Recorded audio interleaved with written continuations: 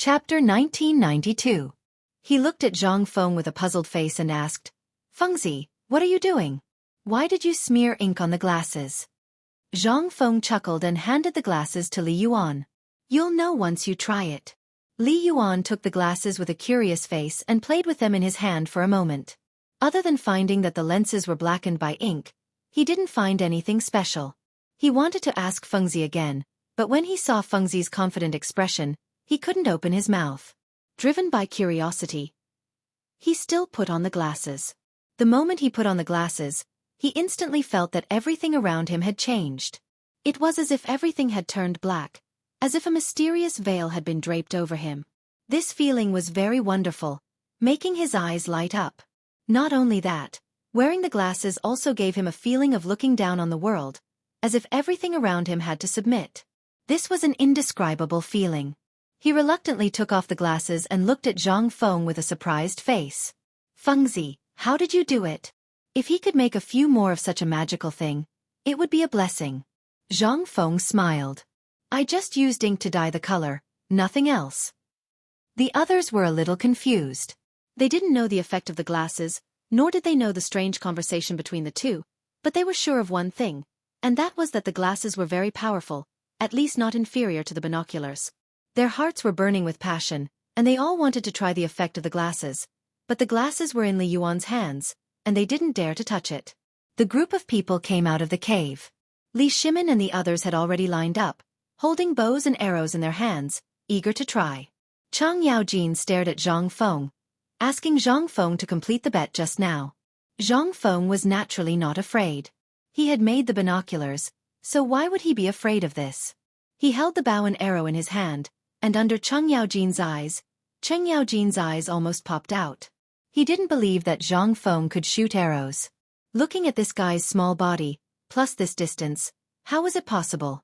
But this scene still slapped his face, and he instantly felt his face turn red. Just as he was looking for a chance to slip away, Zhang Feng said, "Old Cheng, did you forget the bet just now?" Cheng Yaojin's body shook. He was preparing to slip away because of the bet just now. How could he expect this kid to stop him at this time? Wasn't this deliberately making things difficult for him? But thinking about the bet just now, he became discouraged. After all, he was the one who wanted to make the bet. But he couldn't kowtow, right?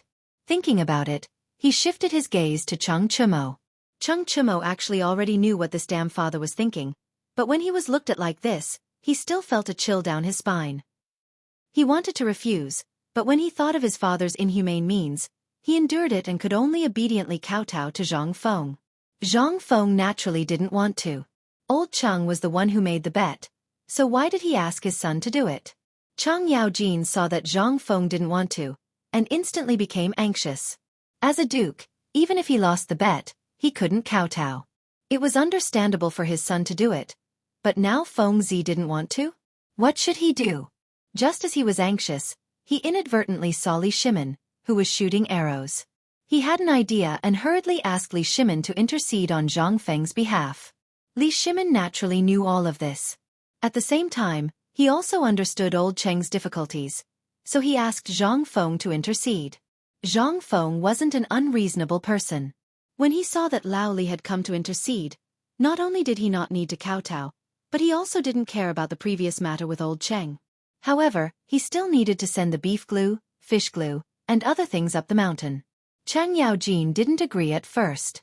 How could there be such things as beef glue at home? Besides, he was almost discovered by the tigress when he stole things last time. How could he dare to go again?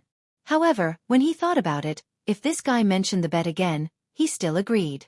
After a while, Zhang Feng was in a good mood. His archery skills had also greatly improved. He called everyone to continue practicing. Li Shimin was needless to say. He had been a master archer since he was young. Naturally, his arrows didn't miss. Cheng Yaojin wasn't bad either. He could get the 10th ring every time. However, Zhang Sun, Chong, and Dugo couldn't do it. Once the distance was far, they couldn't even shoot a single arrow. Especially Cheng Chumo, he couldn't even shoot a single arrow. This made Cheng Yaojin very angry.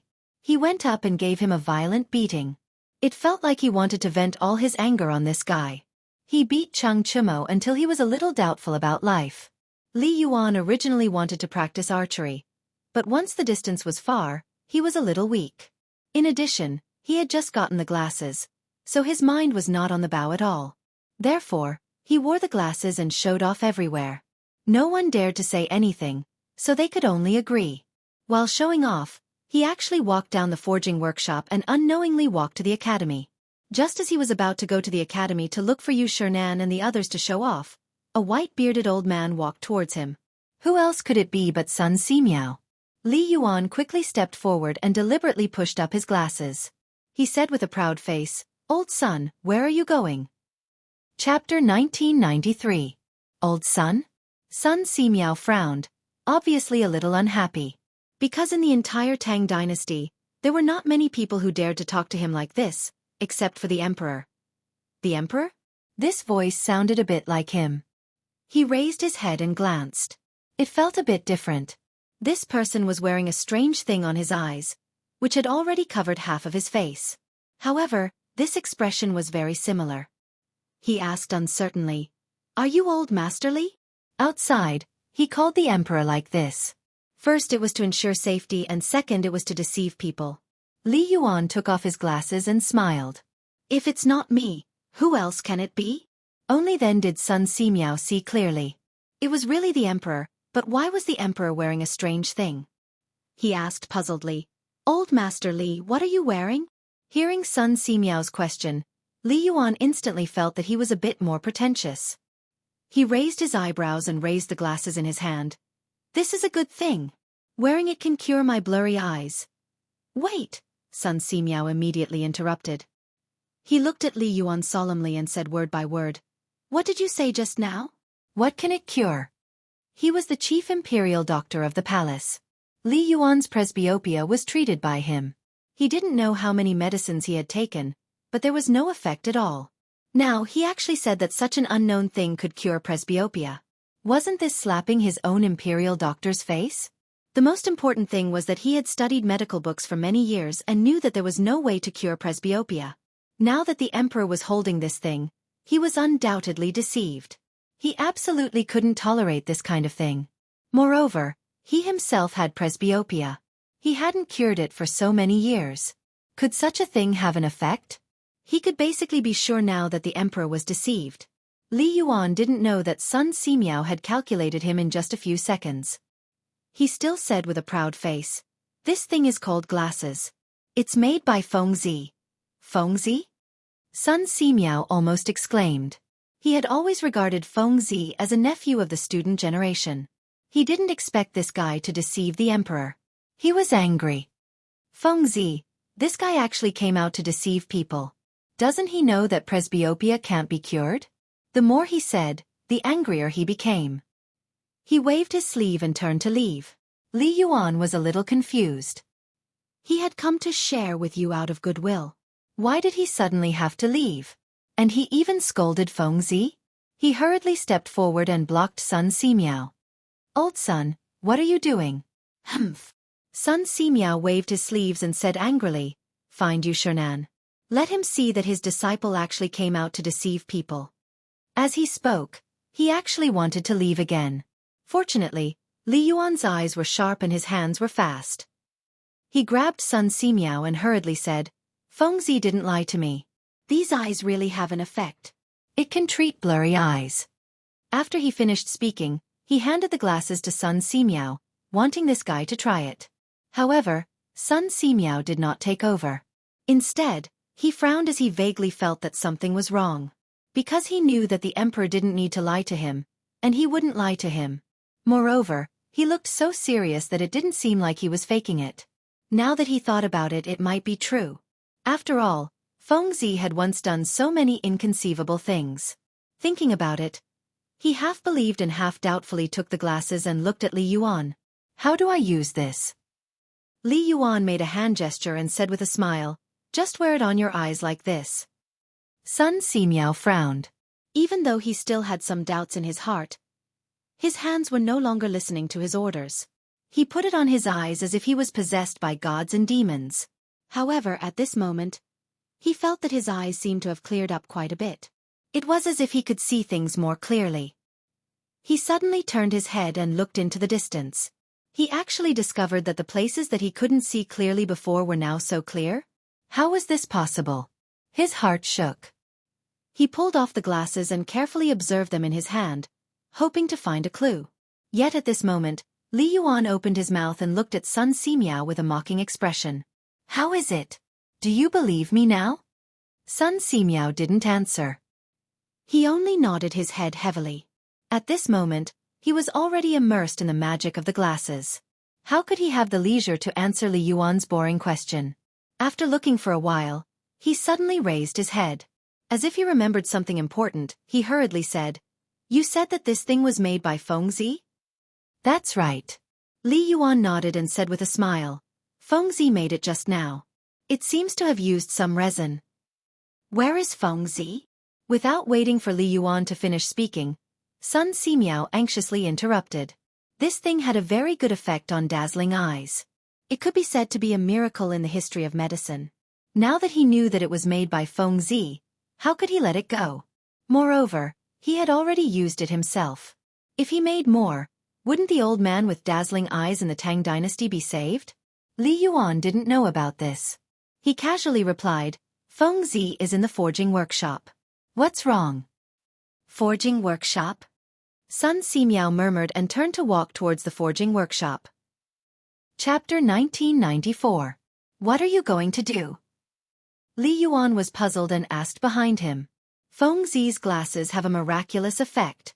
I want to ask him how he made it. Sun Simiao turned his head and said as he walked. He just wanted to see Fengzi as soon as possible. Other things had nothing to do with him.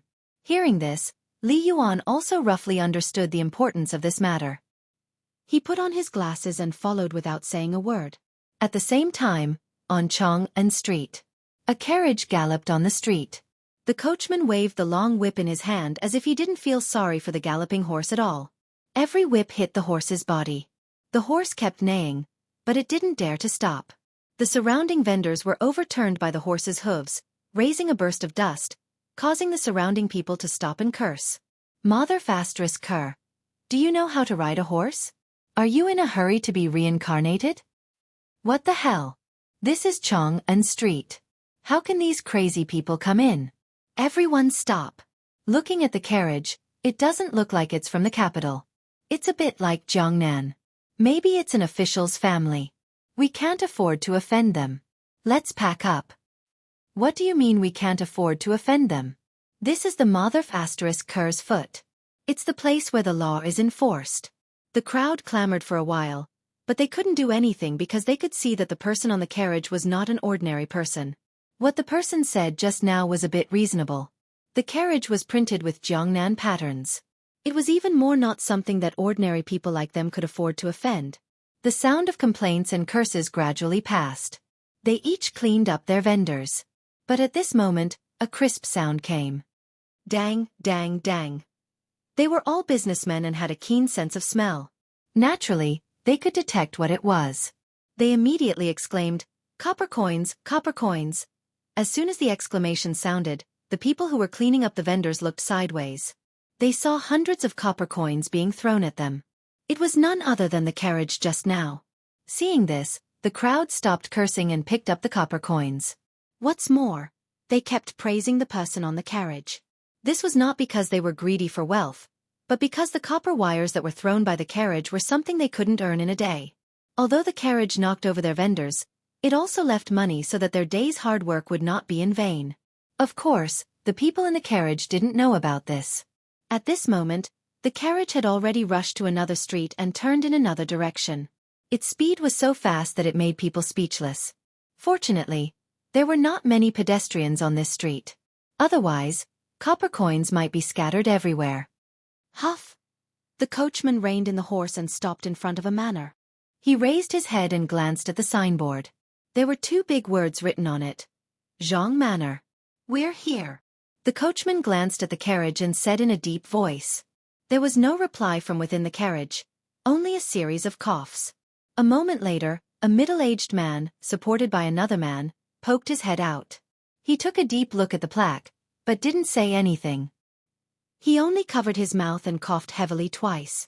If Zhang Feng was here, he would definitely recognize that this was the little brother he had sent to follow Huan Yan. He was supposed to protect Yu with Huan Yan in Jiangnan. But the situation in Jiangnan was too serious. It had completely exceeded Master's expectations.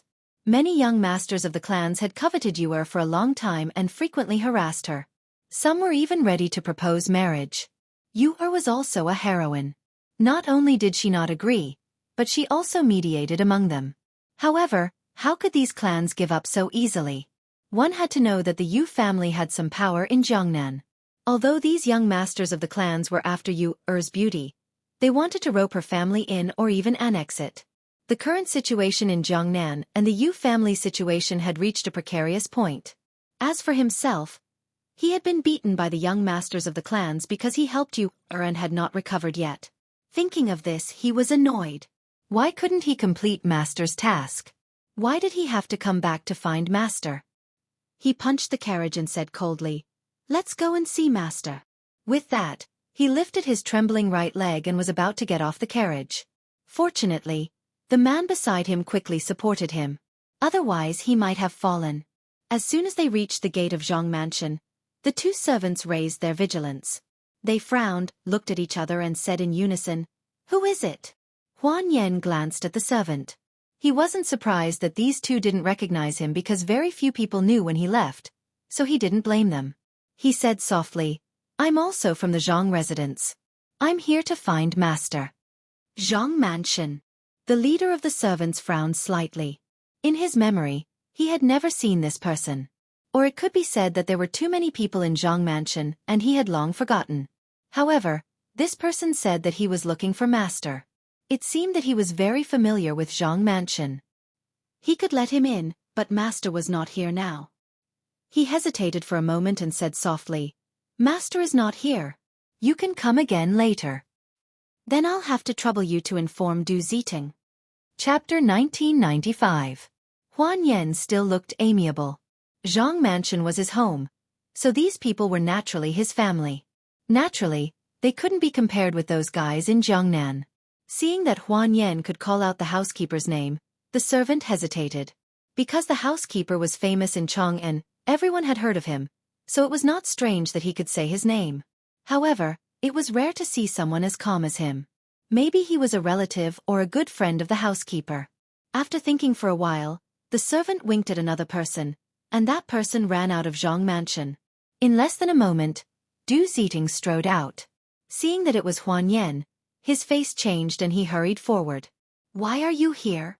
He knew that Huan Yan was sent to Jiangnan by Master to protect Yu. He would never come back without orders. Why did he suddenly appear at the gate of Zhang Mansion? Did something happen? Huan Yan didn't answer. Instead, he took Du Ziting's hand and said solemnly, "Let's go inside and talk." Du Ziting frowned and faintly felt that something was wrong. However, he knew that there was no way to talk here, so he led Huan Yan to the hall. However, he soon found that Huan Yan seemed to have something wrong with his body. He kept coughing and asked several times, but Huan Yan didn't answer. In the hall, Du Ziting looked at Huan Yan with a serious face. "What's going on? Why did you come back from Jiangnan? And why do you keep coughing? Where's Master?" Huan Yan didn't answer directly, but asked Zhang Feng. In his opinion, Master must be informed of this matter first, and only Master could calm it down. "Master is in Shao Mountain." Du Ziting was straightforward. He knew that Huan Yan must have something to tell Master. Shao Mountain? Huan Yan turned his head and glanced in the direction of Shao Mountain. Finally, he looked at Du Ziting and said anxiously, "Send someone to Shao Mountain immediately and tell Master that something happened in Jiangnan. Ask him to go down the mountain immediately. There can be no delay." Du Ziting wanted to ask Huan Yan more, but seeing that he was so anxious, he didn't say anything and turned to walk out of the door. At the same time in the forging workshop, Zhang Feng was currently communicating with Sun Simiao about the effects of the glasses. This old man originally didn't believe that there was such a magical thing, but now when he looked at the binoculars, he was immediately shocked. "Fengzi, can you get some for old man?" Sun Simiao said calmly. It was not that he wanted something new, but he found that this thing could treat blurry eyes.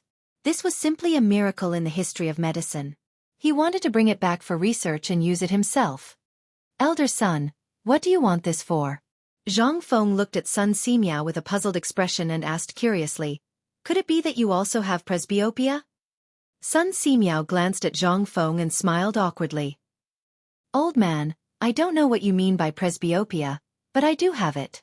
Most importantly, this pair of glasses can treat presbyopia. I'm going to do some research on it, and it would be best if it could be promoted nationwide. Yes, Feng Zi. Li Yuan on the side interjected. Since this pair of glasses can treat presbyopia, what's the harm in promoting it? Zhang Feng nodded secretly. He had thought about promoting the glasses before, but he couldn't do a loss-making business, so he asked, how much money can this make? Sun Simiao frowned and was faintly displeased. Medicine is great and sacred. This guy actually measured it with money? He wanted to reprimand him, but when he thought that Feng Zi still had the technology, he suppressed the idea and had to agree. Old man doesn't know how much money it will make, but it should be no problem to benefit the world. So it is. Zhang Feng's eyes turned. In fact, he didn't have to make money. He just asked casually. After all, he already had a lot of money, but when he wanted to promote it, he couldn't help but feel pain. Then promote it. Okay. Sun Simiao nodded with satisfaction. Just now, he didn't find this kid pleasing to the eye, but when these words came out, he instantly felt that Feng Zi was not bad. He smiled. Feng Zi really has awareness. It was not in vain for Bashi to accept you as a disciple. Zhang Feng curled his lips. He didn't plan to pay, so why talk about this? He was just about to ask about the promotion when a shout came from outside the cave. Dean, someone is looking for you. As soon as the voice fell, two men came in front of Zhang Feng. One was a worker in the cave, and the other was a servant of the Zhang mansion. Zhang Feng recognized the servant's identity at a glance and asked, what are you looking for me for? The servant glanced at the people around him, then strode forward and bent down beside Zhang Feng's ear. Zhang Feng didn't argue because he knew that since the servant was so cautious, there must be something important. Master, something happened in Jiangnan. What? Zhang Feng stood up from the stool and stared at the servant with wide eyes. What did you mean? The servant was a little flustered. He glanced around and hurriedly went forward and whispered, someone just entered the Zhang mansion and said that something happened in Jiangnan. They asked Master to go back immediately. Huan Yan. Chapter 1996. Zhang Feng's pupils shrank. Speaking of Jiangnan, the first person he thought of was definitely Yu but Yu couldn't have come here. The only possibility was Huan Yan, who was protecting Yu. This guy was ordered to protect Yu with Jia Daoren. It was impossible for him to leave. Unless something had happened. This was the only possibility. Thinking of this, he strode out of the cave. Feng Zi, where are you going? Sun Simiao stood up and shouted. They were just talking about something. If this kid left, who would he talk to? Zhang Feng was in a hurry. He didn't care about this. He left in a hurry. Find Algernon about the glasses. Seeing this, Li Yuan vaguely guessed something and followed him out of the cave. Outside the cave, Zhang Feng walked down the mountain in a hurry. He didn't even bother to pay attention to Li Shimin and the others, who were shooting arrows. Fortunately, the servants had prepared a carriage. Zhang Feng got in the carriage and rushed down the mountain. Unfortunately, it was not easy to ride a horse. Otherwise, he would have ridden down the mountain. After a while, Zhang Feng finally returned to the Zhang mansion. The servants who were carrying the palanquin were already sweating profusely from exhaustion. However, Zhang Feng was not in the mood to care about this. He strode into the mansion and shouted as soon as he entered, old Du, where did you die? If the person from Jiangnan was Huan Yan, it must be Du Ziting who received him, so this old guy must know. In the hall, Du Ziting heard the shout and rushed out in a hurry. Master! Huan Yan was trembling because of his injury, but the moment he saw Zhang Feng, it was as if he had seen his backbone. His body stiffened and he hurriedly said, Master, you're finally back. Zhang Feng strode forward and supported Huan Yan. He hurriedly said, Why are you back? Did something happen in Jiangnan? Cough. Huan Yan looked at Zhang Feng excitedly and didn't even notice that he was coughing. Master, Cough, cough. Miss Yu-er was by many young masters in Jiangnan. Cough, cough. As he spoke, he coughed again, but this time, he coughed up blood. Zhang Feng held Huan Yan tightly and hurriedly asked, "What's wrong with you?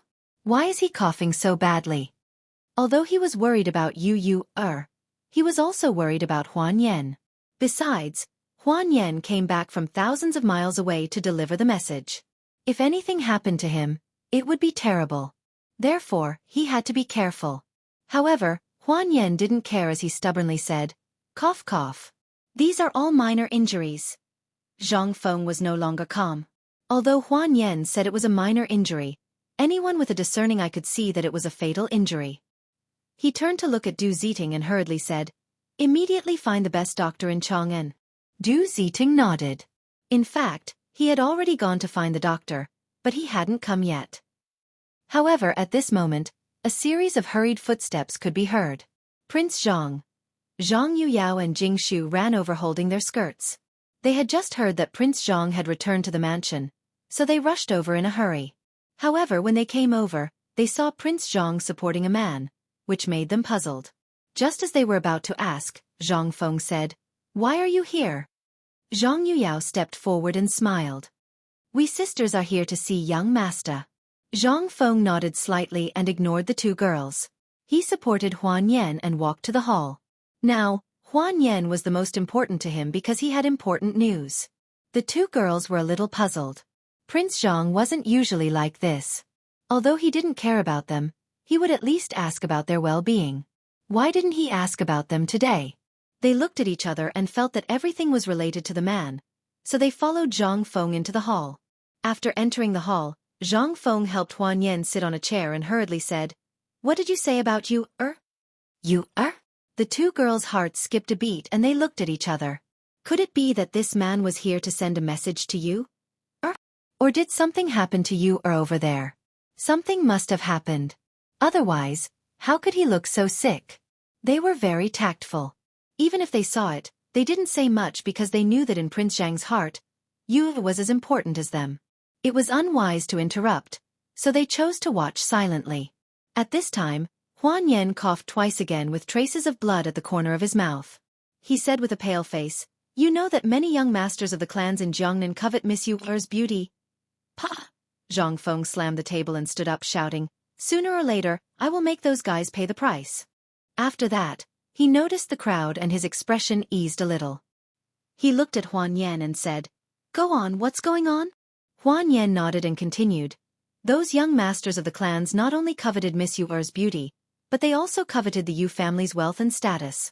Thus, they used all means to make Miss Yu-er submit, but Miss Yu-er refused to submit. Thus, these clans attacked the Yu family through business, wanting to disintegrate the Yu family. Even the injuries on my body." Chapter 1997. Hearing this, Zhang Feng had already understood the whole story. He clenched his right fist and the blue veins on his neck stood out. He couldn't help it anymore. These bastards even dare to touch my woman. Old Du, gather people immediately and kill these sons of bitches. As he spoke, he turned around and was about to walk out of the door. But at this moment, Jing Shu stepped forward and stopped Zhang Feng. "Young master, wait. What are you doing?" Zhang Feng looked at Jing Shu angrily. "Young master, don't be impulsive." Jing Shu took Zhang Feng's hand and said with a pleading face, "There are many people in Jiangnan. We shouldn't fight recklessly." She was very worried that Prince Zhang would be trapped by the clans on impulse. Although she had accepted Yu-er, when she saw that the young master was going to risk his life for the latter and offend the clans, her heart throbbed a little. It was not that she didn't want to save Yu-er, but if it cost so much, she would rather Prince Zhang not go. Of course, it was also because of the selfishness of a woman. Thinking that her man was going to risk his life for another woman, anyone would feel a little uncomfortable. Zhang Yuyao was no exception. She hoped that Zhang Feng would take the risk himself. Even if the other party was Yu-er, he could send someone to save her. What if there was any danger? It was not easy for her to get to this point with Prince Zhang. Naturally, she didn't want Prince Zhang to be in any danger. Thinking of this, she hurriedly persuaded, "Prince Zhang, Sister Jing Shu is right. It's difficult to fight against them in Jiangnan now. Don't take the risk yourself." Zhang Feng naturally understood the reason. There were many clans in Jiangnan. If he went there, he would undoubtedly die. Even if he was a king or a minister, it was not enough. But who was he? He was Zhang Feng. His woman was being pursued by others. His woman was being hurt by others. How could he be indifferent? He glanced at the two women and said coldly, "I must go to Jiangnan." After that, he walked to the door. The two girls panicked. They chased after him while urging him to stay. Du Ziting also felt the seriousness of the situation. He shouldn't have been involved in the master's family matters, but he also knew the horror of Jiangnan. It was a giant beast that ate people without spitting out the bones. With the master's current strength, he would definitely be eaten to the bone if he went to Jiangnan. Therefore, he resolutely stood in front of Zhang Feng and said, "Master, it's very dangerous for you to go to Jiangnan now. Think about it. Jiangnan is not like Chang'an. You have no connections and no resources. How can you establish yourself there? In less than half a day, we will be eaten clean by the clan. What can we use to save Miss You?" Zhang Feng was stunned. To be honest, these words moved him a little because old Du was right. Without his own power in Jiangnan, what could he do even if he went? However, this thought only lasted for a moment, and he quickly regained his senses. He stared at Du Ziting and said word by word, "Even if there isn't, I'm still going to save you, After that, he walked out of the door with the momentum of a warrior who would never return. Du Ziting looked at the master's back and felt a little strange for a moment. He originally wanted to stop the master, but he didn't expect to make a fool of himself. The master's determination seemed to be firmer. He didn't object to the master saving Miss Yu. Instead, he supported it a little. After all, Yu was good and beautiful. It was also good to be Zhang Feng's mistress. However, they were going to Jiangnan, where there were clans everywhere. The master was usually very smart. Why was he so stubborn this time? Thinking of this, he sighed secretly. He turned his head and saw Zhang Yuyao and Jing Shu. At this time, the two girls were also filled with grief. They looked at Zhang Feng's back with tears in their almond-shaped eyes. Although they didn't consummate their marriage with Zhang Feng and didn't hold any ceremony, they had long regarded themselves as Zhang Feng's wife and concubine. Now, Prince Zhang was going to Jiangnan to save Yu Yuer? They had already accepted Yu Yuer in their hearts, but when they thought that Prince Zhang was going to take the risk for her, they felt sour in their hearts. Zhang Feng was completely unaware of this. He was only thinking about how to save Yu Yuer. At this time, he had already stepped out of the door and was about to get on the high horse. Not far away, there was a sound of horse hooves. Two carriages sped over and stopped directly at the gate of the Zhang mansion. The curtain of the carriage in front was lifted, and three people quickly walked down. They were Li Yuan, Li Shimin, and Cheng Yaojin. "Lao Li, old Cheng, why are you here?" Zhang Feng exclaimed. In his memory, these guys should still be in the forging workshop. Why did they suddenly come to the Zhang mansion? This made him a little confused. Li Shimin seemed to see Zhang Feng's confusion. He and Li Yuan looked at each other and deliberately changed the topic. "Fengzi, where are you going in such a hurry?" Zhang Feng then realized that he had important things to do. He didn't want to waste time with Li Shimin and hurriedly said, "I have something to do in Jiangnan." With that, he turned and walked to the horse. Li Shimin frowned and said to himself, "Not good." When he was in the forging workshop just now, Li Yuan had already reminded him that Fengzi might go to Jiangnan. It seemed that he was right. Chapter 1998. He hurriedly stepped forward and grabbed Zhang Feng. "Fengzi, Jiangnan is too dangerous now. Don't put yourself in danger. Lao Tzu's woman is in danger now, and you're telling me not to go?" Zhang Feng glared at Li Shimin and shouted in dissatisfaction, "If it were you, what would you do?" Li Shimin choked and was a little speechless. He had never thought about this and would never think about it, so he didn't know how to answer. However, he still said earnestly, "I don't know about this and I don't want to know. But I know that if you go to Jiangnan now, something will happen. Also, what about the workshop? What about the textile factory? What about your efforts?" Zhang Feng narrowed his eyes. He was obviously a little moved. Just now, he only wanted to go to Jiangnan and didn't think about these things. Now that Li Shimin mentioned it, he was actually a little nervous. Yes, if he left, what would happen to the workshop? Although the composite bow had just been made, His glasses had fallen off again. And the research institute, the hot air balloon, was now being manufactured. What if something happened? Could Ma Zhou, Hao Chu-jun, and the others hold on? And the manufacturing factory, Zhang Mansion. What would he do when the time came? He made a huge struggle in his heart. It was as if there were two souls, one telling him to go to the right and the other to the left. In the end, he made a decision and looked at Li Shimin resolutely. I can't take care of everything. You take care of these things. If it doesn't work, there are others. As he spoke, he was about to get on the horse. At this time, a familiar voice sounded. Wait! Zhang Feng frowned. He felt that this voice was a bit like his respected teacher's, but he also felt that something was off. His respected teacher couldn't possibly be here. Filled with doubt, he turned his head to look, and his body unconsciously froze. The people who came were his teachers and the old scholar. There were a total of 5 people. Zhang Feng frowned slightly. He faintly felt that something was wrong. He had just arrived at Zhang Mansion. Why did his teachers come so quickly? And Lao Li, Old Cheng, and the others? Wasn't this too strange? Could it be that someone had tipped them off? He swept his gaze over everyone with a puzzled expression, only to see Li Yuan's eyes somewhat evasive. He instantly understood the whole story. When the servant came to report, only Sun Simiao and Old Master Li were there. Sun Simiao had nothing to do with it, so it must be Old Master Li who told everyone. With this thought, he stepped forward and cupped his hands to Yu Shernan and the others. Respected teachers, I have an important matter to attend to in Jiangnan. No. Yu Shernan narrowed his eyes. He knew why Zhang Feng wanted to go to Jiangnan.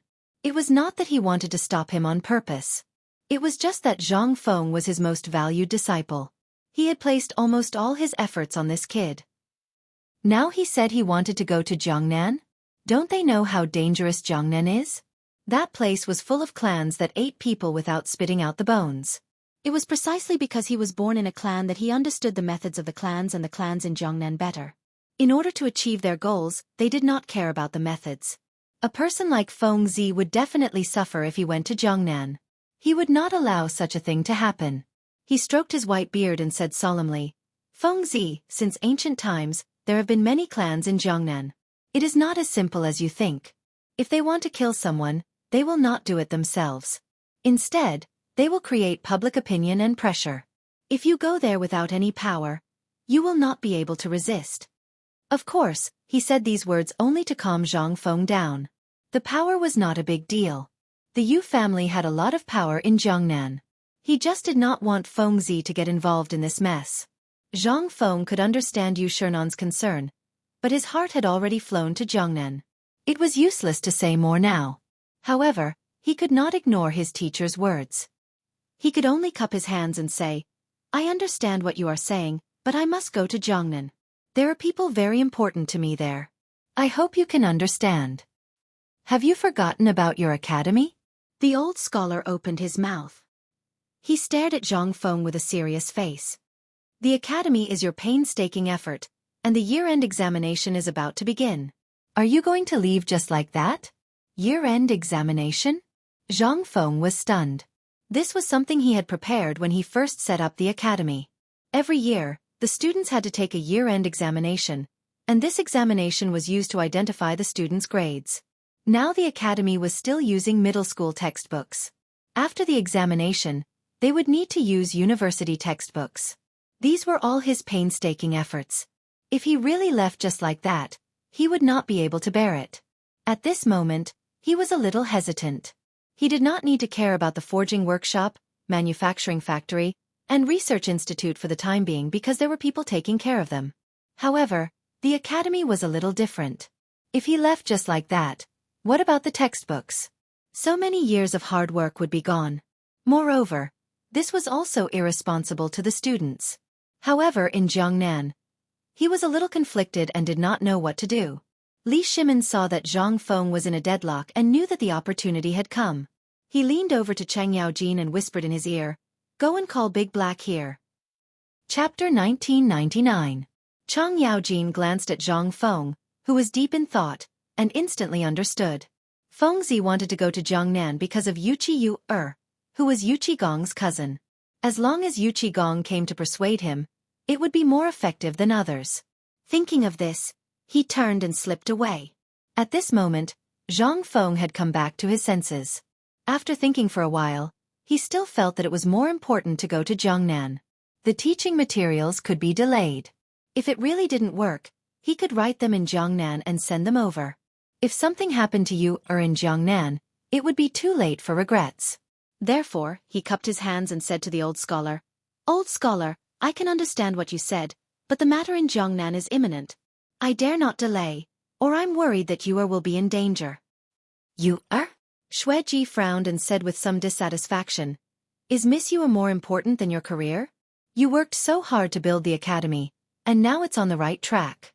I believe the academy has a high place in your heart. Now you want to leave the academy?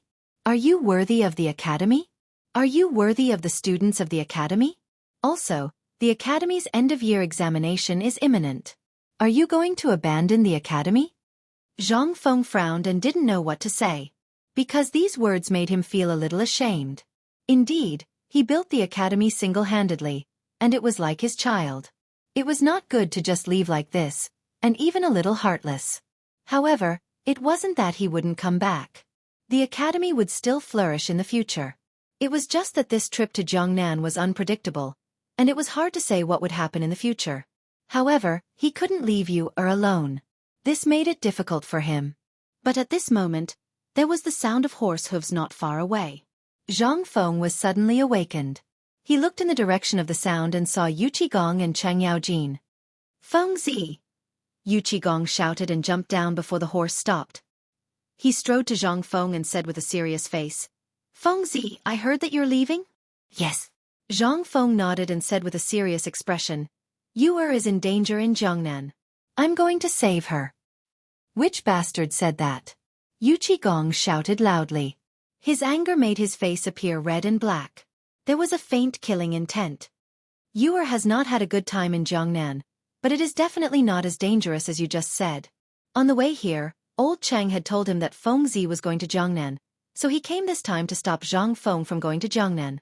Although Yu was in danger in Jiangnan, it was not to the point of imminent danger yet. Moreover, if Feng Zi went, it would obviously intensify the conflict between the clans, and Yu would be in even more danger. Zhang Feng knew that Yu Qigong was there to stop him, but he didn't know the situation in Jiangnan. Now that he heard about Yu's situation, he was a little anxious. He quickly asked, "What's going on? Is Yu in any danger?" Yu Qigong furrowed his brows slightly and glanced at Li Shimin. Only then did he say, "Yu is not in as much danger as you think in Jiangnan. She is originally from a clan. Even if other clans have thoughts about her, don't you still have me? How can I let her be bullied so easily?" Zhang Feng nodded. What old Yu said was very reasonable. Yu was his cousin. Even if she was in danger, as her cousin, he could not ignore it. However, why would there be news from Jiangnan? He asked in confusion, but there is news from Jiangnan that Yu is now in a very dangerous situation and is about to be annexed by the clans. It's not that exaggerated. Yu Qigong flatly denied it. He looked deeply at Zhang Feng and said, "The Yu family's business has suffered a bit of a blow, but I've already helped them. Now the Yu family situation has eased a bit, and Yu isn't in that much danger. Moreover, even if Yu was in danger, as her older cousin, how could I ignore it? I also know about what happened to Jia Daoren. It was just an accident." Zhang Feng took a deep breath. He understood what Yu Qigong meant and believed his words, but he still felt a little uneasy. He could only ask, "Are you sure? Is Yu really not in danger?" He wanted to go to Jiangnan, but he was somewhat moved by Lao Li's words just now. In addition, his teacher's reprimand made him waver even more. Yes, the academy, the research institute, and the workshop were all his hard work. He really did not want to leave. However, these were not as important as Yu. For a moment, he did not even want to care about anything. He just wanted to go to Jiangnan to see Yu. However, when he thought of those clans and the people behind them, he felt that things were not so simple. Indeed, Yu Qigong and Li Shimin also thought so. At the same time, they also knew that most of the clans in Jiangnan were people or branches of the people behind them. That was why they urged Zhang Feng to stay. Otherwise, with Zhang Feng's personality, he would definitely cause a bloody storm in Jiangnan. At that time, it would be out of their control. Chapter 2000. Therefore Yuqigong nodded and said, "Yes, you is not in danger for the time being. If you really want to save you, you should pave the way first, so that you won't be in a hurry in the future." Pave the way? Zhang Feng frowned slightly and asked in confusion, "What do you mean?" Yuqigong did not answer, but turned to give Li Shimin a look. The latter understood, stepped forward, and said earnestly, "Fengzi, I don't need to say anything. I think you know who those people in Jiangnan are, right?" Zhang Feng nodded and said, "They are all people of the 5 surnames and 7 hopes." "Yes." Li Shimin nodded slightly and said solemnly, "You had a conflict with the 5 surnames and 7 hopes before, and your business threatened their family business, so they are always thinking about how to deal with you." "Am I afraid of them?" Zhang Feng frowned and was a little angry. "Those bastards are already dissatisfied with me, and this time they are even worse. I can't let them go like this. Don't stop me." "Fengzi." Li Shimin patted Zhang Feng on the shoulder and motioned for him to be quiet. Then he said earnestly, "I know you are not afraid of them, but you forgot one thing. Since those clans in Jiangnan hate you to the core, why don't they come to Chang'an City to deal with you? It's because they can't enter Chang'an City. But once you go out, you will undoubtedly be a sheep in a tiger's mouth, and there will be no return. They want to lure you out of Chang'an. If you go out like this, won't you fall into their trap? Moreover, with your current power, even if you can gain a foothold in Jiangnan, have you ever thought that there are so many clans in Jiangnan? If they unite, will you be a match for them?" At this point, he glanced at everyone and said indifferently, "Not to mention you, Fengzi, even if any of us present here, we don't have the confidence to deal with the Jiangnan clan. Their strength is beyond your imagination. When the time comes, can you still save Yuer?" It was true that what he said was a little exaggerated, but it was true. There were really a few clans here who could deal with the Jiangnan clans. Even Chang Yaojin and Yuqigong, who had always been arrogant and domineering, lowered their proud heads because they knew that Li Shimin was right, especially Chang Yaojin. Although he looked rough, he knew it well. His wife was the Cui clan in Qinghe. Otherwise, why would he be so afraid of his wife? A dignified soldier was afraid of a woman. This would be a laughingstock if it was spread out, but it was not uncommon in Chang'an, especially in the imperial court. It was not only Chang Yaojin, but also Zhang Sun Wuji, Du Ruhui, and others. They all married the daughters of the clans, and some of them had the Cui clan's daughters. These marriages could make their families more powerful and prosperous. This was one of the reasons why many people wanted to marry the daughters of the clans. Zhang Feng naturally knew about this trend, but the anger in his heart had already burned him.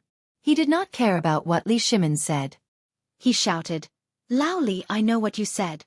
Do you want me to leave you to die and not save her?" He stared at Li Shimin with red eyes. At this moment, in his opinion, Lao Li was stopping him. "Fengzi, don't be impulsive." Li Shimin put his hands on Zhang Feng's shoulders and comforted him. "Didn't Lao you say it just now? You is not in danger." As he spoke, he gave Yuqigong a look. The latter understood and quickly stepped forward. "Yes, Fengzi, you is not in danger now. Since you want to find her, you have to prepare. How are you going to face the Jiangnan clans? Otherwise, it will be useless." "No." Yu Shernan stepped forward and glanced at Yuqigong with his slightly muddy eyes. Not only can Fengzi not go to Jiangnan, but he can't deal with the clans and the Cui clan. He originally wanted to stop Fengzi from going to Jiangnan, but the more he listened, the more he felt that something was wrong. These guys were actually encouraging Fengzi to deal with the clans. Did they not know how powerful the clans were? Wasn't this sending Fengzi to his death?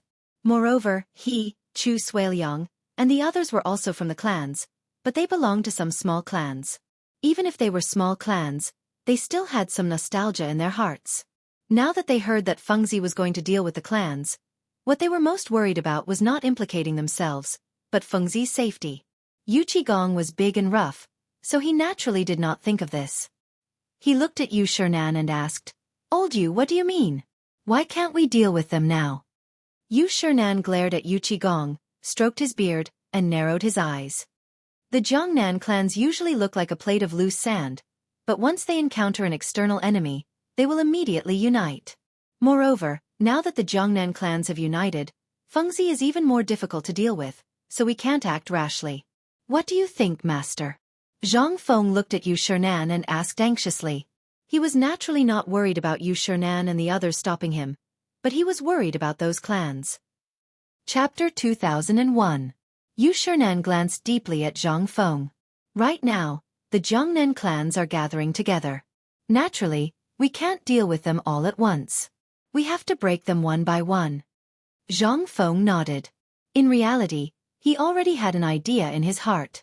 Now that he heard his teacher's opinion, he was even more certain.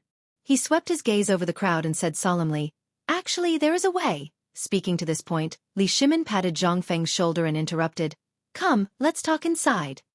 Only now did Zhang Feng realize that they had been standing at the door all this time. He swept his gaze over the crowd. "Everyone, let's talk inside." This topic was too sensitive. He couldn't just stand at the door and talk with assurance. Otherwise, if someone with ulterior motives heard it, it might lead to a fatal disaster. Everyone also understood. They nodded and followed Zhang Feng's back as he walked through the door. In the hall, Zhang Feng ordered the servants to serve tea and then dismissed everyone at the door. Li Shimin gently sipped the tea and looked at Zhang Feng. "Fengzi, to continue the topic just now, what plans do you have for the 5 surnames and 7 hopes?" The 5 surnames and 7 hopes had always been a thorn in his heart and also a thorn in the Tang dynasty. They were powerful and deeply rooted. They were basically old monsters that had been passed down for hundreds or even thousands of years. Since ancient times, they had enjoyed lofty prestige and status. Furthermore, the 5 surnames and 7 hopes were connected by marriage.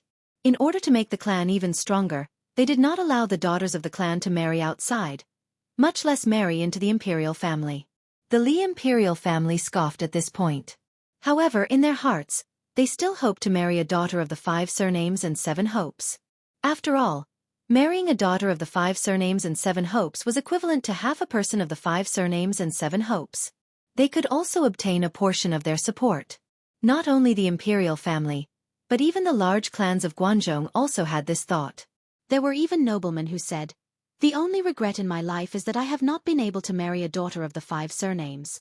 From these points, it could be seen how terrifying the 5 surnames and 7 hopes were.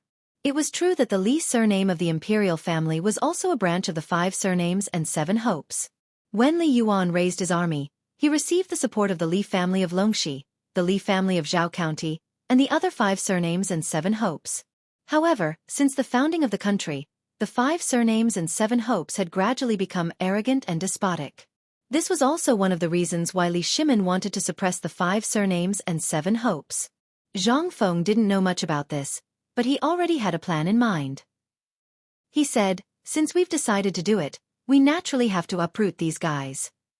Hearing this, Li Shimin's interest was immediately piqued. He hurriedly asked, "What do you mean?" Zhang Feng glanced at the crowd and said with a gloomy face, "Those clans in Jiangnan are already deeply rooted. They have many henchmen and disciples in the imperial court. They also have a lot of prestige in the Tang dynasty, and faintly threaten the status of the imperial family. However, there are also many hedonistic sons. This time when we go to Jiangnan, the first thing we have to do is to kill those hedonistic sons." Speaking of this, a cold light flashed in his eyes. There was no other reason than these hedonistic sons coveting you. The reason why those hedonistic sons became hedonistic sons is that many of them have extraordinary positions in the clans. This time, I want to control them and then attack the clan's enterprises. As he spoke, he suddenly remembered something. His teachers and many of the people present were from the clans. It seemed that he didn't respect them too much by saying this, so he simply didn't speak. However, Li Shimin was anxious. He hurriedly urged, "Fengzi, what are you talking about? Hurry up and say it."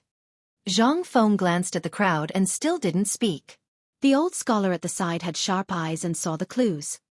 He stroked his beard and said with a smile, "Fengzi, just say it. It's okay. No one will blame you." He was alone and didn't belong to any clan. It was fine if he said it.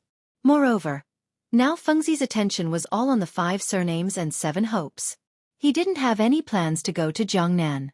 This was a good thing. Of course, he had to be encouraged. Yu Shernan narrowed his eyes and seemed to have seen something. He smiled and said, "That's right. Although there are many clans present, They are not people from the 5 surnames and 7 hopes. Fengzi, you can speak freely. Hearing these words, Fengzi's heart was finally at ease.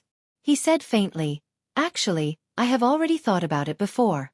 The reason why the 5 surnames and 7 hopes can rise is because they have a large number of people and their unparalleled family business. Therefore, if we want to attack them, we must first start from these 2 aspects. That's right. Li Yuan at the side nodded. He was the one who knew the 5 surnames and 7 hopes the best because he was born in the Li family of Taiyuan, which was a very large branch of the Li family of Longxi. When he started the war, he received great support from the Longxi group. However, later, these guys gradually became blind and arrogant. They thought that without them, the Li family couldn't be the emperor at all. Therefore, they spread some rumors among the people and began to rope in other clans. However, when he had just become the emperor, the royal family had no way to fight against the 5 surnames and 7 hopes. Even now, Erlang could only suppress them, but not completely suppress them. Otherwise, it would be counterproductive. Thinking of this, he frowned and said, the whole Tang dynasty is full of people from the 5 surnames and 7 hopes. Not only the rural scholars, but also the inside and outside of the court can't be spared. However, they have a large number of people and can't be easily attacked. Chapter 2002. Everyone nodded in unison. They were in Guangzhou. Although they did not have much contact with the 5 surnames and 7 hopes, they could understand the terror of the 5 surnames and 7 hopes. No matter what happened in the world, these people could often predict the future and take people by surprise. Zhang Feng glanced at everyone, smiled, and shook his head. You can't be so absolute. Although the 5 surnames and 7 hopes have a large number of people, most of them are mediocre people. The real power is still in the hands of a few people. Think about it. If you can control their population, won't you be able to control the development of the 5 surnames and 7 hopes? Control the population? Li Shimin was slightly taken aback. In fact, he had thought of this method before. He had even discussed it with Zhang Sun Wuji, Du Ruhui, Wei Zhang, and other officials, but the final result was not satisfactory. Because Wei Zhang believed that even if the population was controlled, it was nothing more than restricting the marriage of the 5 surnames and 7 hopes. However, this would definitely cause the dissatisfaction of the 5 surnames and 7 hopes, and gradually cut off their connection with the court. This was not a good thing for the court. Zhang Sun Wuji believed that this could be done. Although the 5 surnames and 7 hopes were powerful, they were still the people of the Tang dynasty. As long as an imperial edict was issued, even if they secretly disobeyed the imperial order, they had to obey on the surface. Because they were a clan, they would not lose the face of the entire clan because of a small matter. In this way, they would have to marry some women to weaken the power of the 5 surnames and 7 hopes. In the end, the 2 sides argued endlessly, and this proposal was not issued for a long time.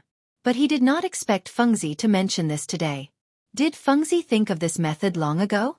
He was somewhat puzzled and asked curiously, Fengzi, did you think of this method before? Before? Zhang Feng laughed embarrassedly. In fact, this method did exist in history. He just used it temporarily. However, he could not reveal it to Li Shimin at this time, so he said half-jokingly, more or less. I thought of it, but I just said it today. Have you thought about how to implement it? Li Shimin asked. This was a problem that the 2 officials of the imperial court had been debating for a long time. If they could find the best solution from Fengzi, he believed that the 2 old men, Zhang Sun Wuji and Wei Zhang, would have nothing to say. Zhang Feng narrowed his eyes as if he was thinking about something. No one made a sound for fear of disturbing Zhang Feng. Just like this, the hall was unusually quiet. After about a quarter of an hour, his eyes flashed and a smile appeared on the corner of his mouth. I can ask His Majesty to issue an edict to restrict marriage. All men and women with different surnames are prohibited from marrying. Li Shimin looked at Zhang Feng disappointedly. He thought that it would be some great trick, but in the end, it was still the same. He had already discussed it with Wei Zhang and the others. He said with a bit of disappointment, Fengzi, I'm afraid this method won't work. Think about it. On the surface, the edict can restrict marriage, but secretly, no one knows whether they are people with different surnames or not. Moreover, if the people with different surnames and surnames are disgusted, what will happen if they suddenly leave the imperial court? You have to know that there are many people with different surnames and surnames in the imperial court. This is very unfavorable for the imperial court. These words were basically Wei Zheng's original words. He did not notify the edict. If it backfired, it would not benefit the imperial court at all. Of course, Li Shimin also knew the pros and cons, so he dared to say it to Zhang Feng. Zhang Feng naturally didn't know about this, but he smiled with a hint of contempt. Old Li, I don't know who told you this, or if it's your own opinion, but in my eyes, it's a big mistake. Oh. How do you know? Li Yuan opened his mouth. He had heard clearly just now and knew that Erlang and Fengzi were talking about different surnames, so he did not interrupt. However, when he heard Fengzi say that it was very wrong, he could not help but be surprised because he and Erlang stood on the same position. First, they had to think about the royal family and the people. From the words just now, Fengzi obviously had a different view. Indeed, Zhang Feng had a different view because he and Li Shimin had different positions, so their attitudes were different. Now that he saw Li Yuan ask, he could not help but ask, Old Master Li, may I ask, when should the women of the Tang dynasty get married? Li Yuan did not expect Fengzi to ask such a common question. He had doubts in his heart, but thinking that Fengzi might have some secrets, he still frowned and said, the smallest golden hairpin can't be older than the marriageable age, which is between 12 and 15 years old. This age is suitable. Zhang Feng asked again, what about the man? Li Yuan's frown deepened. A weak crown is the most suitable. Zhang Feng smiled. Then the 5 surnames must be the same? Li Yuan did not answer immediately, but pondered because he felt like he had discovered something, but he could not say it. Seeing that Fengzi was a little anxious, he said, the 5 surnames are a little different from ordinary people. The children of their clan are often betrothed when they are children. Before they are born, they have already been married. When they grow up, they will naturally be married, but... Chapter 2003. Speaking of this, he frowned as if he had thought of something. But these are the minority. Only some children with status in the clan will be betrothed. The others are arranged by the parents of both sides, and they are not allowed to interfere. Some of them don't even know what the bride looks like on the day of the wedding. This is also one of the reasons why there are so many people in the 5 surnames and 7 hopes. No one dares to object. Hearing this, Zhang Feng could not help but sigh. The Tang dynasty was already so open, but those clans still did this.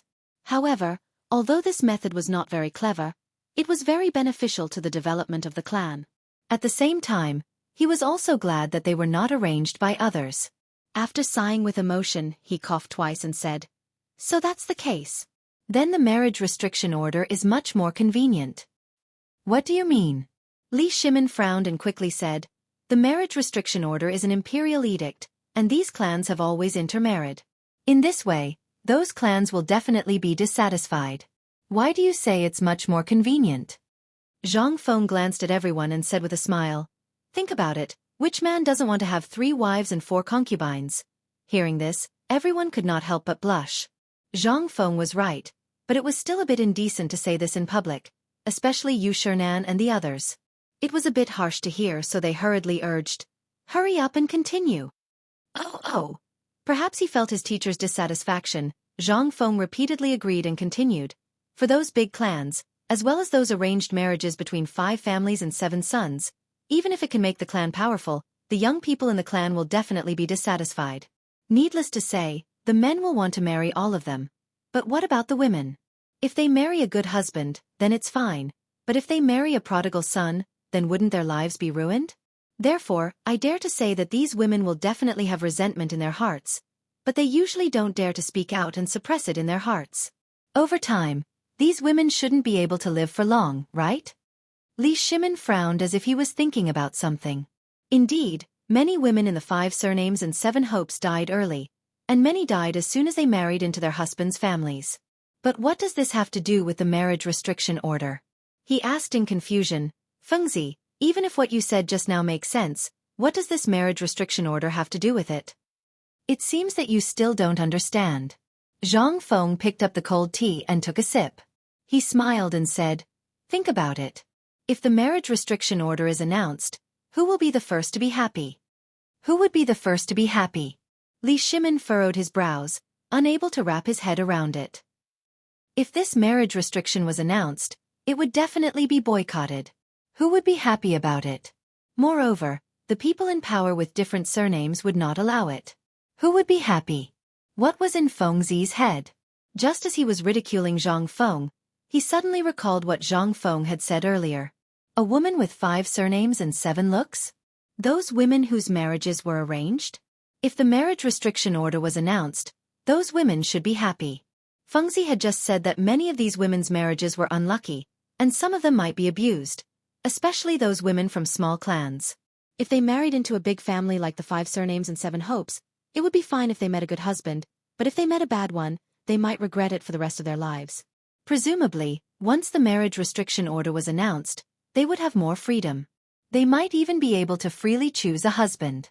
For those women, it was undoubtedly a gamble. However, would they give up the conditions of marrying into a rich and powerful family? Li Shimin was puzzled. He looked at Zhang Feng and asked, Feng Zi, I roughly understand what you said, but why would those women listen? Whether they listen or not is a small matter. Zhang Feng waved his hand and did not care. He smiled and said, the most important thing is the marriage restriction order. Li Shimin frowned and looked at Li Yuan. Then he turned to look at Zhang Feng. What do you mean? Wait a minute. Zhang Feng waved his hand and interrupted Li Shimin. Then he took out a few cigarettes from his waist and scattered them on Li Shimin's table.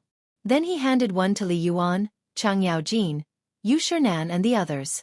Then he returned to his seat and took out a lighter to light the cigarette. He took a deep breath and looked at Li Shimin. He smiled awkwardly. Sorry, I'm addicted to smoking. You can continue. Li Shimin did not blame Zhang Feng because his addiction to smoking also came. Seeing that Zhang Feng was smoking enthusiastically, he picked up the cigarette from the table and lit it. He took a deep breath and said slowly, Just now I asked you why you said the most important thing is the marriage restriction order? Zhang Feng took the cigarette butt and looked deeply at Li Shimin. He said, the marriage restriction order is indeed only superficial. It may be able to deal with those small clans, but it's not enough to deal with the 5 families and 7 Wangs and the Guanlong clan. Because they have the strength to refute His Majesty, and even dare to refute His Majesty. Hearing this, Li Shimin's eyes narrowed and a murderous aura flashed. Chapter 2004. Indeed, these guys were powerful. Sometimes, not only would they not listen to the imperial edict, they would even refute it. However, this was only a small minority. Even if it was a small minority, it still made him feel ashamed. Think about it. A behemoth comparable to the royal family was entrenched in the Tang dynasty. Any emperor would toss and turn restlessly, let alone him, Li Shimin. How could an emperor allow such a thing to happen? However, he really had no good ideas now. He could only talk with Feng Zi. At this time, Feng Zi spoke again. However, with the marriage restriction order, it is equivalent to having a shackle that can trap the 5 surnames and 7 hopes. Those with status will naturally not be moved, but those at the bottom will definitely not be able to hold it in, especially those women. Their lifelong dream is to marry a good husband. Once this marriage restriction order is issued, those women will definitely speak out, and those with status will suppress those women. As time goes by, the two will have conflicts.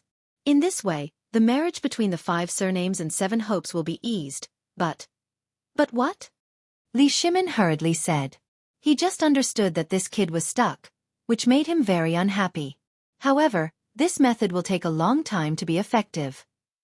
Zhang Feng smoked his cigarette and narrowed his eyes, and it also needs someone to cooperate. Li Shimin frowned. Who do you need to cooperate with? Zhang Feng glanced at everyone and said solemnly, If you want the cooperation of other clans, as long as it is a famous clan, it will be fine. When the women of the 5 surnames and 7 hopes reach the age of 12 to 14, let the young masters of the clans come to propose marriage.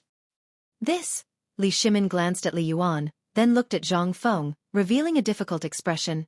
I'm afraid this is a bit difficult. How can those young masters of the clans be so obedient? It's not difficult. Zhang Feng took a deep breath and said slowly. Think about it, in that clan, the people are not proud of marrying women of the 5 surnames and 7 hopes. As long as you encourage them, those guys will definitely be more active than the other. Li Shimin nodded slightly. He knew that what Feng Zi said was right. Indeed, many clans were proud of marrying women of the 5 surnames and 7 hopes. There were even many court officials who wanted to go, including some relatives of the emperor. But even if you want to marry her, does she have to marry you? The people of the 5 surnames and 7 Wongs were all arrogant people. Even if there was a marriage restriction order, it might not be able to stop them from getting married. Li Shimin was very clear about this point. He said, "What you said is not wrong, but how can a woman of unknown surnames marry? Even if they wanted to marry, would the elders in the clan agree?" He originally thought that this would make Feng Zi give up on this idea, but unexpectedly, he just smiled. "I know all this, but think about it. What if the marriage restriction order is only half?" Limit of half. Li Shimin was stunned. Could it be that Feng Zi meant to restrict half of the people with the 5 surnames and 7 hopes and leave the other half unrestricted? Would this be effective? He was a little puzzled and asked, "You mean to restrict half of the people and leave the other half unrestricted?" Zhang Feng nodded and exhaled a mouthful of smoke, then slowly said, "The 5 surnames and 7 hopes are a total of 7 distinguished clans. As long as 4 of the 5 distinguished clans are restricted from marriage and the other 3 are not restricted, then the women of these 3 distinguished clans will be digested internally. Over time, the blood relationship will become closer and closer." Li Shimin frowned. He was a little puzzled. Wasn't it a good thing that the blood relationship was getting closer and closer? The bloodline in the clan would also become purer and purer. Why did it seem like it was a bad thing in Feng Zi's words? He interrupted in confusion. "Feng Zi, isn't it a good thing that your blood relationship is getting closer and closer to the clan? Haven't they always hoped for this? Why do you look so happy?" Everyone also nodded, because in their opinion, it was a good thing to marry close relatives, especially between cousins. This was simply a match made in heaven. In particular, some big clans, such as the 5 surnames and 7 hopes, thought that their bloodline was noble, so they constantly adopted the method of marrying close relatives to ensure the purity of their bloodline. Moreover, they believed that if they married other women, it would tarnish their bloodline, so they could only marry close relatives to avoid the confusion of their bloodline. In addition, men in the Tang dynasty generally had 3 wives and 4 concubines. A man would have many concubines, and the women born by these concubines were all daughters of concubines, but they would be placed under the name of the master's wife. The most favorite was to marry their own cousin. On the surface, they were called cousins, but in fact, they might not have any blood relationship at all. It was just because they were placed under the name of the master's wife, and the master's wife was their aunt, so the women born by these concubines had to be called cousins. The third point was the point of strengthening the relationship. They all believed that in the 3rd generation, the relationship would gradually drift apart, and only through marriage could this layer of interest be locked again. Most importantly, they did not know the harm of marrying close relatives. Even if there were some deformities, they would often blame it on the women, saying that these women were indecent or were cursed. Chapter 2005. The people present did not know this, but Zhang Feng's heart was as clear as a mirror. He smiled and explained, "What you said is not wrong. Everyone thinks that it is very good to marry close relatives, and it can prevent the family bloodline from being tainted. But do you know the harm of marrying close relatives?" "There is harm in marrying close relatives?" Li Shimin looked at Zhang Feng with a shocked face. In his impression, many high-ranking officials were married close relatives, and there were also some clans with different surnames. These guys still thought that there was nothing wrong. Wait a minute. It seemed not necessarily. The concubine of the Taiyuan Wang clan master's illegitimate son gave birth to a baby a few days ago, and it seemed that there was something wrong with the baby's head. Moreover, this illegitimate son seemed to have married his cousin. Could it be that what Feng Zi said was true? The others also looked at Zhang Feng with a doubtful face. Because in their influence, many people were the products of close relatives. How could those people be fine? When it came to Feng Zi's mouth, why did it become a sinful thing? Li Yuan was somewhat puzzled. He looked deeply at Zhang Feng, trying to see something, but he could not see anything. He could only ask, "Feng Zi, is what you said true or false?" Zhang Feng nodded heavily, laughing in his heart at the ignorance of the ancients. But thinking that he was also an ancient person, he could only explain, "There should be many examples of close relatives marrying close relatives around you, right? How are those people? Not to mention other things, at least half of the people who marry close relatives are mentally retarded. I can guarantee this." Hearing this, everyone lowered their heads and pondered. Scenes of marriage in the past appeared in their minds. The cousins of the Xian family, the cousins of the Gu family, the cousins of the Ji family. These were all close relatives. Their children really seemed to have some problems. Not to mention all of them, At least half of them were mentally retarded. However, the other half seemed to be more intelligent than ordinary people. What was going on? Li Shimin asked curiously. Fengzi, I admit that what you said just now makes sense. There may be some harm in marrying close relatives, but what about those who have been intelligent since they were young? Zhang Feng smiled, took a sip of tea and said, those who have been smart since they were young are just lucky, but they also have misfortune.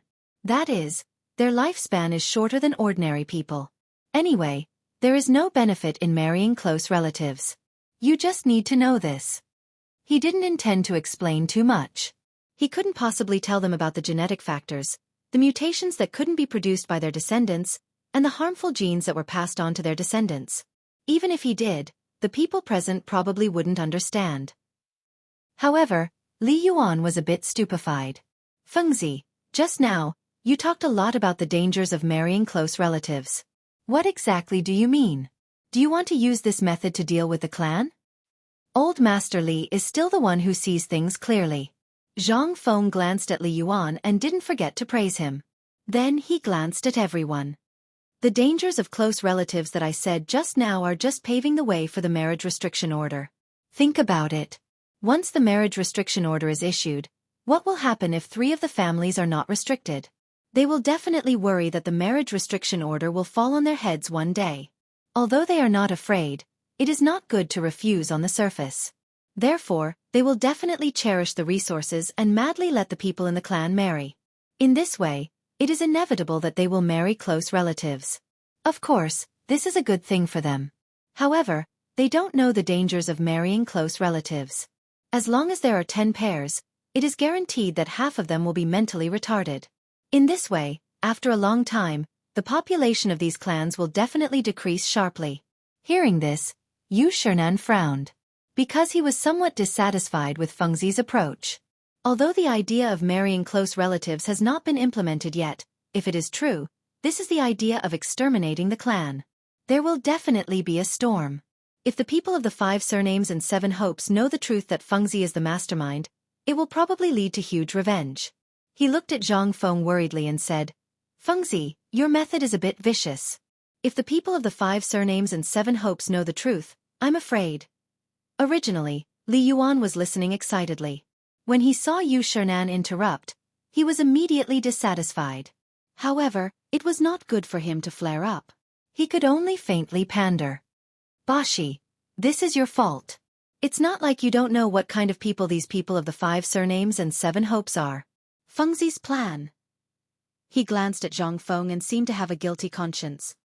He coughed twice and said, this plan is not as vicious as you said. Besides, marrying close relatives has been happening since ancient times. Fengzi just raised a point of view. It doesn't matter.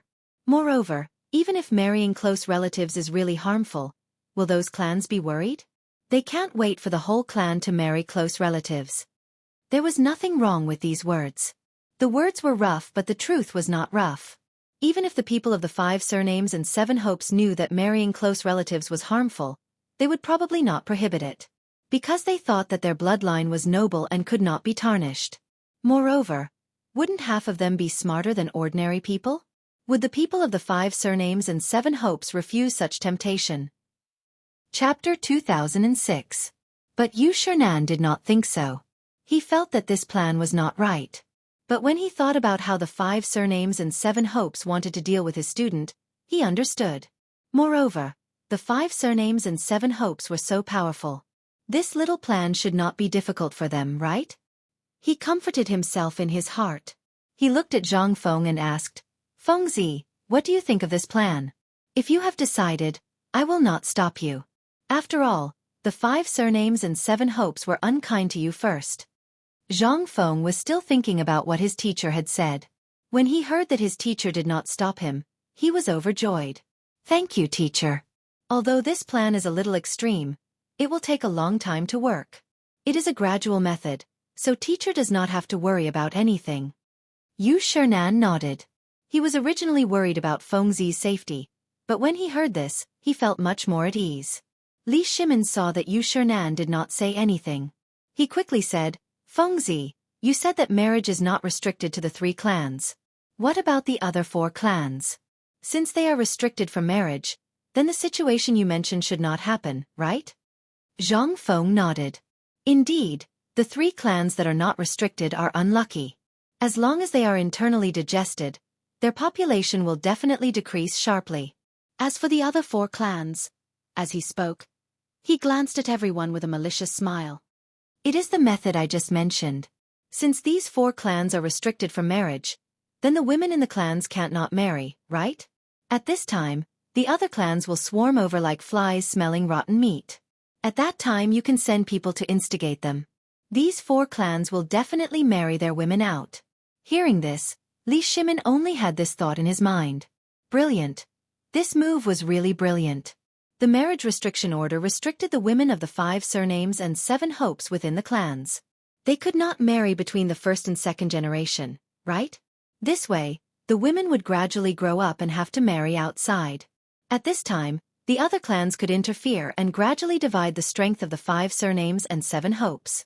For a moment, he seemed to see the scene of the 5 surnames and 7 hopes marrying outside. However, he quickly regained his senses because he realized something else.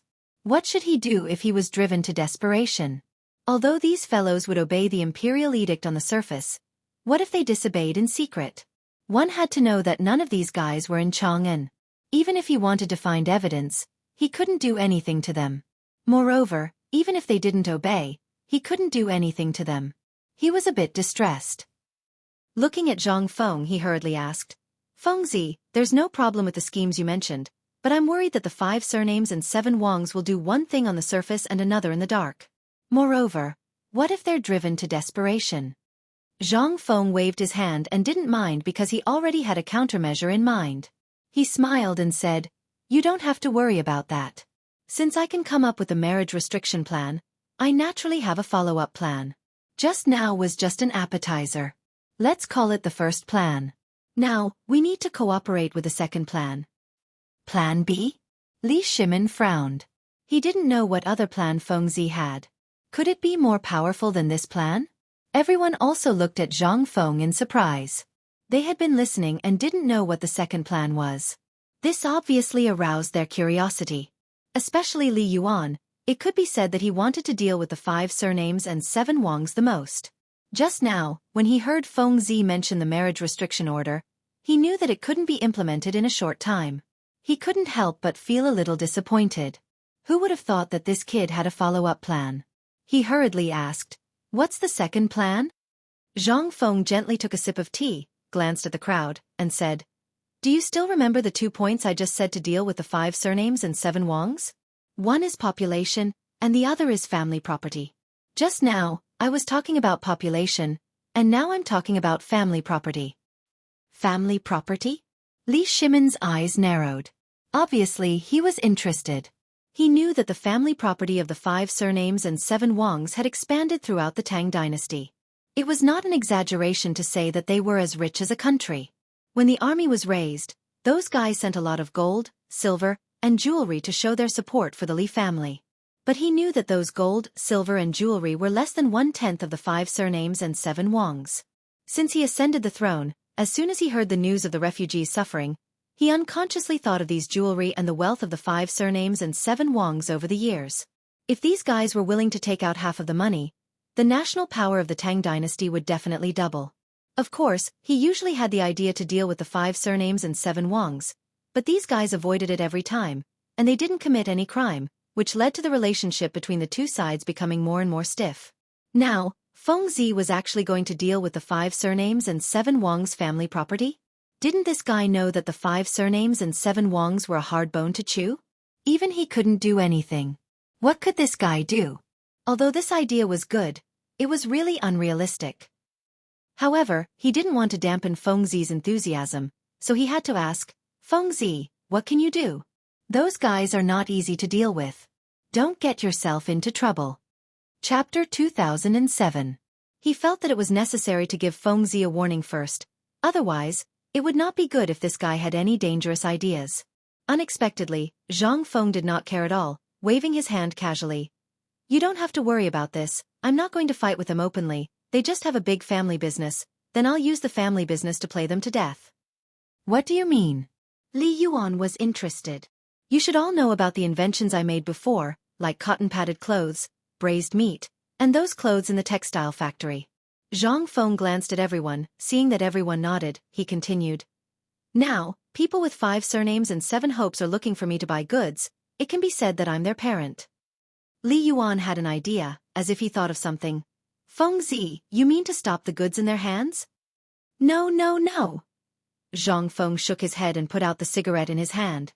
Then he said, even if they stop selling the goods in their hands, they can choose not to use them and find other goods to replace them. They can also buy from other vendors. They will never lose money. Li Shimin frowned. Then what do you mean?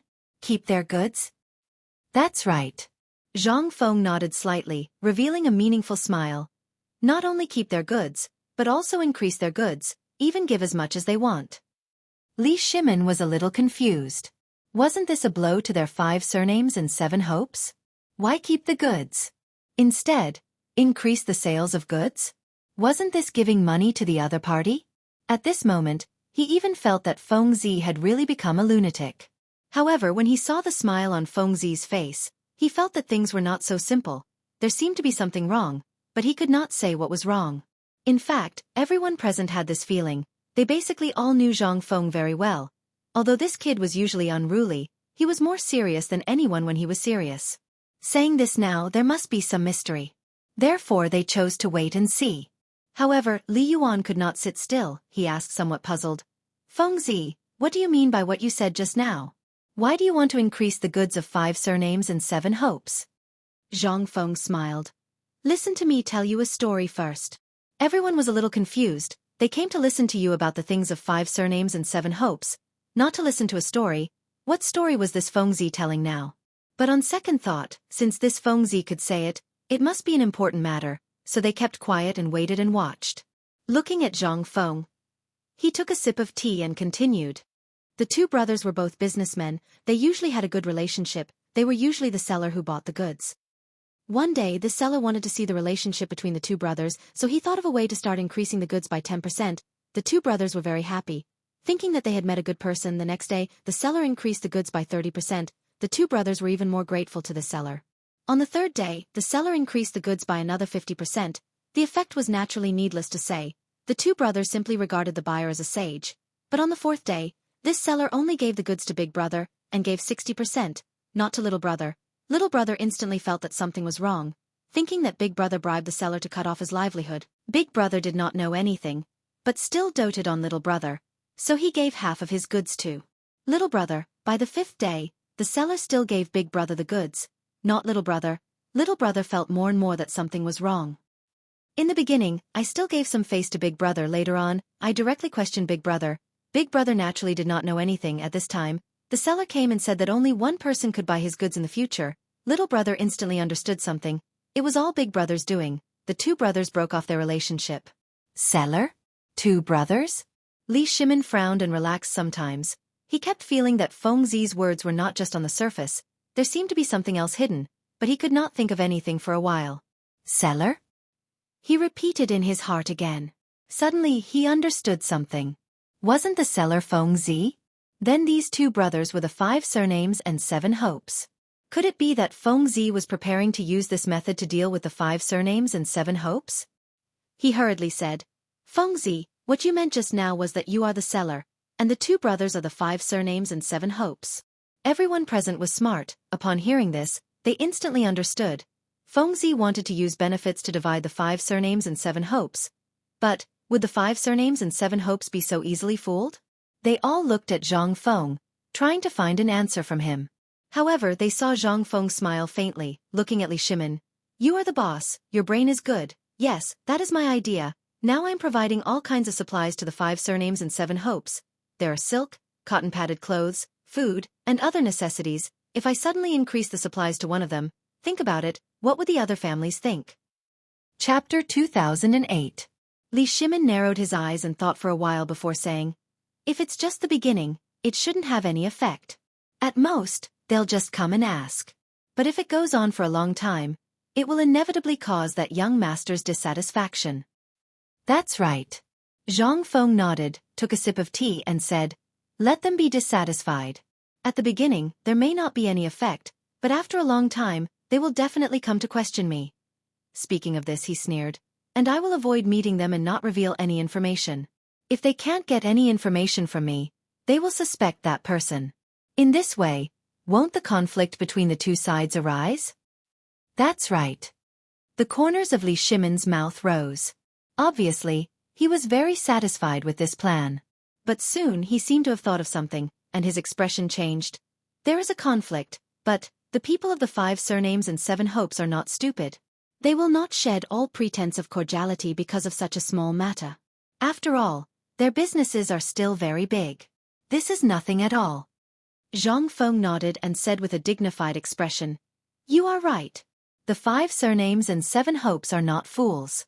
They will not be so easily fooled. That's why I just said to give them benefits first. First, give them more goods, give them as much as they want. Once they taste the sweetness, then suddenly reduce one of them. This will cause them to have a conflict. Moreover, not only this, but also use other methods to break up their forces." "What methods?" Li Shimon asked subconsciously. "Rumors." Zhang Feng sneered. The 5 surnames and 7 hopes seem to love each other like a family, but secretly, who can guarantee that they are not scheming against each other? That makes sense. Li Yuan's eyes were half narrowed, and he stroked his sparse beard. Because Feng Zi's words just happened to speak to the bottom of his heart. Indeed, the 5 surnames and 7 hopes were usually very harmonious.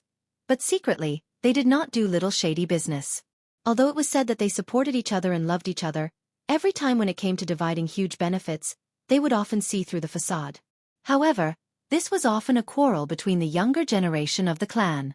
Finally, when it came to decision-making, the people in power in the clan would come forward, and in the end, it would end with a smile, thus dividing the benefits. Therefore, it was not an exaggeration to say that he was the one who understood the 5 surnames and 7 hopes the most. But soon, he thought of another point. Even if there were huge benefits, the people who would be in conflict were usually some of the younger generation. The older generation's leaders were still very clear-sighted. Generally, they would not be so impulsive. It was hard to say whether Feng Zi's plan would succeed. Thinking about this, he looked deeply at Zhang Feng and said faintly, "Feng Zi, you are right. Usually, there will be some conflicts between the big clans, but the people in power are not blind. They are not that easy to fool. Do you have 100% confidence in this plan?" "There's a 100% chance that it won't work out, but..." Zhang Feng narrowed his eyes, obviously pondering over Li Yuan's words earlier. Indeed, those who are able to wield authority in the clan are all dragons and phoenixes among men. How could they be so easily fooled? Just as he was thinking, he suddenly had an idea and hurriedly said, "Those people in power do have some brains, but they probably didn't think that they would be tricked by themselves, right?" "What do you mean? Do you have people with 5 surnames and 7 looks?" Li Shimon's eyes widened as he hurriedly said. "No, no, no." Zhang Feng waved his hand and shook his head with a smile. As the saying goes, 1,000-mile dike can be destroyed by an ant's nest. Don't look at how these hedonistic sons usually have nothing to do, but they are the first line of defense of the 5 surnames and 7 looks, and also the most important line of defense. As long as we take them down first, then it will be much more convenient. What do you mean? You want to deal with the hedonistic sons of the 5 surnames and 7 looks first? Li Shimon looked at Zhang Feng, somewhat in disbelief. Because in his opinion, since Feng Zi wants to take action from the population and industry, then what's the use of dealing with hedonistic sons? But unexpectedly, Zhang Feng did not care at all, and smiled. "That's right, I just said, we have to take action from the population and industry first. The breakthrough of population is those hedonistic sons, because they are the younger generation of the 5 surnames and 7 looks. The inheritance of the 5 surnames and 7 looks is basically on them. If we can instigate 1 or 2 of them, then for us it is still very effective." Hearing up to here, Li Shimon finally understood. So this kid is planning to instigate 1 or 2 hedonistic sons of the 5 surnames and 7 looks. But how could it be so easy? Those fellows are all arrogant, and instigate them? He looked at Zhang Feng with a puzzled expression. "I'm afraid it's not that easy. Moreover, what can hedonistic sons do?" "Then you're wrong." Zhang Feng smiled, looked at Li Shimon, and said, "Instigation is not easy, but hedonistic sons are very useful. Think about it, to be able to become hedonistic sons, most of them have a certain status in the clan. Since they have a status, then they have good resources, manpower and so on. If we can rope them in, we can get the latest information as soon as possible. This way, we won't be flustered before things happen. Li Shimin nodded and smiled bitterly. That's true, but how are you going to instigate them? Chapter 2009. He knew that foppish people were called foppish because they were different from ordinary people.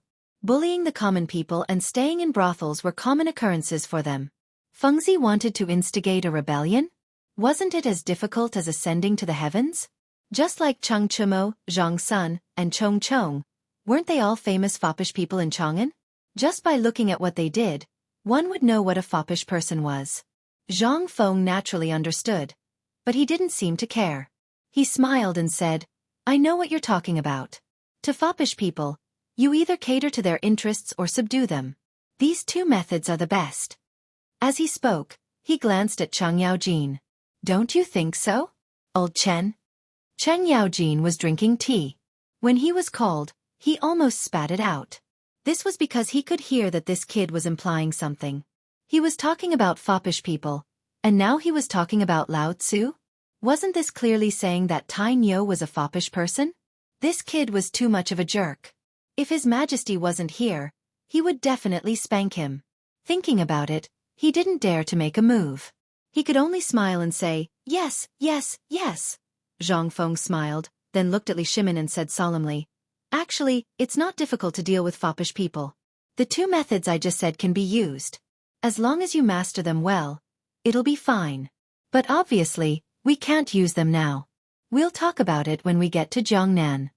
Hearing this, Li Shimin understood that Fengzi still hadn't given up on Jiangnan. He could only persuade him. Fengzi, now that you have a plan to deal with the 5 families and 7 hopes, and Yuer's life is not in danger, it's better to delay things in Jiangnan. As he spoke, he gave Yu Qigong a look. The latter immediately understood and said, that's right. I'll take care of you, If he has any problems, come and find me. Right now, you should be thinking about how to deal with the 5 surnames and 7 hopes. Zhang Feng lowered his head and didn't say anything. In fact, there was a moment when he really wanted to rush out of the door and go to Jiangnan to find Yuer. However, everyone's words were like a warning bell ringing in his ears. Indeed, the 5 surnames and 7 hopes were like a hungry wolf hiding in the dark night. As long as they weren't eliminated, they could jump out at any time and bite you. Seeing Fengzi deep in thought, Yu Shernan knew he was wavering. He hurriedly said, Fengzi, they are right. Although I do not agree with you dealing with the 5 families and 7 hopes, now that things have come to this, you cannot immediately go to Jiangnan. Otherwise, it is very likely that you will not return. Furthermore, since you have already decided on a plan, you should begin to implement it. Not bad. Li Shimin nodded and hurriedly urged, Fengzi, since the plan has already been decided, should we begin to implement it? Zhang Feng didn't reply because he was doing a great struggle in his heart. On the one hand, he wanted to go to Jiangnan to find Yuer. On the other hand, he wanted to immediately implement the plan. He was wavering between the two. Find Yuer or deal with the Jiangnan clan. According to Lao Yu, Yuer was not in any danger in Jiangnan. It shouldn't be a problem if he didn't go now. However, the plan had already been decided. If he didn't implement it, it would be a pity. After a while, he seemed to have made a decision. He looked at Yu Qigong and said, Lao Yu, are you sure Yuer is not in danger in Jiangnan? Yu Qigong paused. He glanced at Li Shimin and then swept his gaze over everyone present. Only then did he reply, yes, Yuer is indeed not in danger. Fengzi, if you are worried, how about I send some more people over? Li Shimin looked at Zhang Feng and was a little worried. He wasn't worried about Yuer. He was worried that Fengzi would be impulsive and fall into the trap of the Jiangnan clan. Zhang Feng looked deeply at Li Shimin before replying, okay, send more people. He now understood that the Jiangnan clans were luring him out. If he really went out now, he would fall into their trap. At that time, he wouldn't even know how he died, let alone find Yuer. It was better to implement the plan first. Li Shimin also saw through Zhang Feng's thoughts. He smiled and said, it's good that you can think like this.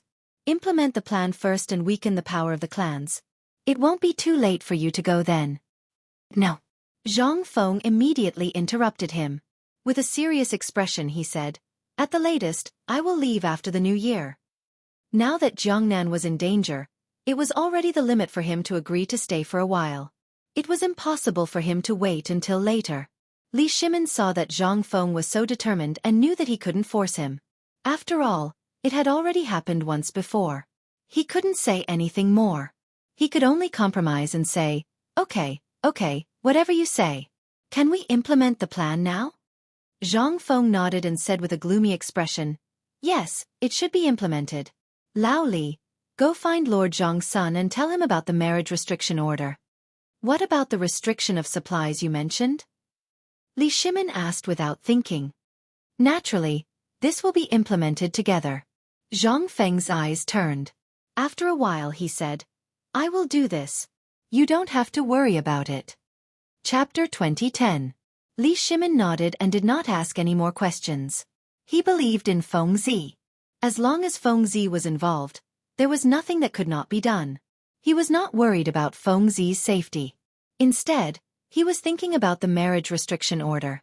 At that time, he, Zhang Sun Wuji, Wei Zhang, and the others had discussed for a long time without coming to a conclusion. He did not expect Feng Zi to point it out in a few words. He was a little embarrassed. However, he still admired Feng Zi's strategy. Although it was a little vicious, it still solved the immediate problem.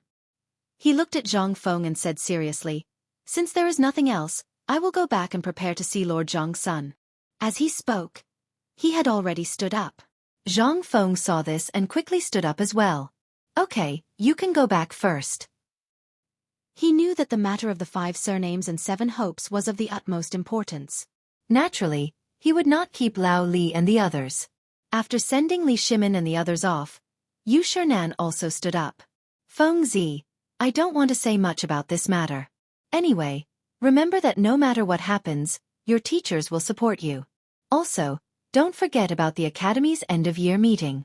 You should prepare the teaching materials. Zhang Feng nodded and cupped his hands with a serious expression. Teachers, rest assured. This student will not forget. Yu Shernan nodded slightly and waved his sleeves. Chu Suiliang and the others did not say anything. They all looked at him and left. The old scholar patted Zhang Feng's shoulder and said with a smile, Kid, don't worry. Just do it. Zhang Feng nodded and bowed to the old scholar. He knew how much the old scholar valued him and would not let him down. He smiled and said, Thank you, teacher. The old scholar smiled and turned to leave. Zhang Feng looked at the backs of his teachers and couldn't help but feel a little sad. In fact, part of the reason he was going to Jiangnan this time was to get rid of his teachers. It was like a child growing up and always having someone to take care of him. His teachers were good to him, but always taking care of him like this made him feel a little repulsed in his heart. However, he did not expect that his teachers would also support him in dealing with the 5 surnames and 7 hopes. This was a good thing, and also made him feel much more relieved. He returned to his seat and took out a cigarette. He slowly lit it up and took a deep puff, feeling the stimulation of the cigarette. Since he was already prepared, there was no turning back. As he thought about it, he shouted at the door, Old Du, come in. As soon as he finished speaking, Du Ziting trotted in. However, Zhang Yuyao and Jing Shu were behind her. Both of them had tear stains in the corner of their eyes, as if they had just cried. Before Zhang Feng could speak, Zhang Yuyao rushed over and said with a crying voice, Young master, I heard that you are going to Jiangnan? She and Jing Shu had just heard from Du Ziting that there were people from Jiangnan, so they went to ask. As a result, they heard that they were Jia Doran's men and that Yu Yufa was in danger. Immediately, the 2 girls were shocked because they knew that if something happened to Yu Yuer, Prince Zhang would definitely go to Jiangnan. Of course, they did not want to stop Prince Zhang from going to Jiangnan, but they were worried that Prince Zhang would be in danger or leave them behind.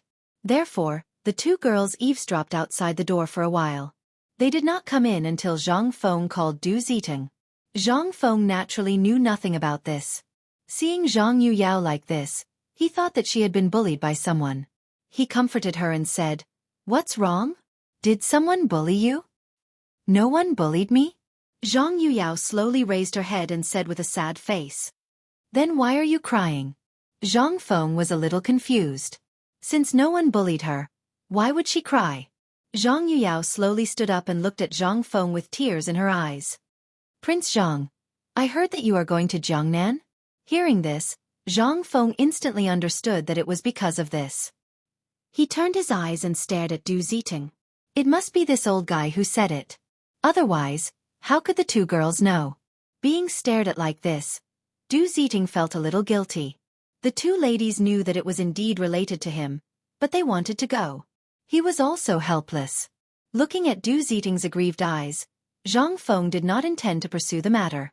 After all, paper could not wrap fire. The two girls would know sooner or later. He had to choose to confess. Yes, I am going to Jiangnan, but not now. You don't have to be like this. Hearing this, the mood of the two girls was a little better. Jingshu stepped forward and said, Young master, when are you going to leave? After the new year. Zhang Feng glanced at the two girls and his face was a little bad. I still have a lot of things to deal with now. I can't leave for a while. Jingshu turned to look at Zhang Yuyao. The two girls exchanged a look, then looked at Zhang Feng and said, Young master, can you take us with you when you go? Zhang Feng did not immediately answer because he was a little hesitant. He did not want to take the two girls. If he said it now, it would definitely make them sad. But if he took them with him, it would be very dangerous in Jiangnan. If he went, it would not be easy to protect the two girls. Chapter 2011. However, he had promised the two girls before. If he said that he didn't bring them along now, he would feel that he was going back on his word. Jingshu seemed to have seen through Zhang Feng's difficulties and said with a pleading look, Young master, can you bring us along? Yes, young master. Zhang Yuyao also went forward to plead. She didn't care if Prince Zhang was looking for you, she only cared that Prince Zhang didn't abandon her. Zhang Feng was a little helpless. He was worried about the danger if he brought the two girls along, but he felt sorry for them if he didn't bring them along. Just as he was hesitating, a guard passed by the door. He instantly had an idea. These guards used to be soldiers. If he brought them along, they might be fine. Even if there was danger, they should be able to stand on their own. If he trained the guards according to the training methods of the special forces in the future, coupled with the resources of the forge, they might become a special force. Thinking of this, he looked at the two girls. I can bring you along, okay? The two girls were overjoyed and almost jumped up. They hurriedly said, Thank you, young master. With that, Jingshu pulled Zhang Yuyao out of the door. We won't disturb young master anymore. We'll leave first. Since Prince Zhang had already agreed, there was no need to stay any longer to avoid angering the young master. Moreover, the young master seemed to have something to say to the butler. Sure enough, after the two girls left, Zhang Feng looked at Du Ziting with a gloomy face. Old Du, did you tell them that I was going to Jiangnan? Du Ziting's face immediately fell. He hurriedly explained, Master, it wasn't me. They saw Huan Yan and guessed it themselves. Enough. Zhang Feng waved his hand and didn't intend to pursue the matter. Instead, he looked at Du Ziting with a serious face. Old Du, how is the situation with the Jiangnan clans and the 5 clans and 7 hopes buying from us these few days? These words seemed to have touched Du Ziting's heart. He raised his head and smiled like a Maitreya Buddha. Master, to tell you the truth, those clans are all buying from us. They want a lot every day. Now, the supply is a little short of supply. Not only that, they want us to give them a little more every day. All right. Zhang Feng was overjoyed, but a trace of coldness flashed in his eyes as he sneered.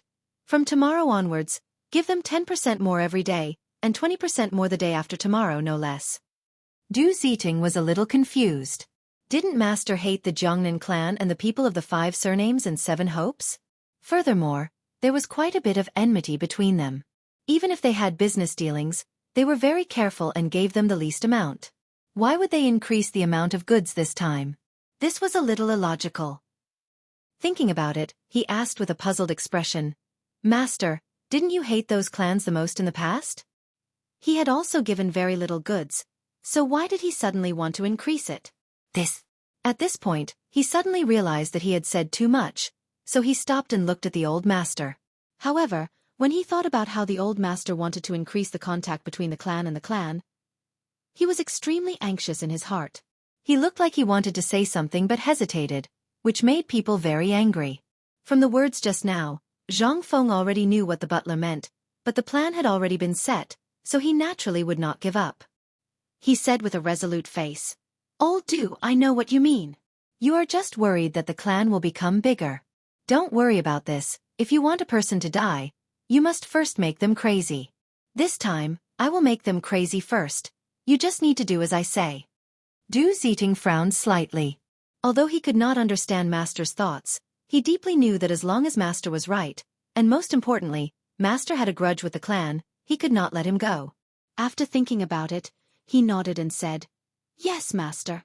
Then I will go and inform them now." With that, he turned around and prepared to leave. "Wait." Zhang Feng waved his hand to stop Du Xiting, and said with a serious face, "Right now, how many guards are there in the manor?" Du Xiting's eyes rolled as if he was thinking about something. After a while he said, "There are 55 guards, 20 or so servant girls, 10 or so people in the kitchen, and some old women." "Okay, I told you to say the guards, not the number." Zhang Feng unhappily interrupted Du Xiting. He glanced at the empty space outside the door and said, "Immediately go and gather all the guards in the manor in the courtyard. I have something to announce." Although Du Xiting did not know what Zhang Feng was planning, he still nodded and left. Zhang Feng took out a cigarette from his waist, lit it, and followed the footsteps out. He stood in the courtyard, feeling the cold wind of the cold day. At this time there was no more snow, but he still felt as if his face had been scraped by snowflakes, dry and cold and painful. He looked in the direction of Jiangnan, inhaling the cigarette, allowing the cigarette to stimulate his body, and gradually sank into his memories. I hope nothing happens to you in Jiangnan. If something happens to you, I will definitely not let the clan of Jiangnan go. I will definitely come to Jiangnan to find you. Wait for me.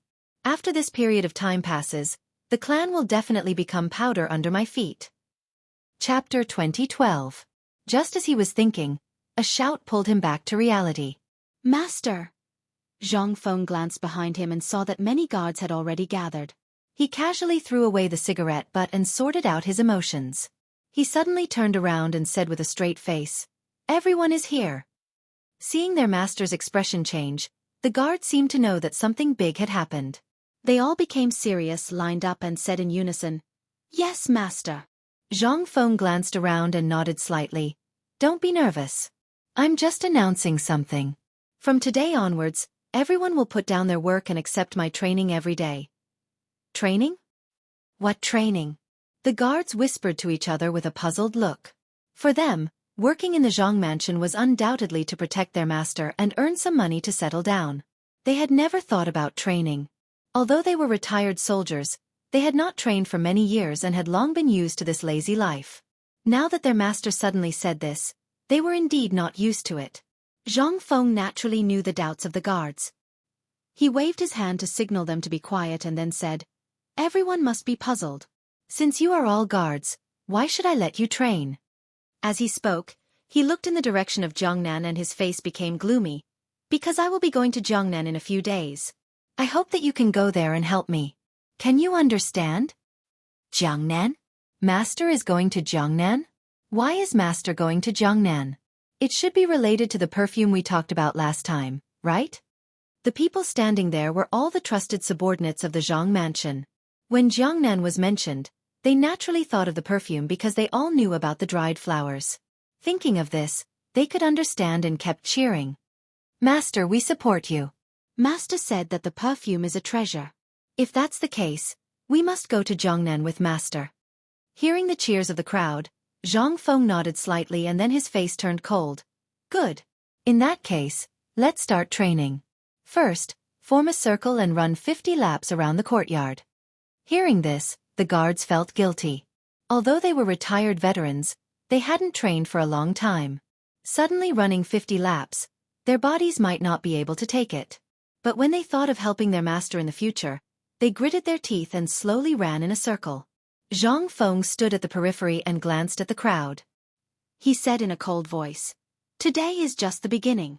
From tomorrow onwards, you will need to run 5 laps around Chang'an City every morning, do 200 push-ups at noon, and then practice archery in the courtyard. At night, you will take turns to use the Shao mountain gun." They felt that the whole day had been arranged so clearly that there was no time for rest. Although they didn't understand what push-ups were, When they heard that they had to run 5 laps around Chang'an City every day, they felt their legs go weak. That was Chang'an City, at least 20 kilometers. If they ran 5 laps, it would be 100 kilometers. They didn't need to run. Just hearing it was scary enough. What push-ups were there? He still wanted to practice archery? Practice the Shao Mountain gun? Their legs were a little weak. Just when they were about to plead with their master, Zhang Feng's voice sounded again. Whoever can persist to the end today will be the leader of this team. You don't have to worry about not getting paid for training every day. In the future, as long as you participate in the training, you will get a bonus on top of your original salary every day. As soon as these words came out, the crowd was as if they had been injected with chicken blood. Their eyes turned red and even their running speed increased a lot. They weren't greedy for money, but they felt that the sound of money seemed to make their blood boil. Why did they want to be a soldier in the first place? Wasn't it for the title and money? Since they couldn't get the title, they could only get money. Besides, many of them had family members. If they had more money, they could undoubtedly let their family members live a better life. For a moment, they seemed to see their family members eating and drinking well. Zhang Feng was naturally happy to see this scene.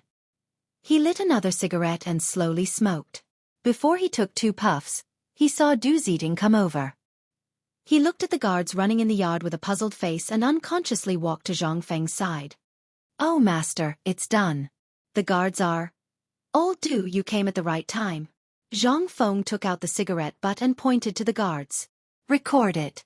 In the future, these guards will have to run 5 laps around Chang'an City every morning with sandbags tied to their legs and steel on their backs.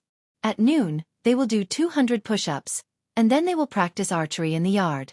At night, they will take turns to go to Shao Mountain and train with guns. Also, add a bonus on top of their original salary. They must eat the best food, at least meat for every meal, and," as he spoke, he turned to look at Du Ziting, only to see that Du Ziting's eyes were as big as chestnuts and his mouth was so big that an egg could be put in. He scolded him angrily. "Old Du, why are you in a daze?" Chapter 2013. "Oh, Master, Du Ziting looked at Zhang Feng absent-mindedly and stammered. "Master, you just said that you want them to run 5 laps around Chang'an City with sandbags tied to their legs and steel plates on their backs every day?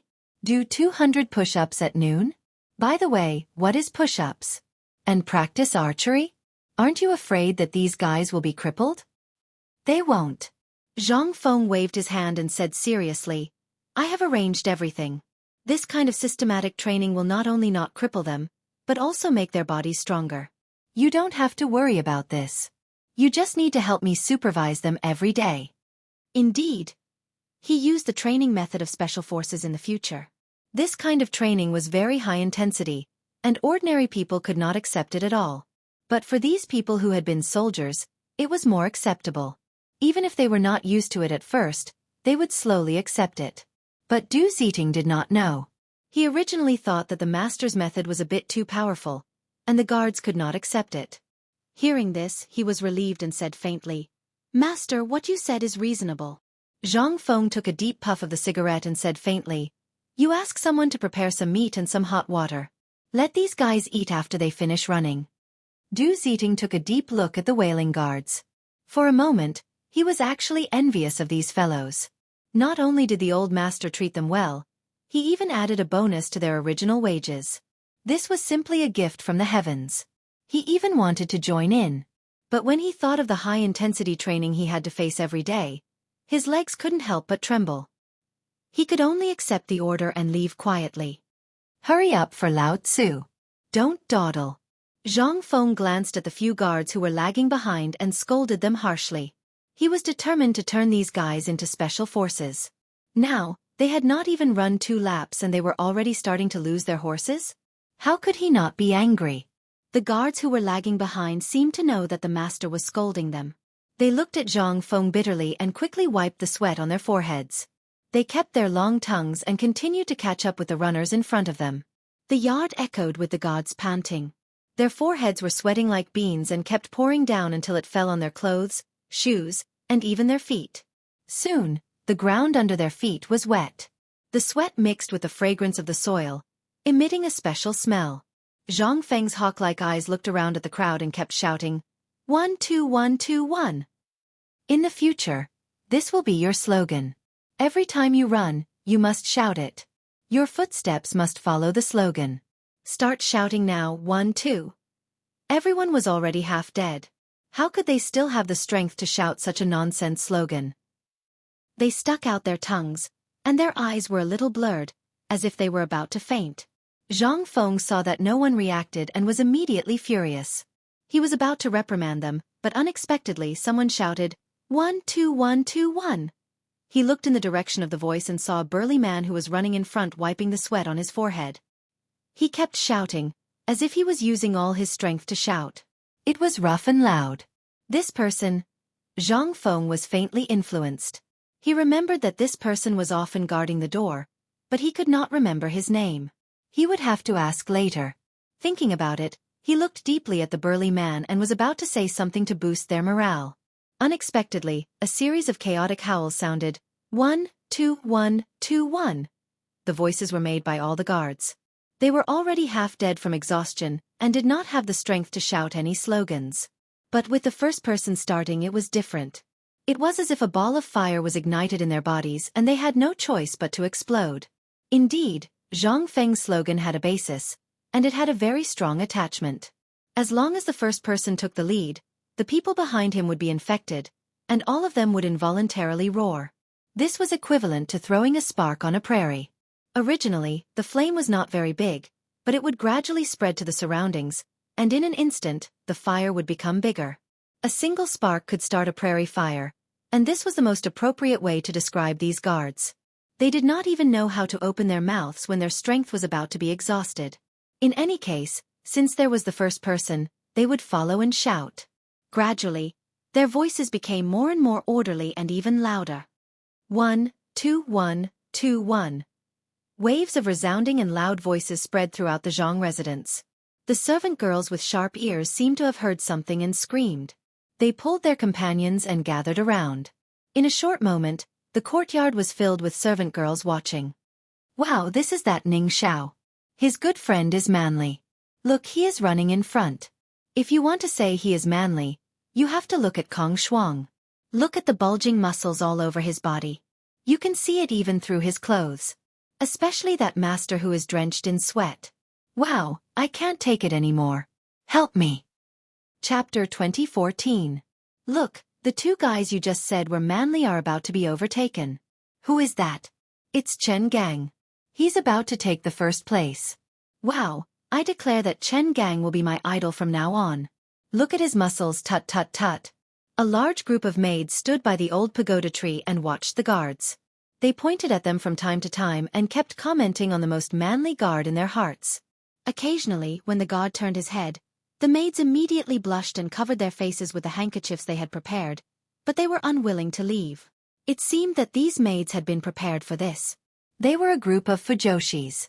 Fortunately, the Tang dynasty was open-minded and women had some freedom. In addition, this was the Zhang mansion. Otherwise, a great scholar would have come and scolded them harshly, which was a disgrace to the educated. Not only these maids, but the guards' roars also attracted Zhang Yuyao and Jing Shu. However, they were not like the maids. Instead, they went to Zhang Feng and glared at Zhang Feng, as if to say that he only knew how to make trouble all day. Although they were a little angry in their hearts, their eyes were still focused on the guards. From time to time, they used handkerchiefs to cover their shyness.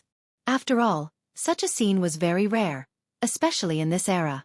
It was as difficult as climbing to the sky to see such a scene. On the other hand, when these guards saw that many maids were watching, they instantly seemed to have taken stimulants. Their faces turned red and their eyes popped out.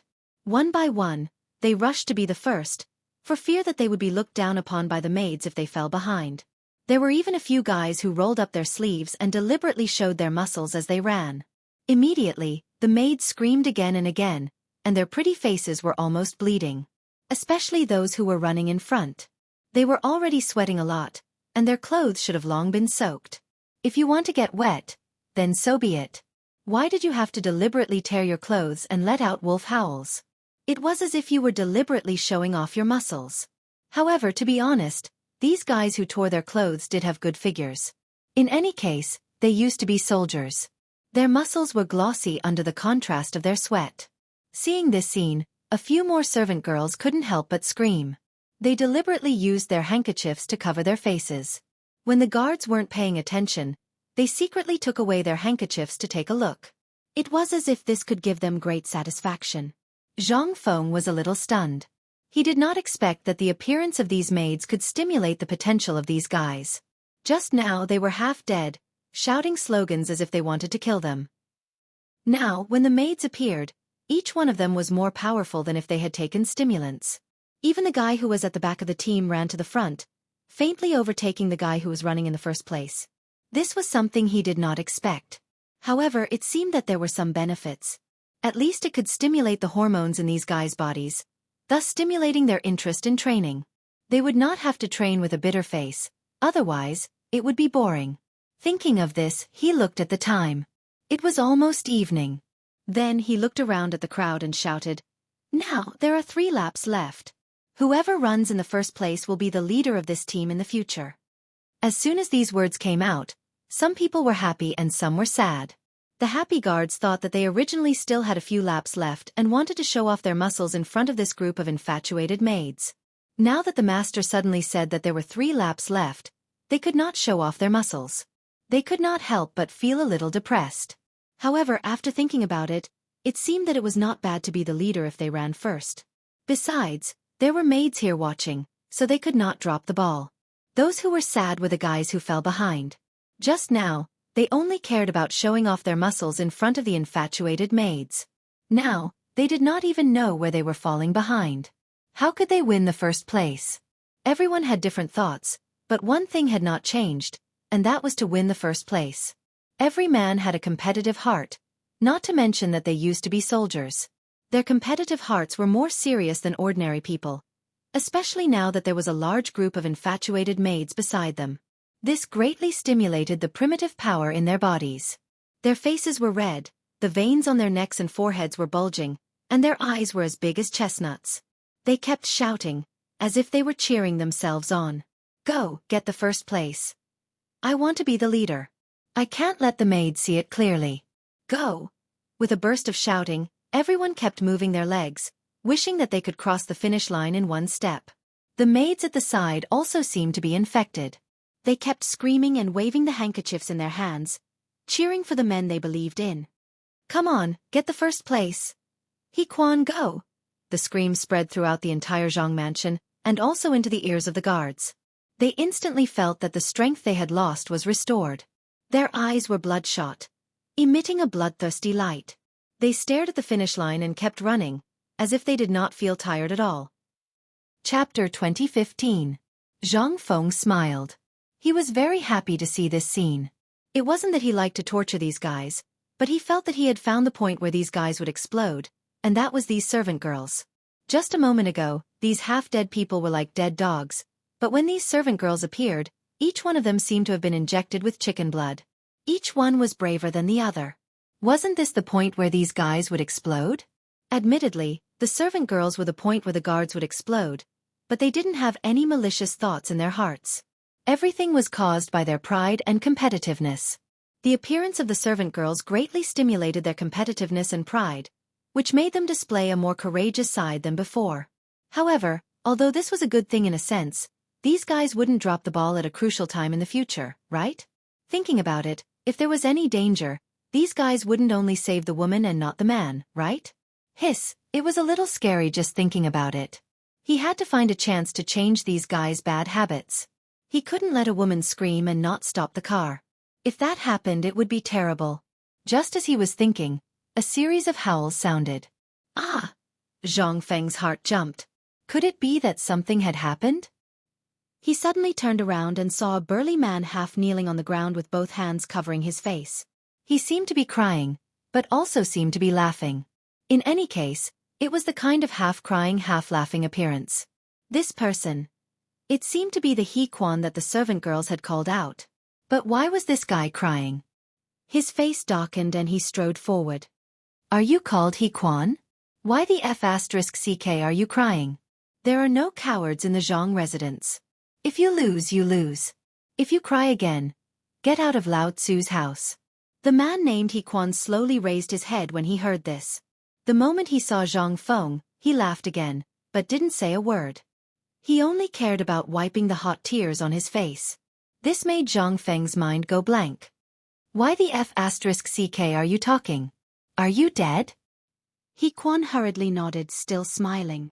Old master, didn't you just get first place? What's there to be proud of? He glared at He Quan and then looked at Zhang Feng. Master, this old man suddenly sped up when I wasn't paying attention and overtook me. I was supposed to be in first place. Master, please approve. I want to fight him one-on-one. Hearing this, Zhang Feng finally understood. He Quan had gotten first place, and this burly man had gotten second place. He was unhappy and wanted to settle the score now. It was laughable. They were all members of the Zhang family, and yet they still wanted to fight until their faces were red. If word of this got out, where would Lao Tzu put his face? However, he still had to ask about the dispute of the first place. He turned to look at He Quan and said seriously, He Quan, did you sneak away when this guy wasn't paying attention? No. He Quan's face flushed red, feeling as if he had been wronged. He tried his best to explain, Master, when Song Tai was running just now, he looked at the servant girl and even showed off his muscles. He Quan, you're bullshitting. Song Tai's face was red, and his eyes bulged. He reached out his hand and was about to hit He Quan. Fortunately, the guard beside him had quick reflexes and pulled him back, preventing him from being hit. However, he was still unhappy. He waved his hands and shouted, Lao Tzu didn't look at the servant girl. At the side, Zhang Feng felt that his ears were about to explode. Just as he was about to stop him, he felt his cheeks burning as if he was being stared at. He turned his head slowly and saw Zhang Yuyao and Jing Shu looking at him with resentment. It was as if they were saying, Look at your guard, you only know how to look at the servant girl. Zhang Feng instantly felt that his face had been completely thrown away by these fellows. He touched his blushing cheeks, turned his head and deliberately coughed lightly. He was somewhat unable to stand still because he knew that if he didn't stop them, these fellows would definitely tear down the Zhang residence. Moreover, the way the two girls looked at him was somewhat strange. He hurriedly scolded in a stern voice, all right, all of you stop. The two of them finally stopped after he finished speaking. However, their eyes were still filled with dissatisfaction. They glared at each other as if they wanted to eat each other alive. Song Tai, did you look at the servant girl or not? Zhang Feng looked at Song Tai with a serious face and asked. This? Song Tai's face was red and he stuttered. Seeing this, Zhang Feng finally understood that this guy was peeking at the servant girl. Just now, he refused to admit it, but now he couldn't say a word. He even wanted to compete with He Quan for the first place. He snorted, Song Tai, you lost the competition because you peeked at the servant girl. What else do you have to say now? Song Tai didn't dare to look at Zhang Feng. He lowered his head and glanced at the servant girls under the old pagoda tree. These servant girls were originally here to watch the fun. When they heard that the master had something to do with them, their hearts were beating fast. When Song Tai looked at them like this, their hearts almost jumped out. They all covered their faces with their handkerchiefs and ran away. Hey, don't look anymore. You scared them away. Chapter 2016. When Zhang Feng saw Song Tai's posture, he knew that this guy was up to no good, so he quickly scolded him. The latter scratched his head and stared at Song Tai angrily before saying, You made a mistake just now. Otherwise you would have been the first. But you also worked hard. How about this? I'll give you the second place. From now on, you will be under He Quan. After that, Zhang Feng turned to look at He Quan and said with a serious face, From now on, you will be their leader. You will take orders from me directly. Song Tai will be the second leader. You two should not have any more disputes. He Quan originally wanted to be the first. Now that he heard that he was the first, there was nothing to say. As for the dispute between him and Song Tai, it was caused by a moment of dissatisfaction. He usually worked in Zhang Mansion, so how could there be any grudges? He quickly nodded and said, Thank you, master. Although Song Tai was dissatisfied in his heart, he had to accept this established fact. He said with a sad face, Thank you, master. Zhang Mansion nodded with satisfaction and looked at the two of them. Don't let me find out what happened today in the future. Since you are in Zhang Mansion, you must love each other. If you can't do this, you can get out of here. After that, He looked around at the crowd and said with a serious face, "From tomorrow onwards, you must get up at 5 o'clock. Then, with sandbags tied to your legs and steel on your backs, you must run 5 laps around Chang'an City. When you come back, do 200 push-ups. Get up at 5 o'clock. My God, isn't it too early?" Yes, it's not even dawn at that time. Before he could finish his sentence, the guards howled in unison. Although they just knew the terrible news, no one expected that they would have to get up at 5 o'clock. At that time, it was not even dawn. How could they go out for a run? Even Zhang Yuyao, who was standing at the side, was a little puzzled. What if he ran into danger? She hurriedly advised, "Young Master Zhang, isn't it a little too early?" The moment these words were spoken, all the guards looked at Zhang Yuyao in a different light. In the past it was respect, but now it was gratitude. This mistress was really good. She knew how to worry about the guards. In contrast, Mistress Jingshu stood to the side without saying a word or pleading for mercy. In fact, it was not that Jingshu did not want to plead on behalf of the guards, but she could understand Prince Zhang. This time, Prince Zhang was going to Jiangnan, so he naturally had to bring some subordinates. He was worried about bringing others, so he could only bring the guards. That was why he strengthened the training to ensure that everyone could be trained into an elite soldier. Although she could not understand Prince Zhang's training methods, she would not say anything. After all, if she interjected at this time, wouldn't that be questioning Prince Zhang? She wasn't that stupid. It was good that Zhang Yuyao was worried about the guards, but in Zhang Feng's eyes, she was meddling in other people's business. However, it was not good to say anything in public. He could only explain seriously. As the saying goes, the best plan of the day is in the morning. Although it is still early, it is the best time of day to train. As he spoke, he turned his head to look at the guards, and his face darkened. You fellows are used to lazing around in the Zhang residence. Although you used to be soldiers, how many of you still retain the bravery of a soldier? This time, not only do I want to stimulate your courage, I also want to make you into a sharp blade that kills without spilling blood. I have already made the plan.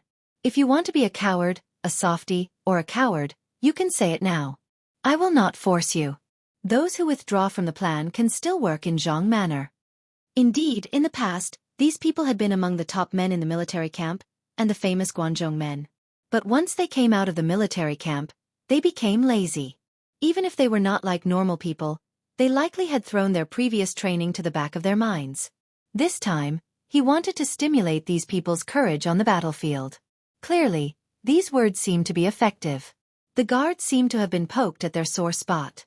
Their recovered eyes bulged again, and the tendons on their necks bulged again.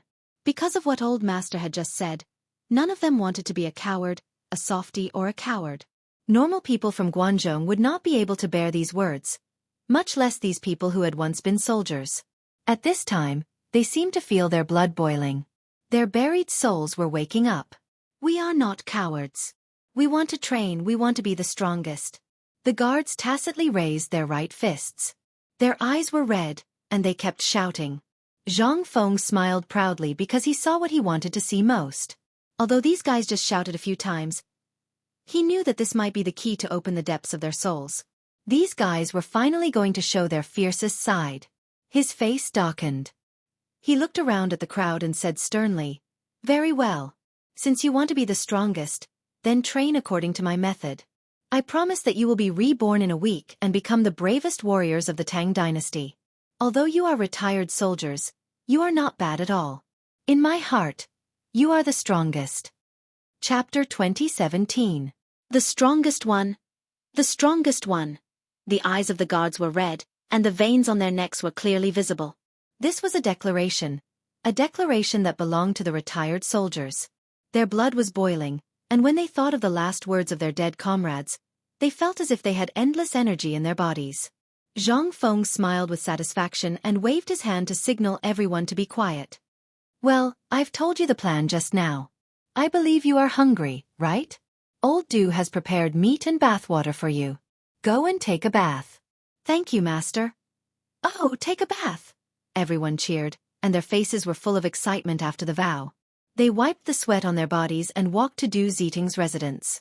But at this time someone shouted, "Master, what is the push-up you just said?" This voice instantly attracted everyone's footsteps. They stopped and looked at Zhang Feng with a puzzled face. Yes, just now the master only said to do push-up, but he didn't say what it was. How could they do it? Even the two women looked at Zhang Feng with a puzzled face. They thought they were experienced and knowledgeable, but they really didn't understand what push-up was. Especially Jing Shu, she had always made friends with high officials and nobles, but she had never heard of push-up. Seeing the puzzled look on everyone's faces, Zhang Feng remembered the push-ups he mentioned before. He hadn't explained it clearly to everyone yet. He deliberately coughed twice and said, "Ahem. You guys watch carefully. I'll show you once." With that, he rolled up his sleeves and half knelt on the ground, ready to start. Unexpectedly, Zhang Yuyao came up. She supported Zhang Feng and persuaded, "Young master, what are you doing? The ground is so dirty. Why are you kneeling on the ground?" She was very puzzled. Prince Zhang said to do push-up. Why was he half kneeling on the ground? Wasn't he worried about his clothes getting dirty? "I'm fine. Don't worry. I'm going to show them." Zhang Feng smiled and waved his hand to indicate that he was fine. He knew that this little girl was worried about him, but he wasn't in any danger. Zhang Yuyao didn't believe it, but since Prince Zhang had said so, she didn't stop him. She turned to look at Jing Shu, and the latter gave her a reassuring look. Only then did she stand aside quietly. Now that no one was stopping him, Zhang Feng could finally show off his skills. He lay on the ground and turned his head to glance at the guards. "All of you, watch carefully. This is a push-up." The guards were puzzled at first, but when they saw their master's posture, they seemed to have understood something. They looked at each other and revealed a smile that all men understood. "That's right. Which man wouldn't know how to do that? I practice every night. It's not like it's that hard. Other than those who were not married yet, who didn't know how to do it. Wouldn't it be fine as long as he had hands? However, it didn't seem right for Master to do this in public, right? Moreover, he did it in front of the two matriarchs. It had to be said that Master was really fierce. At this moment, everyone worshipped Zhang Feng. Zhang Yuyao was puzzled. She didn't know what Prince Zhang's posture was, nor did she know why the guards were laughing. She could only turn to Jing Shu and ask for help. "Jing Shu Mimi, what is Prince Zhang's posture? Also, what are the guards laughing about?" "Sister." Jing Shu hurriedly tugged at Zhang Yuyao's sleeve, indicating that she should stop talking. She blushed and angrily glared at Zhang Feng, who was doing push-ups. Then she leaned over to Zhang Yuyao's ear and said, "That's there." Before she finished listening, Zhang Yuyao felt her ears burning. After a while, her whole face turned red. She shyly glared at Zhang Feng and quickly pulled Jing Shu away. Zhang Feng, who was doing push-ups, felt that something was wrong. He glanced in the direction of the two women, but found that the two women had left. He asked with a puzzled expression, "Hey, why did you two leave? I was about to show my perfect posture." Zhang Yuyao originally felt that this posture was strange. After hearing Jing Shu's explanation, she naturally didn't want to bother with Zhang Feng. However, she felt the gaze behind her. Driven by curiosity, she secretly took a look. Instantly, her face turned red again. Why was Prince Zhang still in that posture? Wasn't it too unsightly? She angrily glared at Zhang Feng, took Jing Shu's arm, and walked to the boudoir. As for Jing Shu, she didn't have any opinion at all.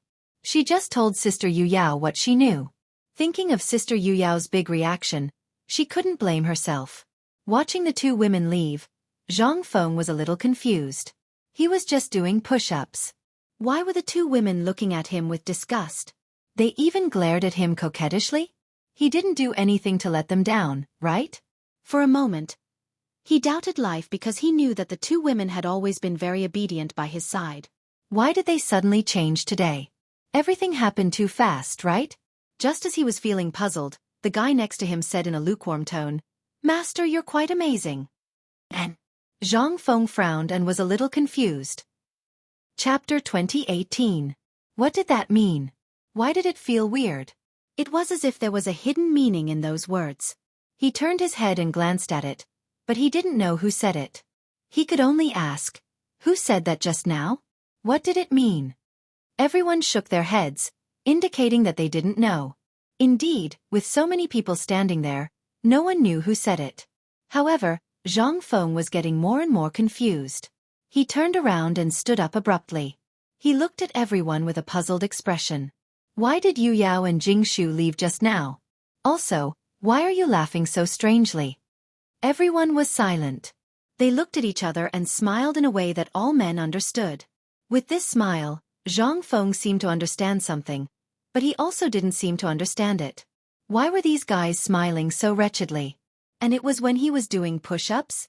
He raised his head and recalled the scene of him doing push-ups just now. Suddenly, he seemed to understand something and looked at everyone with a stunned expression. You guys. No wonder you looked at Lao Tzu so strangely. It turns out that you were thinking about that. Everyone tacitly understood and continued to laugh strangely. This angered Zhang Feng. He glared at everyone fiercely. Everyone. 100 push-ups. Hurry up. The guards were a little confused. Wasn't the master fine just now? Why did he change his expression so suddenly? He even wanted them to do push-ups? It wasn't that these push-ups were bad, but they had never done them before. Moreover, this posture didn't seem too elegant, right? They were hesitating whether to do push-ups when Zhang Feng's voice sounded again. Didn't you hear what I said? Hurry up, 100 push-ups per person. This time, everyone didn't dare to hesitate because they realized that the master was really angry. They could only quickly lie on the ground and imitate Zhang Feng's posture just now. Although they weren't used to it at first, after 1 or 2 push-ups, they felt very comfortable, as if all the meridians in their bodies had been opened up. He Quan looked at Zhang Feng excitedly and smiled. Master, your push-ups are amazing. Damn it, you still have the face to smile? Zhang Feng turned his head and glared at He Quan. His eyes were about to spit fire. You bastard, make 200. You're not allowed to eat until you're done. Then, as if he was still angry, he turned his head and glared at Song Tai. And you bastard, were you just laughing at Lao Tzu? Song Tai was stunned.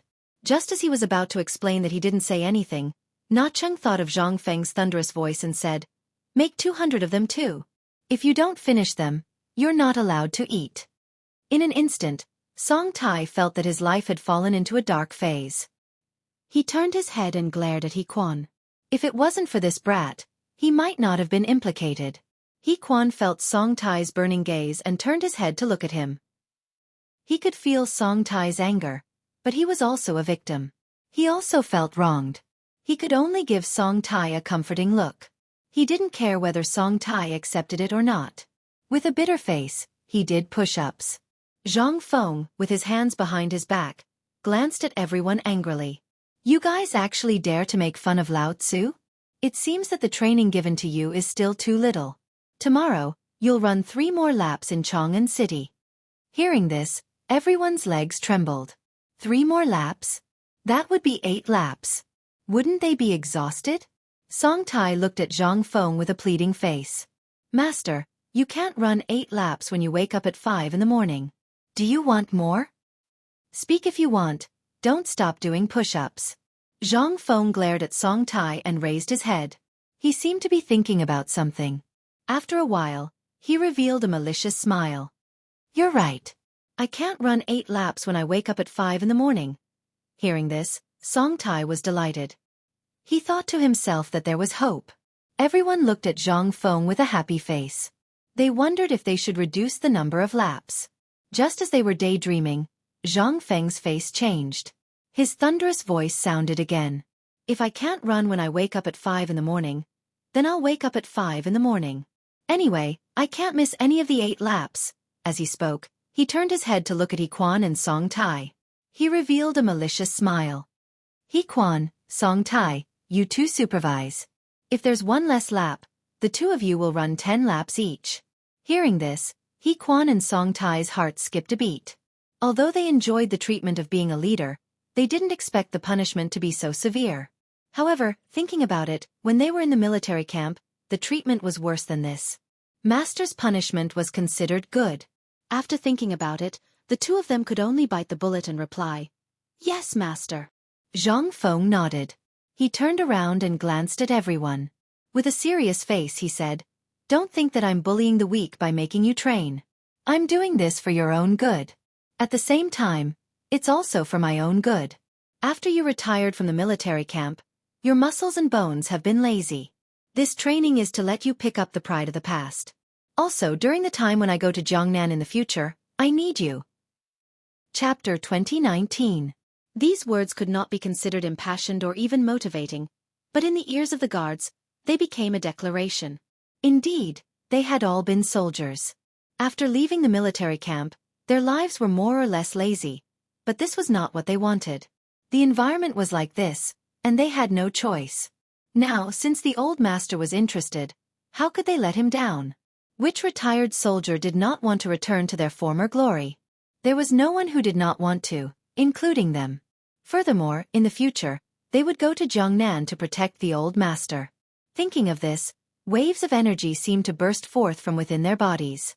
Thus, at this moment, their hearts seemed to resonate. Their eyes were red as they said in unison, "Yes, old master." Zhang Feng nodded in satisfaction. He had finally managed to ignite the spirit of this group of people. This way, he wouldn't have to chase after them and force them to train in the future. This was because he knew that the self-discipline of soldiers was very strong. As long as there was a good start, the next step would be a continuous cycle that couldn't be stopped. After the rising passion, Zhang Feng waved his hand to indicate for everyone to leave. After running for so long, this group of people had long been hungry. As expected, when they received the old master's order to disperse, these people were like hungry tigers hunting for food, heading straight for the kitchen. If it was not for the meat prepared for these people earlier, the kitchen would probably be in chaos. Zhang Feng actually liked to see this kind of scene because the more lively the guards were, the less dangerous it would be to go to Jiangnan in the future. This was undoubtedly a good thing. As for how much these people could eat, was this not a small matter? Could the Zhang mansion be eaten by these people? The weather in Guangzhou was like a baby face, changing quickly. The sun had just set in the west, and in a short while, it was dark. There was not much activity at night, so Zhang Feng burrowed into his blankets and did not care about anything. In any case, those people were managed by He Quan and Song Tai, so there should not be any problems.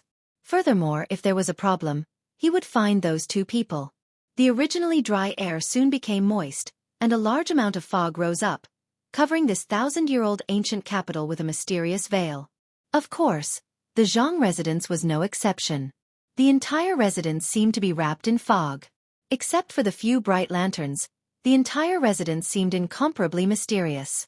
The servant on night patrol paced back and forth in the manor with a lantern in his hand. His hands were raised, and from time to time, he would exhale a few breaths in an attempt to alleviate the bone-piercing cold. Squeaking sounds came from the ground. These were the leaves of the old locust tree that were blown down by the cold wind. Under the servants' feet, they were like bursts of music, crisp and melodious. Winter was originally a cold season, and the cold brought a lot of inconvenience to people.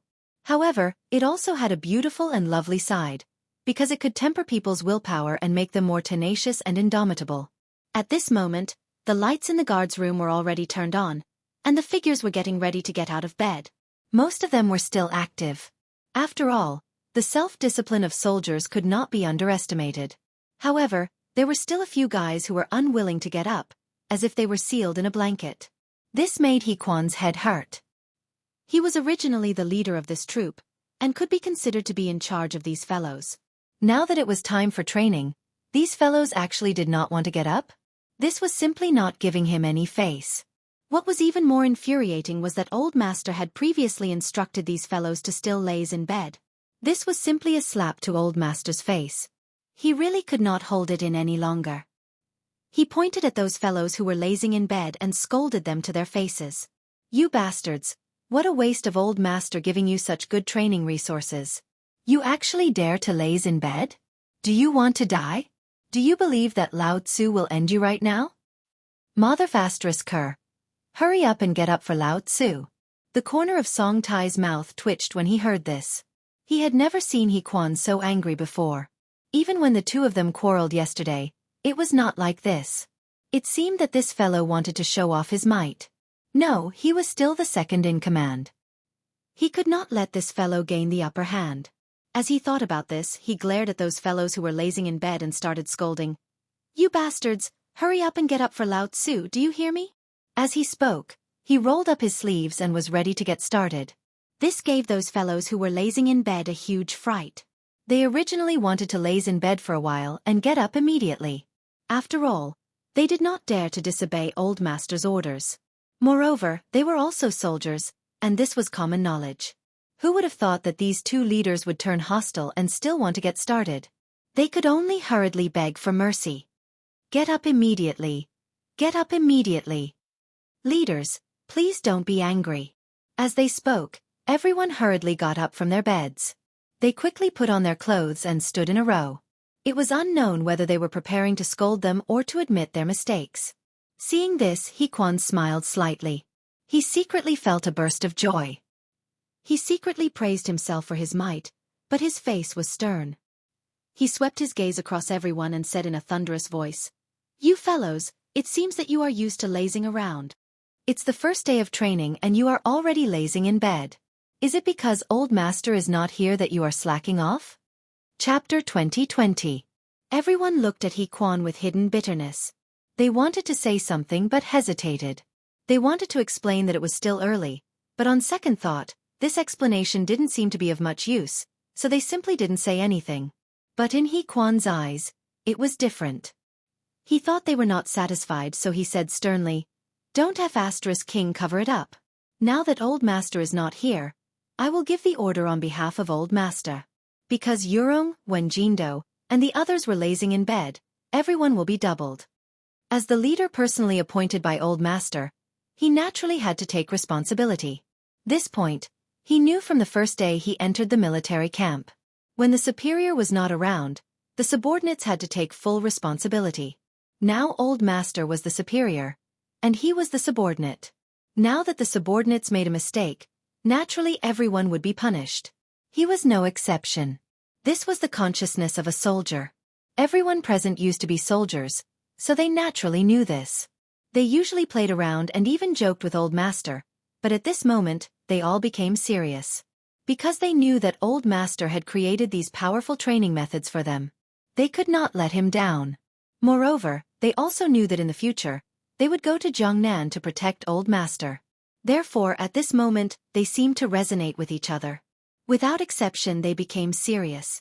No one complained about Hequan's punishment, because this was their collective honor.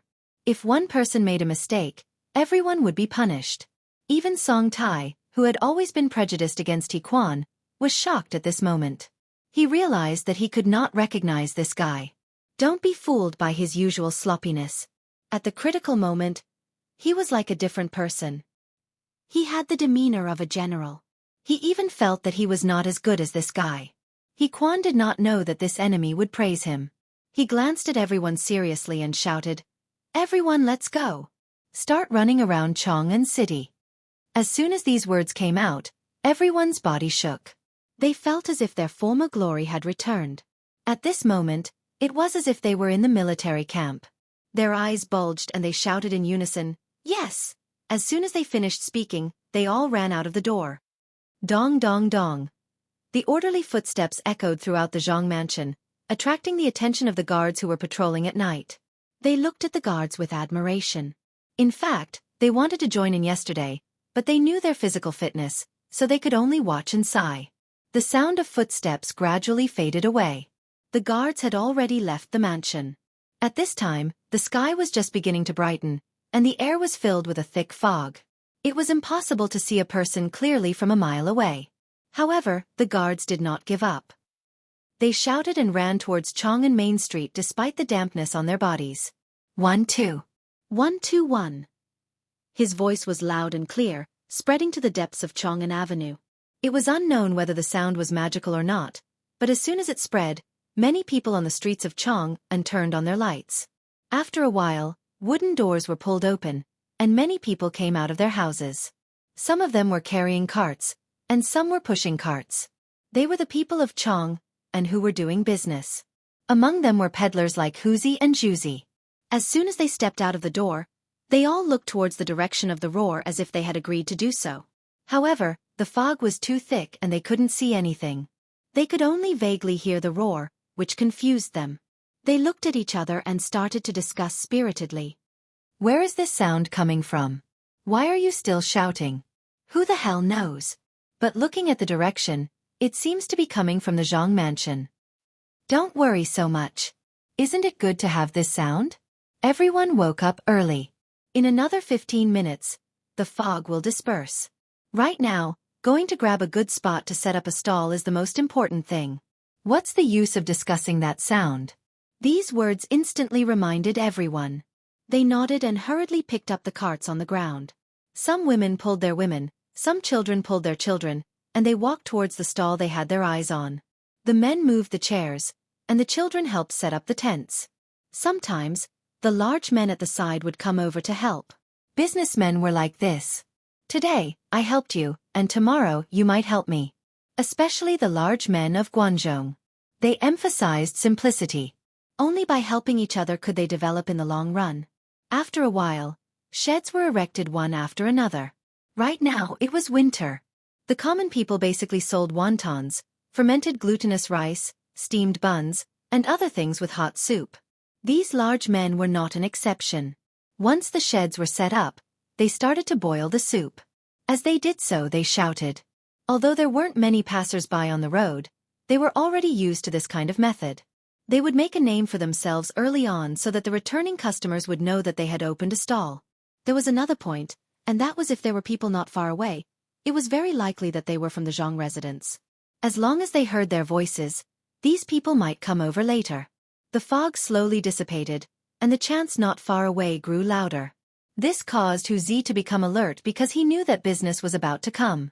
He didn't have a shed, so he could only carry the carts and shout, "Fermented glutinous rice, fermented glutinous rice." Chapter 2021. Who was he? How dare you steal business from Lao Tzu? It was a big man who spoke. He and Hu Zi were from the same village. According to seniority, Hu Zi had to call him uncle. They often went out to sell food together, but coincidentally, they both sold fermented glutinous rice. So they made an agreement that one of them would set up the stall, and the other would take the responsibility to sell fermented glutinous rice separately. Hu Zi was young, so he was undoubtedly the one who took the responsibility. But this guy actually sold fermented glutinous rice in front of his uncle? Wasn't this a bad business? How could he agree? Hu Zi seemed to know the taboo, so he smiled innocently and said, "Second uncle, I'm sorry. I'll go over there to sell." While speaking, he ran to the opposite side, but his eyes were still fixed on the source of the sound, because he heard that there seemed to be a lot of people who made the sound. If second uncle didn't have enough fermented glutinous rice later, he would go and sell it. As he was thinking, a group of people came into his sight. They were a group of big men with bulging muscles and fierce eyes. If it weren't for the fact that this was Chang'an City, he would have run away. This group of guys was too tall and intimidating. However, he was not worried at all, because he saw that these guys' clothes were printed with a big Zhang character. They were indeed people from Zhang Mansion. He was wild with joy and hurried to greet them with the cart. "Gentlemen, please give me a bowl of fermented glutinous rice." He didn't care at all why these guys were running here early in the morning. He was carrying steel plates on his back and sandbags on his feet. What he cared about most at the moment was to make these guys buy his fermented glutinous rice. The surrounding people who sold steamed buns, wontons, and fermented glutinous rice were a little unhappy when they saw the situation, especially second uncle, who secretly scolded Hu Zi for being unfilial and selling fermented glutinous rice. Although they despised Hu Zi a million times in their hearts, they also knew that this was their source of income, so they kept shouting at He Quan and the others. "Sir, fermented glutinous rice. The best fermented glutinous rice. Steamed buns. One is worth two. Sir, come and have a look." No matter how loud the crowd's voices were, He Quan didn't seem to be too interested. He just glanced at them. However, the people behind him couldn't stand it anymore. Looking at the white steamed buns and scalding wontons, their saliva was about to drip out. However, without the boss's permission, they didn't dare to go up. They were enforcing military discipline now. If they weren't careful, they might be punished again. Song Tai actually had the same thoughts as everyone else. He also wanted to go up and get some fermented rice wine. After all, they hadn't eaten for a whole night. Besides, they had been running for so long. Everyone's stomachs were already shriveled. If it was a normal day, he would have already gone up and drank it. However, it was the training period now. Old Master had just appointed the training plan. As the second in command of the team, he naturally couldn't take the lead and commit a crime. Besides, he was very impressed with Hequan this morning. When Huzi saw that these guys were unmoved, he had an idea. He quickly opened the jar, and the aroma of fermented glutinous rice instantly spread out. The whole street could clearly smell it. When the guards smelled the aroma, they didn't feel good. They were already hungry. Now that Huzi deliberately opened the lid of the fermented glutinous rice wine, they immediately felt their legs go soft. However, without the boss's permission, even if they were hungry, they didn't dare to stop. Thus, everyone looked at Hequan with a pleading face. Hequan suddenly trembled. He seemed to feel the burning gazes behind him. He secretly glanced at them. When he saw the pleading look on everyone's faces, he knew that these guys were really hungry. In fact, he was already hungry. However, as the leader of the team and also shouldered the heavy responsibility of Old Master, he felt that he couldn't be so reckless. At least, he had to respect the majority's wishes. Now that everyone was hungry, there was no harm in drinking a bowl. Thinking about it, he turned his head and glanced at the fermented glutinous rice wine in Huzi's hand. The white glutinous rice wine came into view. He could clearly smell the fermented rice wine. He instantly felt saliva secreting in his mouth. Swallowing his saliva, he suddenly raised his head. Stop! Everyone was overjoyed and quickly stopped in their tracks. Hequan turned around and glanced at everyone. He said seriously, "Originally, this is training. We shouldn't be eating, but... All right. Great leader you see that all of us are starving. Why don't we eat first?" Songtai couldn't stand it anymore. He looked at Huzi's fermented glutinous rice wine and complained to Hequan. He was indeed hungry. He didn't think that this guy would let everyone eat.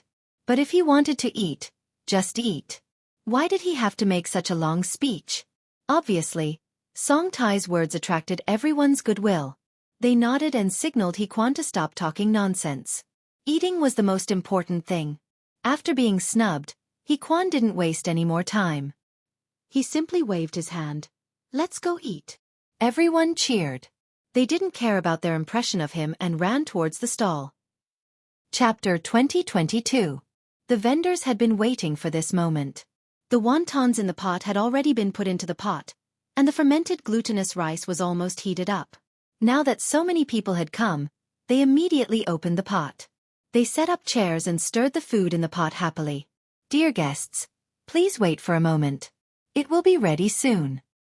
Come, please sit here. The fermented glutinous rice is here. 2 steamed buns." For a moment, the shouting spread through the streets of Chang'an. A large group of 50 people sat on the street. They drank the fermented glutinous rice and ate the steamed buns. At this moment, they had nothing else to ask for. Just as they were eating heartily, a scream came from not far away. "Hey, isn't this Hequan? Why are you here? And Songtai, why are you 2 old men here? Why is there such a large group?" Hequan and Songtai looked in the direction of the voice and saw a group of 10 people slowly walking towards them. There were many old faces among them. They hurried to greet them. "Zhou Changxi, why are you 2 here?" The man called Zhou laughed and patted Hequan on the shoulder. He said, "I'm taking everyone down the mountain to buy something. What about you? Why are you bringing so many people? Are you here to drink fermented glutinous rice?" As he spoke, he glanced at the guards who were drinking fermented glutinous rice with a trace of contempt. In fact, he knew these people. They used to be soldiers together. After they retired, they were assigned to work under Zhang Feng. He was a guard at the academy and thought that he was better than these guys in front of him. Indeed, people in this era had the view that all things were inferior and only education was superior. Guards at the academy were definitely better than guards at other places, not to mention those in the forging workshop and the textile factory. Hequan saw all this. Although he usually played with his brothers, he could not be looked down upon by this guy. He clapped his hands and glanced at Zhou and the others contemptuously. "You know nothing. This is the training method that the master specially developed for us. He said that it would make us return to the peak of the army. It would be a piece of cake for us to defeat the general." "What?" Zhou suddenly stood up from his stool and stared at Hequan with his eyes wide open. "Are you telling the truth?" He was also a soldier. He knew that retired soldiers would slowly become lazy, and their strength would not be able to keep up with active soldiers. Therefore, he often thought about how to recover his strength. However, without the systematic training of the military camp, it was impossible. Now, this guy, He Quan, actually said that the old master could make people return to their peak. How could they not be excited? He had no doubts at all, because he believed that his master could definitely do it. What a joke. His master could even ascend to the heavens. How could he not be able to do such a small thing? How could this be? He Quan looked at Zhou Ji with a playful expression. He seemed to enjoy this feeling very much. He took off the steel plates on his body and waved the sandbag on his leg. With a proud expression he said, "Open your dog eyes and look. This is Master's secret weapon." What? Zhou Ji stared at the thing in front of him with his eyes wide open. He used to be a soldier and had seen people train while wearing sandbags, but he had never seen anyone train while wearing steel plates. Could it really be the Master's secret weapon? Hiss! He could not help but suck in a breath of cold air. If he could get this secret weapon or join He Quan and the others, he might be able to return to his peak. Thinking about this, he changed his attitude and said with a pleading expression, "He Quan, we are all good brothers. Tell us about your training methods." These words also reminded the people behind him. They were still immersed in the Master's training methods. Now that they heard Zhou Ji's words, they instantly understood. That's right, since the Master's training methods were so powerful, he should also give them a copy. They all looked at He Quan and begged, "He Quan, no, big brother He, ancestor He, can you tell us about the Master's training methods?" He Quan had a proud smile on his face. He thought to himself, "Who told you to look down on Lao Tzu just now? Why are you kneeling and licking his boots now?" In fact, there was a moment when he wanted to tell them about the training methods. Firstly, he wanted to take down these people's arrogance. Secondly, he wanted them to have a taste of this bitter training method. But on second thought, this was the training method that the Master had made for the guards of the Zhang residence. Why should he tell them about it? Moreover, these people were not good people. When he was a soldier, they bullied him a lot. So, he could not tell them about it. Thinking about this, he glanced at the guards of the Zhang residence. Then he looked at Zhou Ji and said proudly, "It's not that I don't want to tell you, but this is the Master's method. We cannot reveal it. Moreover, the Master is going to Jiangnan soon." What? The Master is going to Jiangnan? The people behind Zhou Ji all exclaimed. This could be said to be the most important news they had heard. The Master was going to Jiangnan? No wonder. No wonder the Master wanted to train these people. This was probably to prepare for his trip to Jiangnan. Chapter 2023. But why didn't their master tell them that he was going to Jiangnan? Couldn't they protect their master? Their competitive hearts were born one by one. At this moment, they had already decided to learn this training method. Even if it wasn't for themselves, they had to do it for their master. What if their master went to Jiangnan without anyone to protect him? He Quan didn't know this and was still bragging. "Master is going to Jiangnan. When he goes, we have to guard." The stall owners next to him were shocked when they heard this and quickly discussed it with the people around them. Just now, the guard of Zhang Mansion said that Prince Zhang is leaving? Yes, I also heard about it. Why do you think Prince Zhang is going to Jiangnan? I heard that it's for some perfume. I wonder when he's leaving? As they spoke, everyone once again looked at He Quan, because they knew that the news that the guards of the Zhang Mansion could send out would definitely not be wrong. Young Master Zhang's departure was definitely a piece of heavy news. Sure enough, He Quan spoke with assurance again. Master said that he will leave by the end of the year at the latest. This time, not only did Zhou Ji and the others exclaim, but the surrounding vendors also couldn't sit still. This was because young Master Zhang had done them a great favor before. It could even be said that he was their second parent. Many of the people present had become rich because of young Master Zhang, and some had become rich because of young Master Zhang's craftsmanship. Now that they heard that young Master Zhang was leaving, the first thing they wanted to do was to see him. Thinking of this, the stall owners hurriedly began to pack up their chairs without waiting for He Quan and the others to finish eating. This caused the group of guards to be dumbfounded. They hurriedly asked, "We haven't finished eating yet. Why are you packing up?" The vendor hurriedly packed up his stall and said without turning his head, "I'm going to see young Master Zhang." The guards were even more confused and asked again, "Why do you want to see our master?" Prince Zhang is leaving. If you don't see him, you won't be able to make it. The stall owner was a little impatient. As he packed up, he urged the guards, "Hurry up and leave. I won't charge you today." As they spoke, the peddlers packed up their furniture, supported each other, and ran to Zhang Mansion in twos and threes. The guards were dumbfounded. Just now, they said that the master was leaving, but they didn't say that he was leaving now. Did these guys need to be in such a hurry? However, this might be a good thing. At least it showed the importance of the old master in the hearts of the people of Chang'an. Once they heard that he was leaving, they all went to visit him. He Quan didn't care about this. He was still thinking about training. He glanced at everyone and said, "Line up and continue training." After that, he looked at Zhou Ji and sneered, "Do you still want to follow us?" Initially, Zhou Ji wanted to follow He Quan. However, after hearing what He Quan said, he immediately changed his mind. If he followed this guy, he would lose face. It was better to look for master and join the training as soon as possible. Also, he had to inform some of the forging workshops and textile factories to come over. Thinking of this, he casually replied, "No, next time."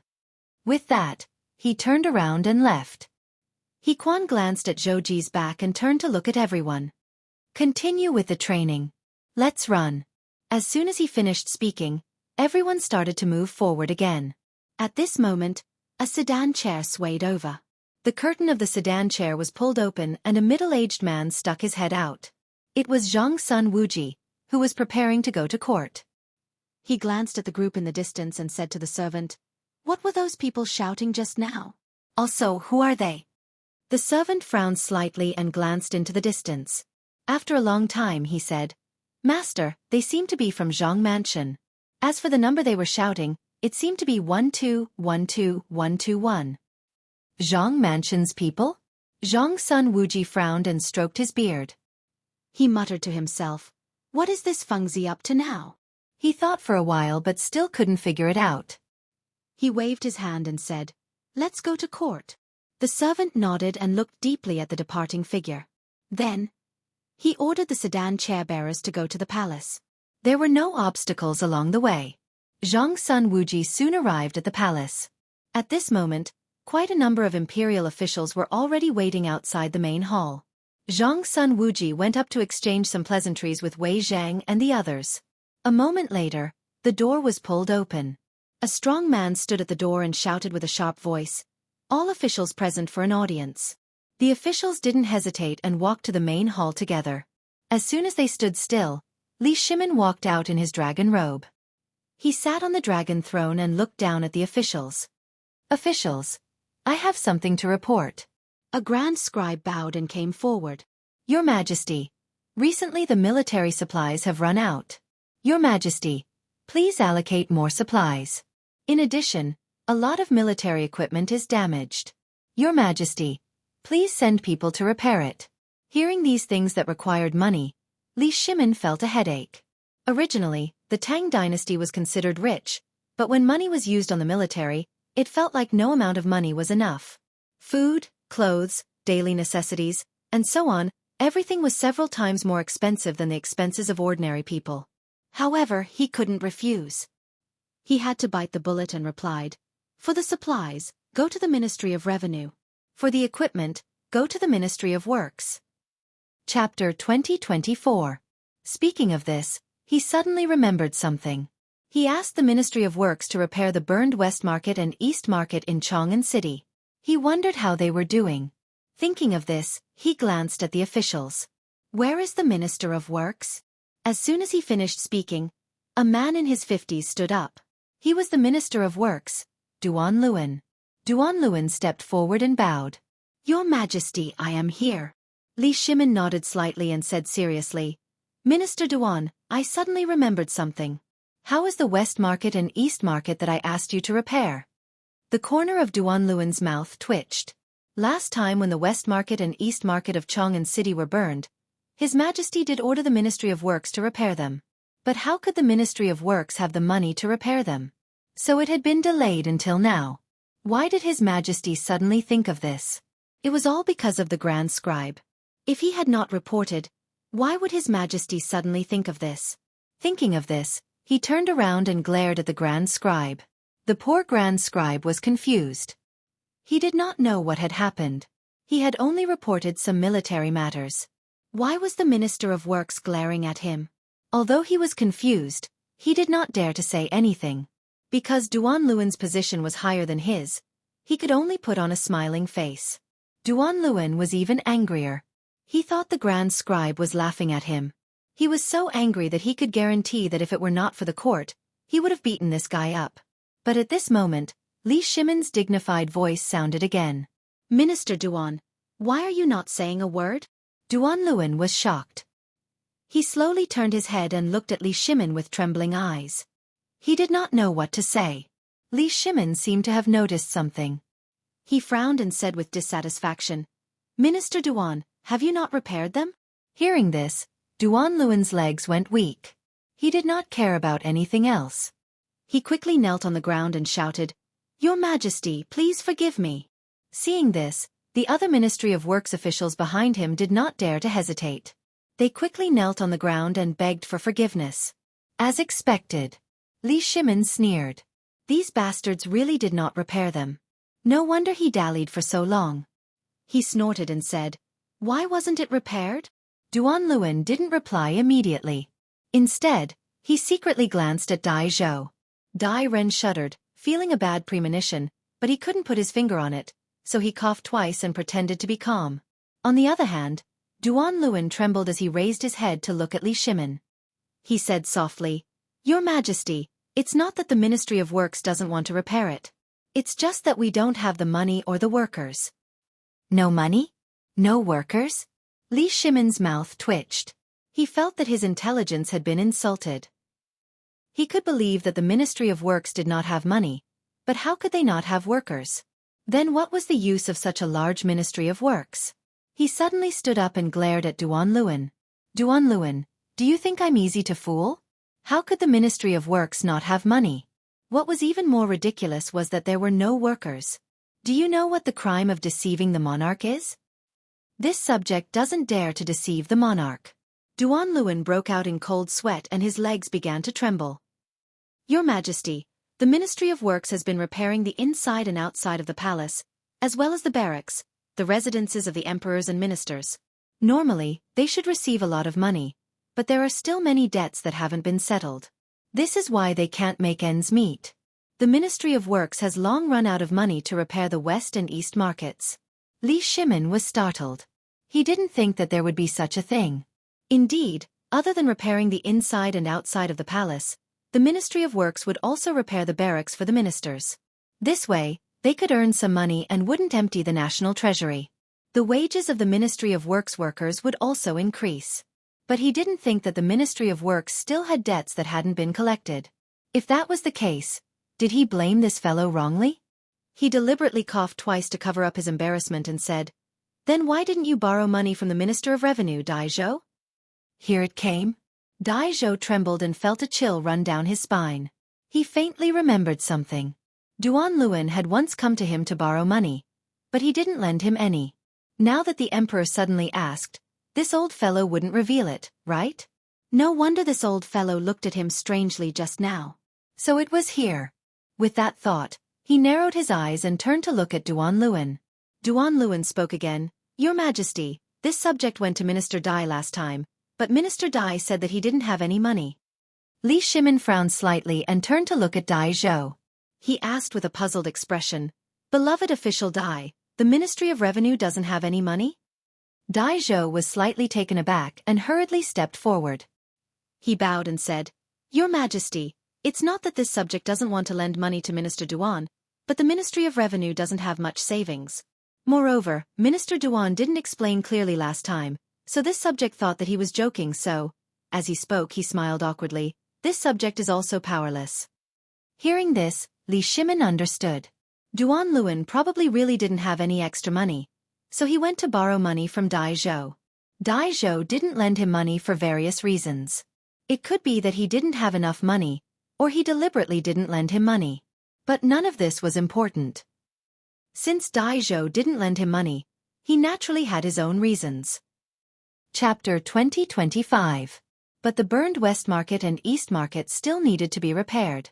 Thinking about this, Li Shimin looked at Duanluan and Dai Zhou and said seriously, I don't care if you have money or not, but the West Market and East Market still need to be repaired. You two have to figure it out yourselves. After that, he glanced at the officials. Is there anything else you want to report? If not, you can leave now. The officials looked at each other and stepped forward as if they had reached some kind of agreement. Farewell, Your Majesty. Li Shimin nodded and left.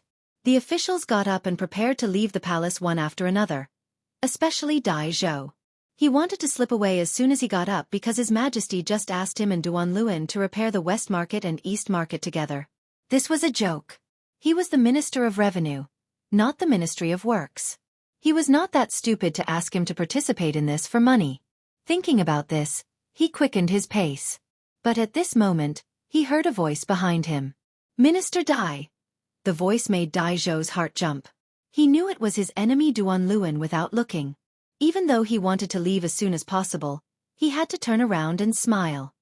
Minister Duan, what's the matter? Duanluan's mouth twitched. He cussed this old man in his heart. Just now, His Majesty said that he wanted to repair the West Market and East Market. Now he was asking what was the matter? But on second thought he could understand this guy. Because the Ministry of Works often repaired things, he didn't have enough money or owed money. So he went to the Ministry of Revenue to borrow money. In the past, Dai Zhou welcomed him with a good face and would lend him some money. Now that he went frequently, he was lucky not to be scolded. But now it was His Majesty's order. He didn't believe that this guy wouldn't pay.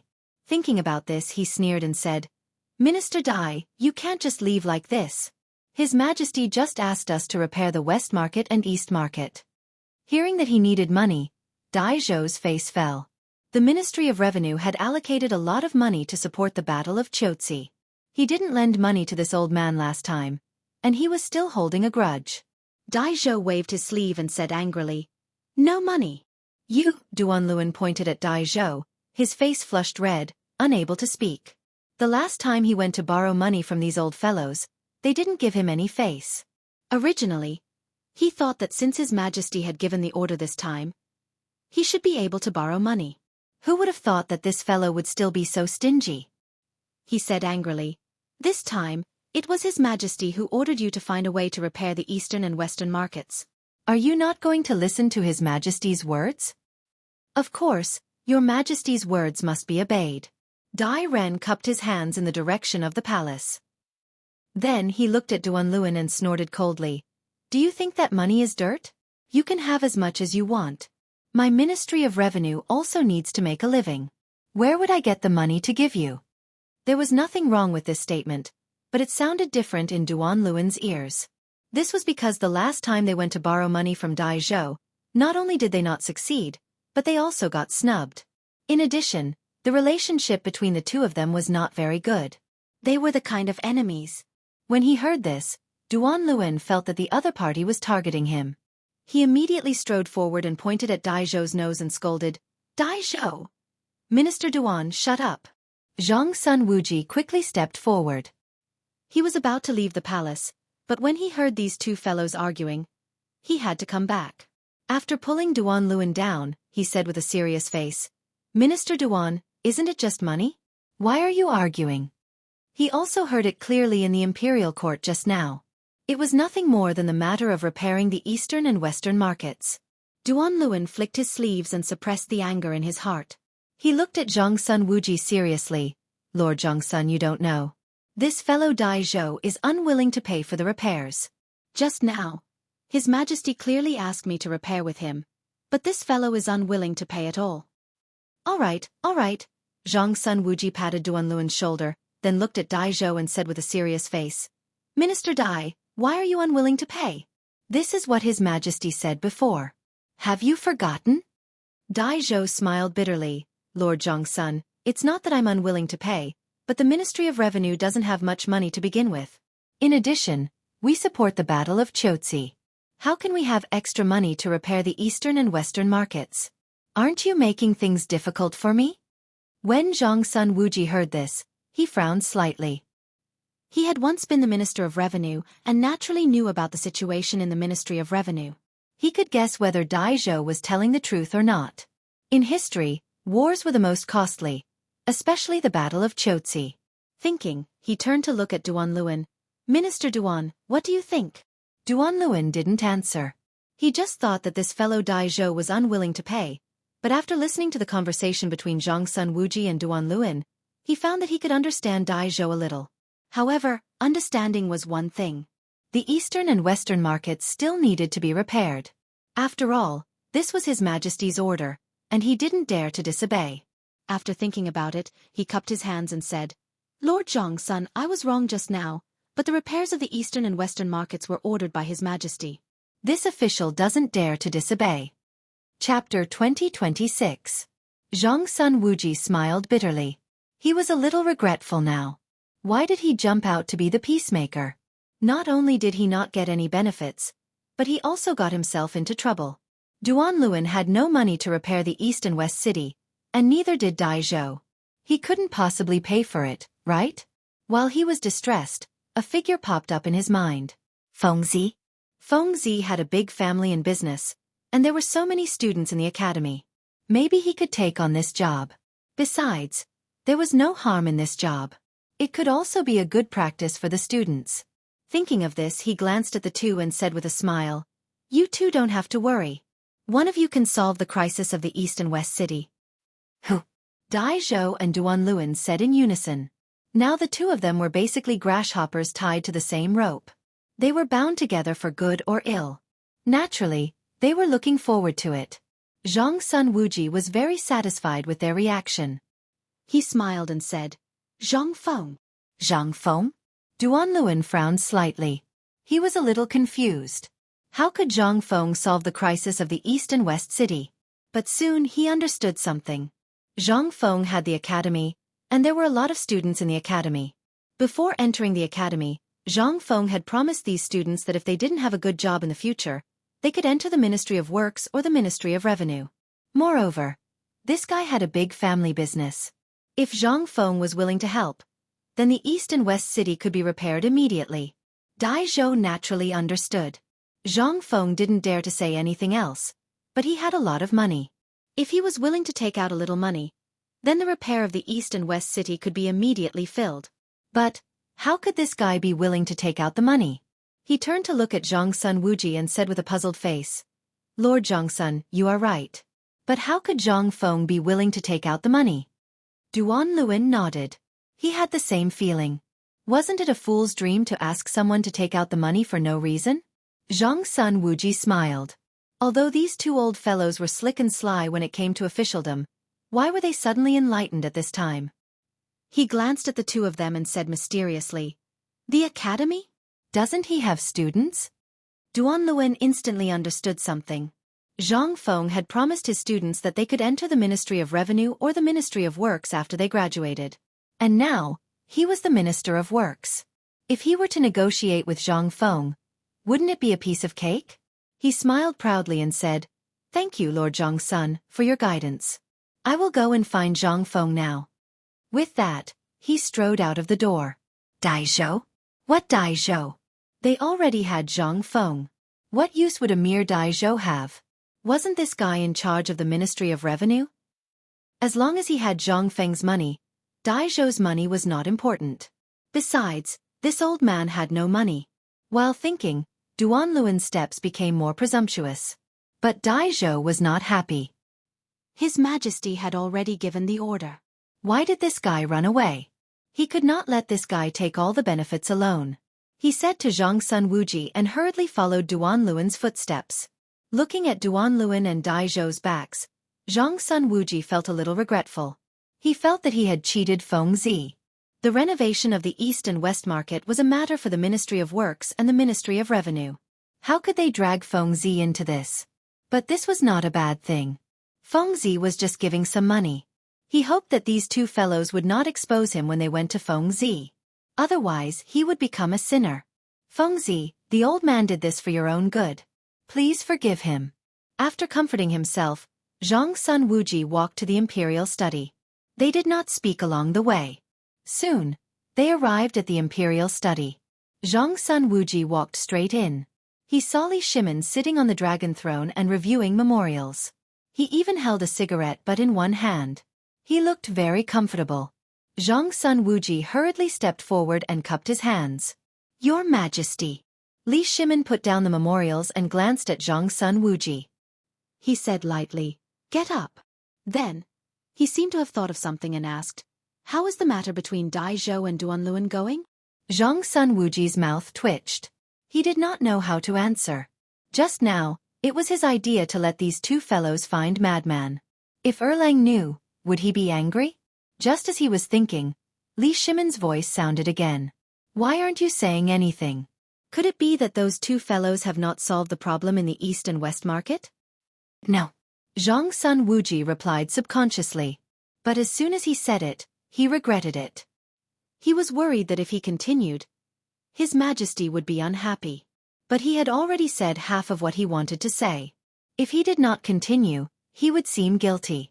He could only bite the bullet and continue. Just now, Dai Zhou and Duanluan were arguing endlessly. "I gave them an idea." Speaking of this, his face was a little red. "Let them go to Fengzi." "Go to Fengzi?" Li Shimin frowned slightly. This was a matter between the Ministry of Revenue and the Ministry of Works. Why go to Fengzi? And this fellow, why did he give Duanluan and Dai Zhou ideas? He asked in confusion, "Why did you urge Dai Zhou and Duanluan to go to Fengzi?" Chapter 2027. Zhang Sun Wuji smiled awkwardly. Just now, Dai Zhou said that the Ministry of Revenue didn't have much money to support the Battle of Chotzi, and Duanluan urgently needed money to repair the East and West market, so I gave them this idea. Well, Li Shimin nodded slightly. He now understood that his brother-in-law wanted to cheat Fengzi. However, it didn't seem to be a bad thing. First, the officials of the imperial court would owe Fengzi a favor, and Fengzi's future as an official would be much easier. Second, there were many students in Fengzi's academy, and it was time for them to gain experience. As for the money to repair the East and West market, it was not worth mentioning to Fengzi at all. Instead, he could earn a favor. It was a good deal. It seemed that Zhang Sun Wuji cheated Fengzi, but in fact, Fengzi made a lot of money. In this case, there was nothing to blame. Thinking of this, he smiled and said, "You did the right thing. Don't blame yourself." Ha! Zhang Sun Wuji didn't recover for a while. He thought that he might be scolded if he told Li Shimin about this matter. He didn't expect that not only was he not scolded, but he was also praised. This was really a pleasant surprise. In fact, what he didn't know was that he thought that he was on the first level. Li Erlang might not like the idea of making a madman lose some money and then scold him. However, Li Erlang was on the second level. He didn't care about the money that Zhang Feng lost at all. He only cared about the repair of the East and West market and the favor that the officials owed Fengzi. It should be known that a favor was much more important than money. Now that Li Shimin was not angry, he was relieved and said with a smile, "Thank you for your praise, Your Majesty. I did it for the sake of the Tang dynasty." Li Shimin nodded and didn't praise him much. He knew that his brother-in-law was arrogant and complacent sometimes. Then he changed the topic and said, "What has Fengzi been doing recently?" Hearing this, Zhang Sun Wuji's interest was instantly piqued. He smiled and said, "I really don't know what Fengzi has been doing recently. However, when I went to court this morning, I saw Fengzi's guards." "Oh." Li Shimin put down his cigarette and looked at Zhang Sun Wuji with interest. "What are his guards doing?" Zhang Sun Wuji stroked his beard as if he was thinking about something. After a while he said, "I saw Fengzi's bodyguard running around Chang'an Avenue. He was wearing steel plates and had sandbags tied to his feet. He was shouting some kind of chant that could be heard from 3 miles away." Li Shimin frowned, somewhat puzzled. He could understand running. It was nothing more than exercise. He could understand tying sandbags to his legs, but why did he have to tie steel plates to his body? She even had to chant? Why did this sound a bit like military training? However, it didn't seem like it. Soldiers didn't have the operation of tying steel plates. Fengzi was becoming more and more unfathomable. He looked at Zhang Sun Wuji in confusion. "Do you know what Fengzi's guards are doing?" "I don't know." Zhang Sun Wuji shook his head and said with a puzzled expression, "I only saw the guards when I went to court. I didn't ask." Li Shimin rolled his eyes at Zhang Sun Wuji, somewhat speechless. He was already in front of him, but he didn't know how to ask. However, this wasn't a bad thing.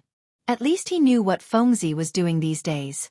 He hadn't seen this guy for a few days. He could take this opportunity to see Fengzi. Thinking of this, he raised his head and glanced at Xiao Gizi. Xiao Gizi, change clothes and leave the palace. Xiao Gizi understood and took out plain clothes to wait for orders. Li Shimin stood up and changed clothes while saying to Zhang Sun Wuji, "Accompany me to see Fengzi later." Zhang Sun Wuji quivered and subconsciously wanted to refuse. This was because he had given Dai Zhou and Duan Luan some advice just now. If nothing unexpected happened, these two fellows should be on their way. If they were to bump into each other in the Zhang estate, it would be a little awkward. However, on second thought, Erlang's words made sense. This wasn't completely a bad thing. At least it would give the academy students a chance to gain experience. Perhaps Fengzi would thank him. After thinking about it, he decided to go. After all, Fengzi didn't eat people. After changing clothes quickly, Li Shimin and Zhang Sun Wuji got on the carriage and went to Zhang Mansion. However, they soon discovered something strange. Chang'an Avenue, which used to be packed with people, was deserted today. There were not even a few pedestrians on the road. What was even more strange was that there was no one in front of many vendors, leaving the food on the chairs. Many of the food had already been visited by sparrows. What was going on? Li Shimin turned to Zhang Sun Wuji and asked curiously, "Why is Chang'an Avenue like this? Could it be that thieves have looted it?"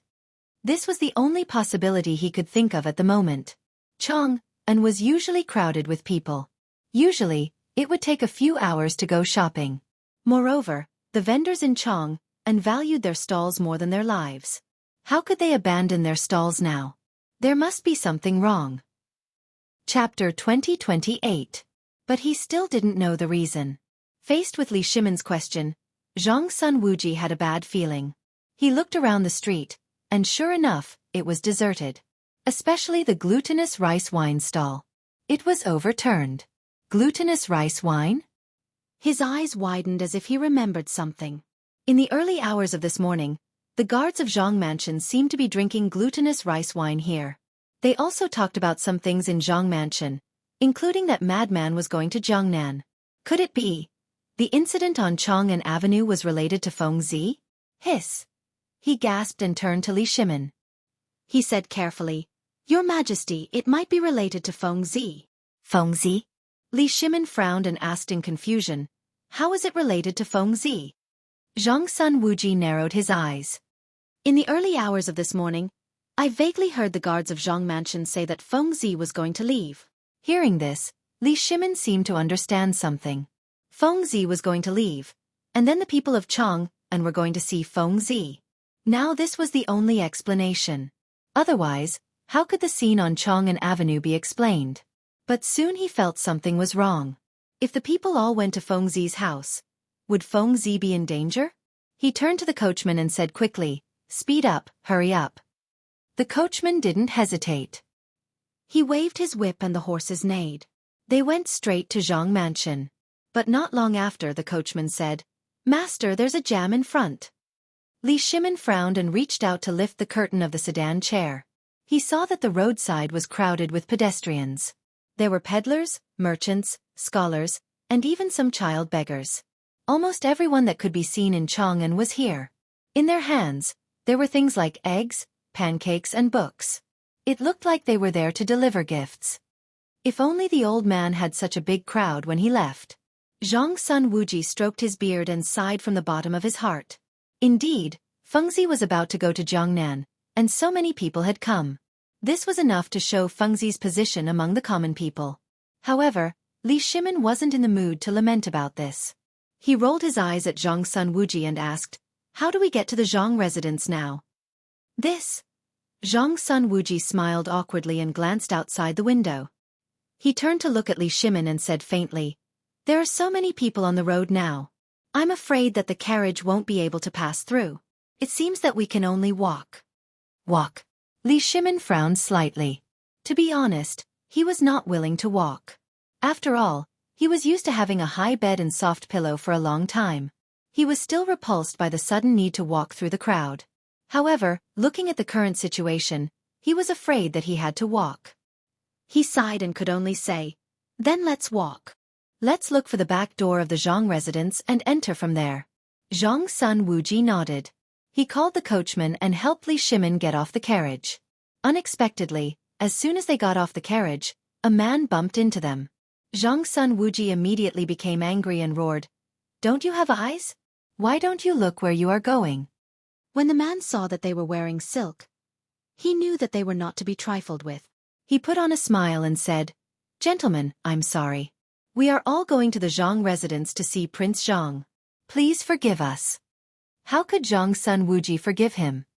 He bumped into the emperor. His face darkened and he was about to continue cursing when Li Shimin's eyes narrowed and gave him a look. He instantly understood and could only stand to the side. Li Shimin smiled at the man and said, "Little brother, please don't take offense. My family's servants are always like this. Did you just say that you were going to the Zhang residence to see Prince Zhang?"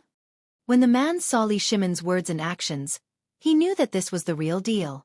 He didn't waste any words and cupped his hands and said with a smile, "Master, you must be joking. This humble one is only a businessman. How could I dare to forgive you? However, since you mentioned Prince Zhang, then I will talk with you." When he said this, he couldn't help but look proud. Previously, this humble one's family was just a poor man. However, ever since Prince Zhang announced the method of braising meat, I began to imitate it. My life slowly improved and now I can be considered wealthy. I can sell my meat for 5 coins a day. However, when I heard that Prince Zhang was leaving, my heart felt like it was being cut by a knife. Thus, I brought 2 caddies of braised meat to see Prince Zhang. As he spoke, the man raised the braised meat in his hand and smiled. "I presume that you are also here to see Prince Zhang?" "He, yes." Li Shimin smiled awkwardly. It was true that they were here to see Feng Zi, but other people were either carrying eggs or braised meat. He didn't have anything. It felt like he was here to freeload. The man also felt that something was wrong. He glanced at Li Shimin and saw that he didn't have anything in his hands. He cast a look of disdain and left. "Master, what should we do now?" Zhang's son Wuji came up and looked at Li Shimin helplessly. Li Shimin rolled his eyes at Zhang's son Wuji and said, "Go to the back door." As he spoke, he walked towards another path. Zhang's son Wuji hurriedly followed behind. However, they didn't expect that the other path was also packed with people. However, compared to the main entrance, this path was slightly better. There were fewer people. Chapter 2029. Li Shimin saw that there was no other way and rushed into the crowd without saying anything. Zhang's son Wuji did not dare to delay and rushed forward to make a path for his brother-in-law. After a while, the two finally arrived at the door. The noise and curses were endless. Li Shimin could only turn a deaf ear and talk to the guard. "Where's your master?" "What did you say?" "I can't hear you." "Where's your master?" "Oh, he's at home." "Let me in." Fortunately, the guard recognized Li Shimin. Otherwise, who knew how much effort it would take? After entering the residence, the guard led Li Shimin to the main hall. As soon as he entered the main hall, he saw Zhang Feng sitting on a chair with a cigarette in his hand. He was smoking and looking very comfortable. Li Shimin quickly went forward and pulled Zhang Feng up. He shouted anxiously, "Fengzi, your door is in such a mess and you're still smoking here? Lao Li, why are you here?" Zhang Feng looked at Li Shimin curiously. However, he soon realized that he was focusing on the wrong thing. He shook his sleeves and sat back on the chair. He said helplessly, "What can I do? I didn't want to leak the news, but I can't control people's mouths." Speaking of this, he snorted and said discontentedly, "The guards at home didn't keep their mouths shut. It's also my fault. I didn't explain it clearly to those guys. That's why people are blocking the door now." "You feel wronged?" Li Shimin raised his eyebrows and found it funny. "So many people came to see you. This is such a great honor. You're still throwing a tantrum?" "Yes, you don't know how lucky you are." Zhang's son Wuji snorted and looked at Zhang Feng with dissatisfaction. "On what basis? Why did this kid have so many people sending him to Jiangnan? Why didn't anyone send him when he went to other places to take up his post? It's fine if they sent him, but why did this kid hide in the main hall and refuse to see anyone? He was a classic example of someone who didn't know how to appreciate good intentions. Looking at their cold gazes, Zhang Feng couldn't stand it anymore. He quickly got up and helped them sit down before saying, "You don't have to be jealous of me." "Who the hell is jealous of you?" Zhang Sun Wuji almost jumped up. Fortunately, Li Shimin quickly held him down. Otherwise, this guy would have definitely started a fight with Zhang Feng. I'm not jealous, okay?" Zhang Feng rolled his eyes at Zhang Sun Wuji. Then, he glanced at the door and said faintly, "Of course, I know that the commoners are here to see me. I also want to go out and meet everyone. It's just that there are too many commoners here. I heard that the door is blocked. If I go out now, wouldn't I be torn apart alive?"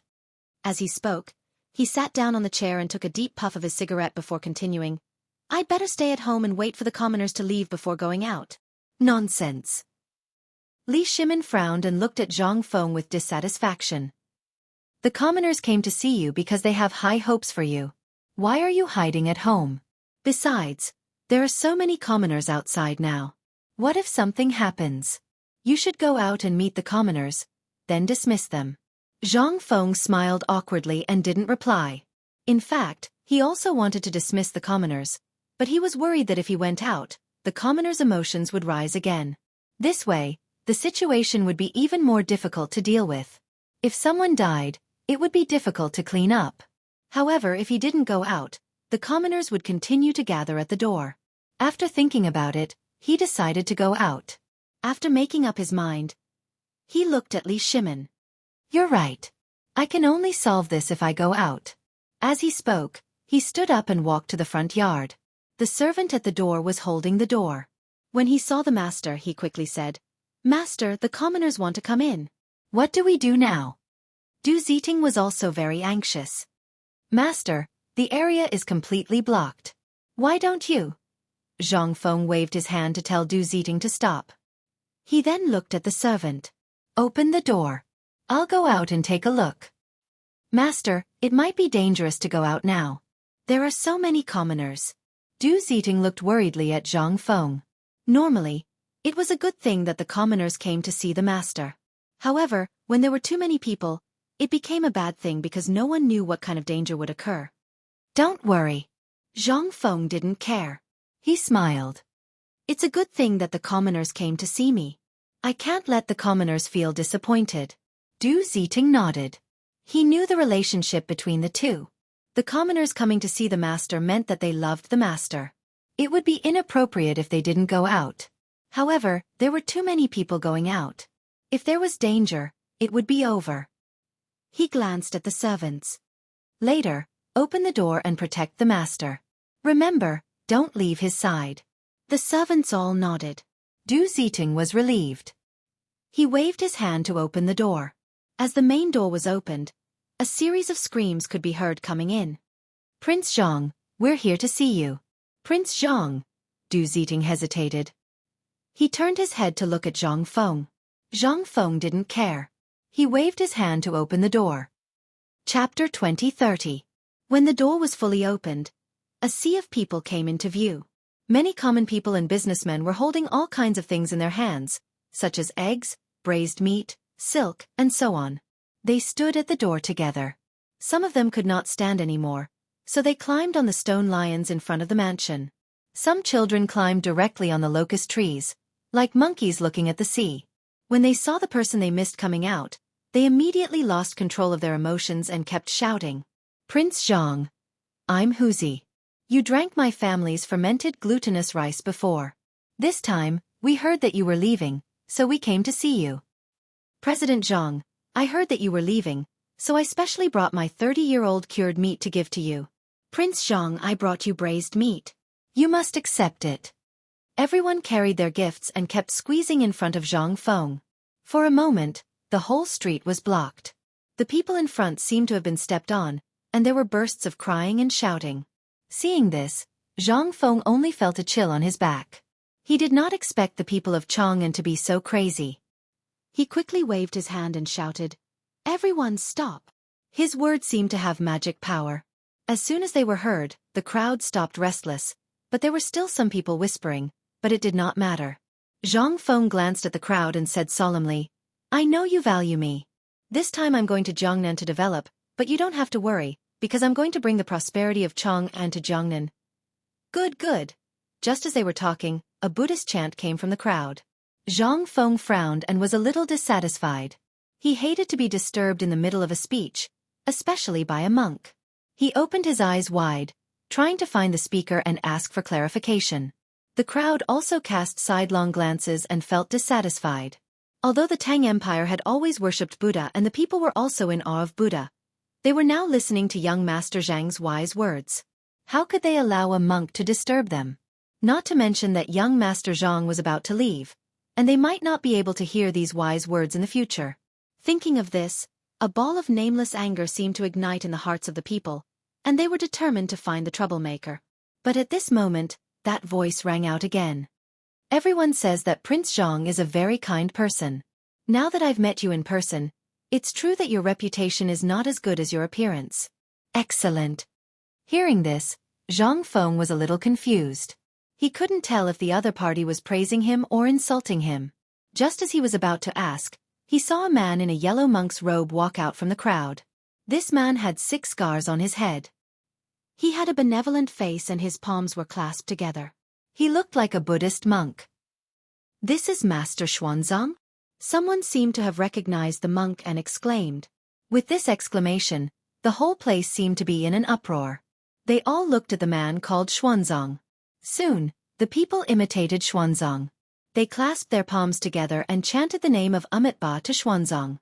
Their eyes were slowly filled with piety. Xuanzang seemed to be enjoying the crowd's attention. For a moment, he forgot about Zhang Feng and started chatting with the people about Buddhism. Seeing this, Zhang Feng finally understood. This guy was Tang Sanzang. But it would be more appropriate to call him Xuanzang. But why did this guy come to the entrance of Zhang Mansion? Also, what this guy said just now was a little confusing. What did he mean? Just as he was thinking, Du Ziting quietly came up. Master, this Xuanzang is the monk chosen by His Majesty at the Water and Land Conference a few days ago. I heard that he's going to India to collect the Buddhist scriptures. Water and Land Conference? Zhang Feng was slightly taken aback and instantly understood something. Previously, due to the Chang'an City incident, Li Shimin had no choice but to issue an edict and call for a Water and Land Conference. This Water and Land Conference was no doubt a springboard for Xuanzang.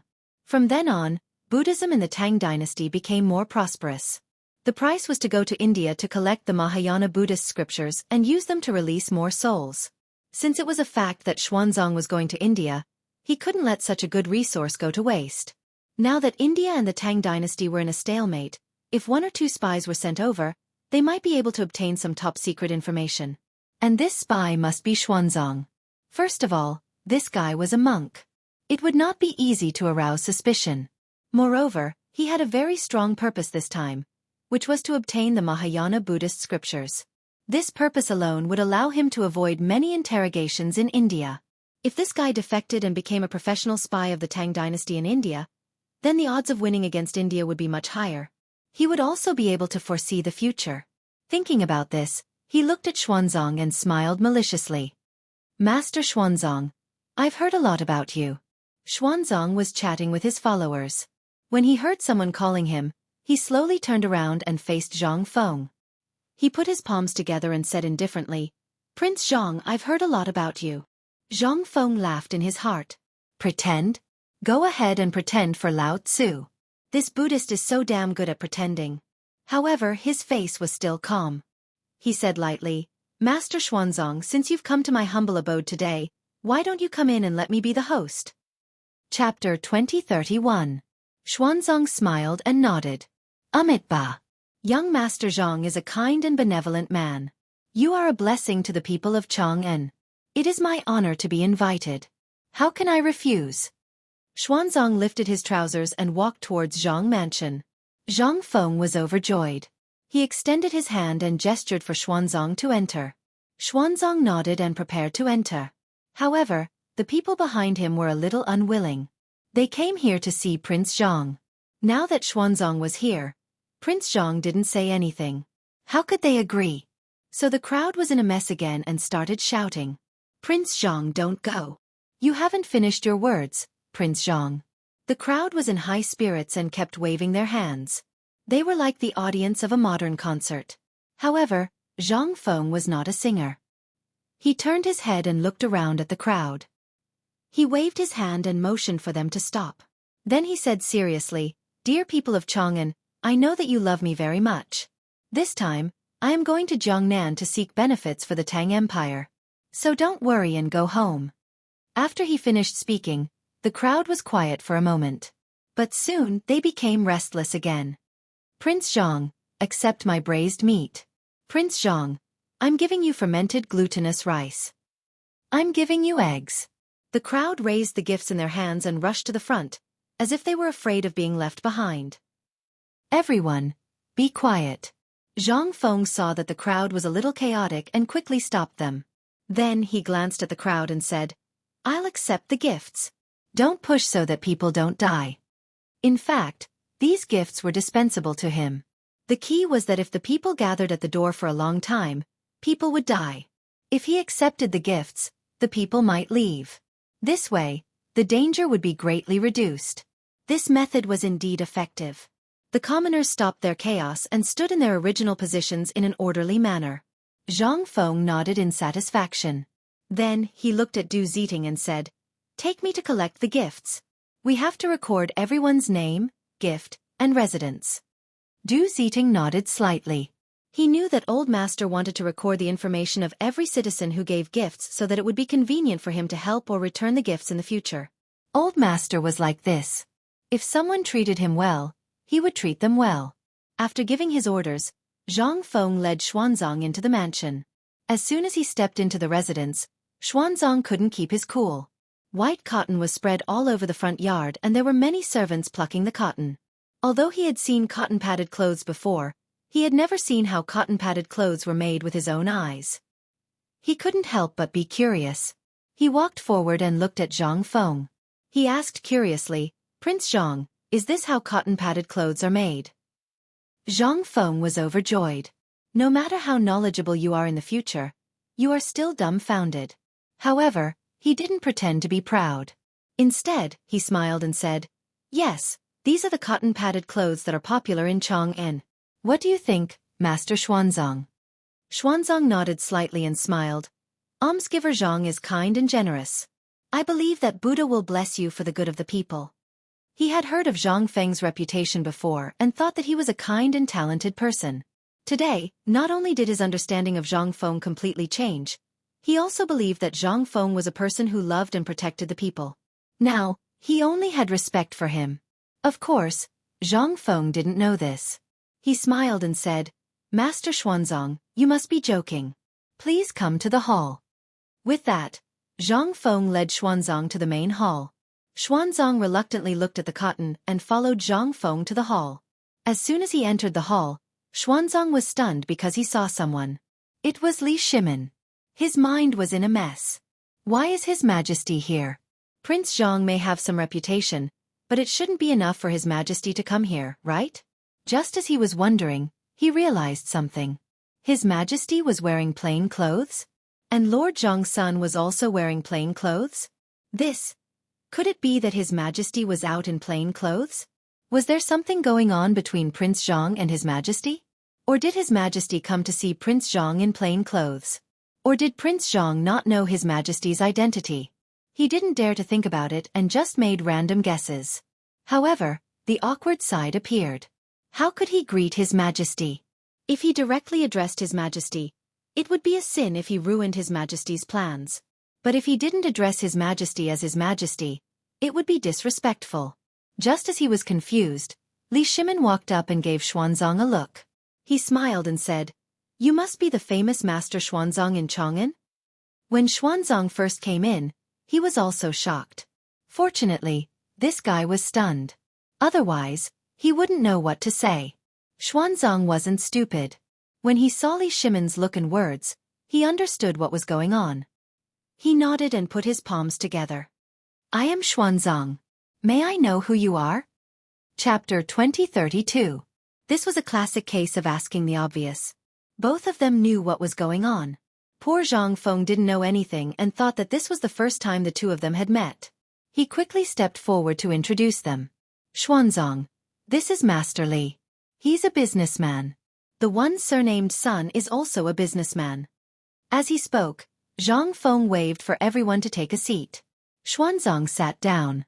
He was now certain that Zhang Feng didn't know His Majesty's identity. He didn't even know Lord Zhongxuan's identity. But why did His Majesty come to Zhang Feng? And why did he hide his identity? Just as he was wondering, Zhang Feng spoke again. Master Xuanzang, I heard that you hosted the Water and Land Conference last time? Xuanzang paused and didn't immediately reply. He glanced at Li Shimin. Because the conference was hosted by him, he didn't dare to speak without his permission. Li Shimin also sensed Xuanzang's dilemma and gave him a reassuring look. Xuanzang relaxed and put his palms together. Almsgiver Zhang, I did host the Water and Land Conference last time. What advice does Prince Zhang have for me? I can't say that I've taught you anything. Zhang Feng smiled and turned to Li Shimin. His face fell. Lao Li, come with me and see if the tea is ready. Tea? Li Shimin paused. He had been sitting here for a long time and the tea hadn't been served. Why did Xuanzang want to see if the tea was ready? Besides, the tea was made by the maids. Why did he want him to see it? In an instant, he seemed to understand something. This kid must have something to say to him and wanted to go out on purpose. That should be it. Otherwise, why would he find such a clumsy excuse? Thinking of this, he still followed Zhang Feng out of the door. Xuanzang, on the other hand, was stunned. It was because Zhang Feng addressed Li Shimin as such. Lao Li? Without years of friendship, no one would call him that. But His Majesty didn't seem to care at all. Even Lord Zhang's son, who was usually the most protective of His Majesty, did not say a word? Strange, this was too strange. He felt like his head was in a mess. He wanted to ask Zhang's son Wuji, who was in meditation, but he was afraid that he would say something wrong. He could only pray in his heart, Amitabha, Buddha bless me. On the other hand, Zhang Feng led Li Shimin to a side room. Seeing that there was no one around, he carefully closed the door. Fengzi, what are you doing? Why are you acting like a thief? Li Shimin looked at Zhang Feng in confusion. Don't be noisy. Zhang Feng turned to look at Li Shimin. Seeing that no one was around, he asked, Lao Li, do you know who Xuanzang is? Li Shimin was amused. What status could Xuanzang have? Isn't he just a monk? He's not just a monk. Zhang Feng stared at Li Shimin solemnly. Last time, he hosted the Water and Land Conference and was greatly appreciated by His Majesty. I heard that he's going to India to get the scriptures soon. Li Shimin was slightly stunned. Zhang Feng was well informed. Indeed, during the last Water and Land Conference, Xuanzang talked about Hinayana Buddhism and said that it could release the souls of the dead. This instantly attracted the attention of the people below the stage. The Tang dynasty worshipped Buddhism. With Xuanzang's lecture, the people quickly became restless. They all asked Xuanzang if he could release the living from their suffering. Xuanzang said that he needed the Mahayana Buddhism, and this Mahayana Buddhism was far away in India. The people naturally desired the Mahayana Buddhism, and they all petitioned Li Shimin. In response to the people's voices, Li Shimin ordered Xuanzang to go to India to get the Mahayana Buddhism. Originally, the Tang dynasty and India were in a stalemate. Whether or not they could get the scriptures was still uncertain. However, this method did indeed stabilize the people's hearts. Xuanzang was also willing to go to India. Both sides were happy. However, what Li Shimin couldn't figure out was that Fengzi called him over just to talk about Xuanzang. What was there to talk about? He replied impatiently, yes, he hosted the Water and Land Conference. He'll probably go to India in half a month. What does this have to do with you? Of course it has nothing to do with me. Zhang Feng rolled his eyes at Li Shimin. Then, he glanced in the direction of India and said with a serious face, although it has nothing to do with me, it has something to do with the Tang dynasty. Think about it, what's the relationship between the Tang dynasty and India now? If Xuanzang is in India. Hearing this, Li Shimin suddenly understood. He didn't become the emperor only because of his strength. He also had wisdom that others couldn't match. Zhang Feng had only said half of it, but he had already understood the gist of it. Xuanzang was going to India. Now, The Tang dynasty and India were in a stalemate. To put it bluntly, they weren't on good terms. What if Xuanzang went to India to ask for information? This was undoubtedly the best help for the Tang dynasty. However, Xuanzang was a monk. How could he do such a thing? He looked at Zhang Feng with a puzzled face. Fengzi, I understand what you're saying. But Xuanzang is a monk. Why would he be willing to work for you and me? Zhang Feng smiled confidently. Don't worry about that. I'll convince Xuanzang later. You just have to beat around the bush and say a few words for me. I promise I'll have a way. Chapter 2033. Li Shimin did not know what Zhang Feng was up to, but seeing how confident he was, he did not say anything. Furthermore, Xuanzang knew his identity. He believed that with his words, it would be easier for Xuanzang to betray him. He nodded. All right, I will act according to your wishes. Zhang Feng nodded, opened the door and walked towards the main hall. Xuanzang was still thinking about the relationship between Zhang Feng and Li Shimin. When he saw them return, he hurriedly stood up. Almsgiver Zhang, Almsgiver Li, you are back. Zhang Feng smiled. Please have a seat, Venerable One. The tea will be served soon. Although making tea was an excuse, he could not just sit there and do nothing. That was why he ordered the servants to make tea when he came over. Xuanzang nodded and glanced at Li Shimin. Seeing that there was nothing wrong, he turned and sat down. He then looked at Zhang Feng and smiled. Almsgiver Zhang, I saw many cotton-padded clothes in the front yard. They must be in high demand. His face turned red. I have a presumptuous request. I wonder if Almsgiver Zhang could sell some to the monks of the Great Mercy Temple? To resist the cold? The Great Mercy Temple was where he cultivated. There were many pilgrims there. He could use some money to buy cotton-padded clothes. Hearing Xuanzang's words, Zhang Feng was overjoyed. He wanted to drink milk. The mother of his child was here. He was still thinking about how to get into the conversation with Xuanzang, but this guy came knocking on his door. As long as he gave the cotton-padded clothes to him, Xuanzang would owe him a favor. It would be easier to negotiate later. After making up his mind, he smiled and pretended to be a savior. Venerable Xuanzang, you are too kind. Although I am not a Buddhist, I am a Buddhist. Since the monks of the Great Mercy Temple need cotton-padded clothes, how can it be a transaction? I am willing to give them to the monks of the Great Mercy Temple. That being said, Lin Fan was overjoyed. If Xuanzang wanted cotton clothes, he must have a need for them. Lin Fan was lacking in everything but cotton clothes. If he gave these cotton clothes to Xuanzang, Xuanzang would definitely fall for it. Li Shimin despised Zhang Feng in his heart because he knew that this guy was full of nonsense. What did he mean by liking Buddhism?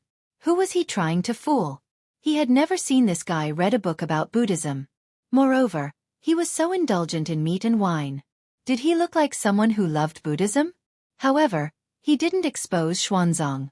After all, he also hoped that Zhang Feng could fool Xuanzang so that he could go to India to gather information. As for the Mahayana Sutra, wasn't that simple? When India was destroyed, what Mahayana Sutra would they not have? He could even get his hands on top-grade sutras. Even if they couldn't destroy India, as long as Xuanzang was fooled, he would definitely be a thorn in India's side. After all, India worshipped Buddhism as their national religion. Who would suspect that a monk was a spy? However, this still depended on whether Feng Zi's mouth could fool Xuanzang, the foolish monk. With that thought, he looked at the two of them again. He saw that Xuanzang's eyes were slightly red. After listening to Zhang Feng's words, he instantly realized that this benefactor not only had a heart to save the world, but also had a heart to care for the common people. This was simply a blessing for Chang'an and the people of the world.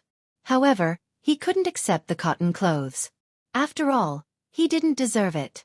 With that thought, he put his palms together and said with admiration, "Excellent. Benefactor Zhang's heart is indeed a blessing for the common people.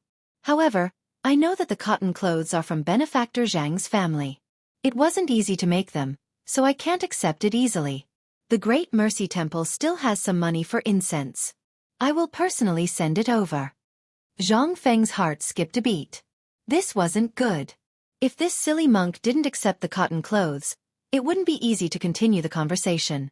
After all, if Xuanzang accepted the cotton clothes for free, it would mean that he owed him a favor. If he had any requests later, It would be easier to ask. This guy seemed to be a little unreasonable. He smiled and didn't give up on the previous topic. He continued to insist, Master Xuanzang, all the monks in the world are one family. You have been exorcising evil spirits and restraining demons for the Tang dynasty for many years. This cotton clothes is just a small token of my appreciation. Please accept it. As he spoke, he winked at Li Shimin, indicating that he should speak. Li Shimin instantly understood and said with a smile, Lin Fan is right. Please don't refuse. Xuanzang didn't want to accept it at first. After all, he was deeply influenced by Buddhism.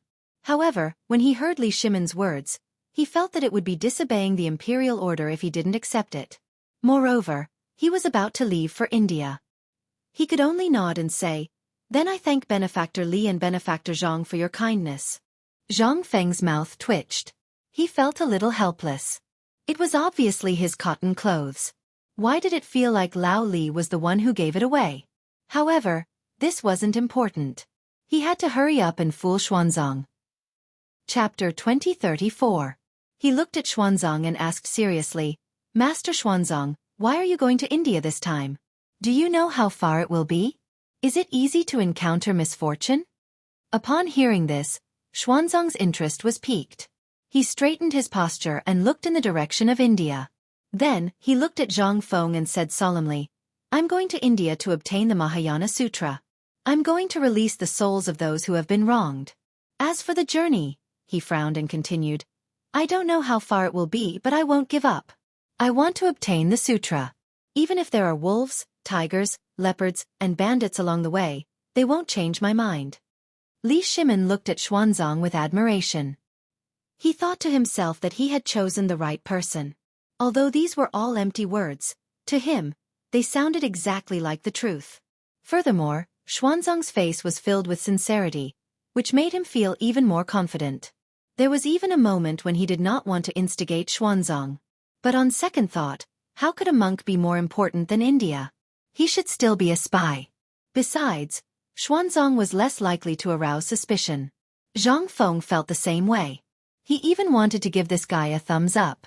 The journey to the west was 50,000 miles. That was still considered a small number. If you added in the wasted roads, it would be more than 90,000 miles. Who would have the willpower to persevere? But this guy in front of him did it. He had to admit that this was worthy of admiration.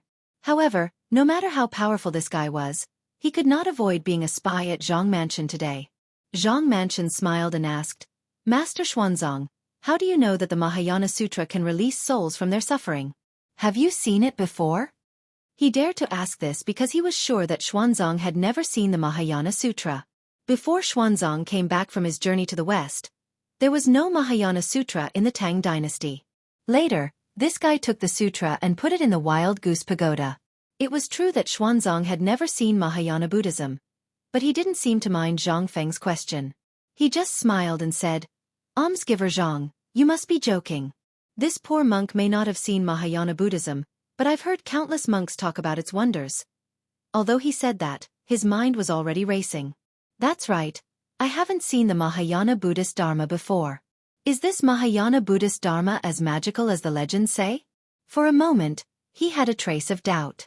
But he quickly dismissed the thought because he felt that he was a monk and couldn't have such doubts. Also, he was about to go to India and couldn't have such thoughts. Zhang Feng seemed to have noticed something and looked at Xuanzang with a faint smile. Master, you just said that you've only heard about it from others and have never seen it with your own eyes. This means that you don't know the wonders of the Mahayana Sutra at all. Can it release souls from their suffering? Can it allow people to go to paradise? If you don't know these, how can you get the West Sutra? This? Xuanzang frowned and didn't know how to answer. Indeed, he didn't know anything that Zhang Feng asked. First of all, he had never seen the Mahayana Sutra, so it was even more impossible for him to know if it could release souls from their suffering. However, he intuitively believed that the Mahayana Buddhist Dharma must be so magical. This was the intuition of a monk. However, facing Zhang Feng's question, it wasn't appropriate for him to not answer. He could only answer stubbornly, Almsgiver Zhang, this penniless monk really doesn't know what you just said. However, this penniless monk still believes that Mahayana Buddhism can release vengeful souls from purgatory, and can also send people to nirvana. Zhang Feng felt a little helpless. What a stubborn fellow. But then again, which monk wasn't stubborn? However, this was not a problem for him. He smiled and continued, Master Xuanzang, let's put this aside for now. Can you tell me what the Pure Land is?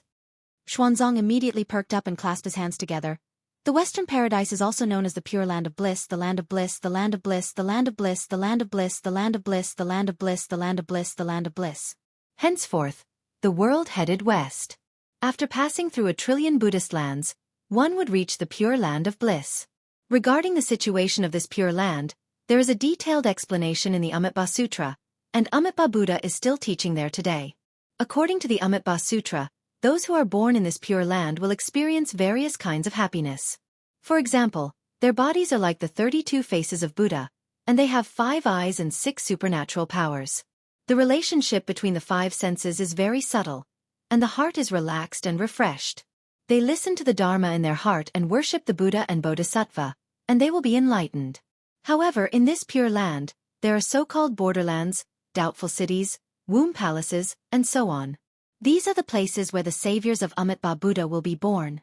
No, no, no. Zhang Feng smiled and said seriously, the Pure Land should be a place where there are no disputes in the world, where there are no differences in culture, where there are no conflicts between people, where there are only virtuous and capable people, and where there is harmony. Old friends don't only have relatives, and children don't only have children. So that the old have a purpose, the strong have a purpose, the young have a strong point, and the lonely have a purpose. There is a place for men, and a place for women. Evil goods should be discarded from the ground, and there is no need to hide them. Evil forces should not come from the body, and there is no need to do it for oneself. It is a place where conspiracy is closed but not flourishing, where theft is not done, and where outsiders are not closed. This is the Pure Land. As for what you said, it is a virtual world, and it can't be realized. Chapter 2035. No conflict in the world? Xuanzang was stunned. No difference in culture? No conflict in the world? These words kept pouring into his mind like a bucket of water. Yes, as long as there was no conflict in the world, people would be able to enjoy bliss even if they didn't go to the Western Paradise. Now that the world was divided and reunited, there were endless wars.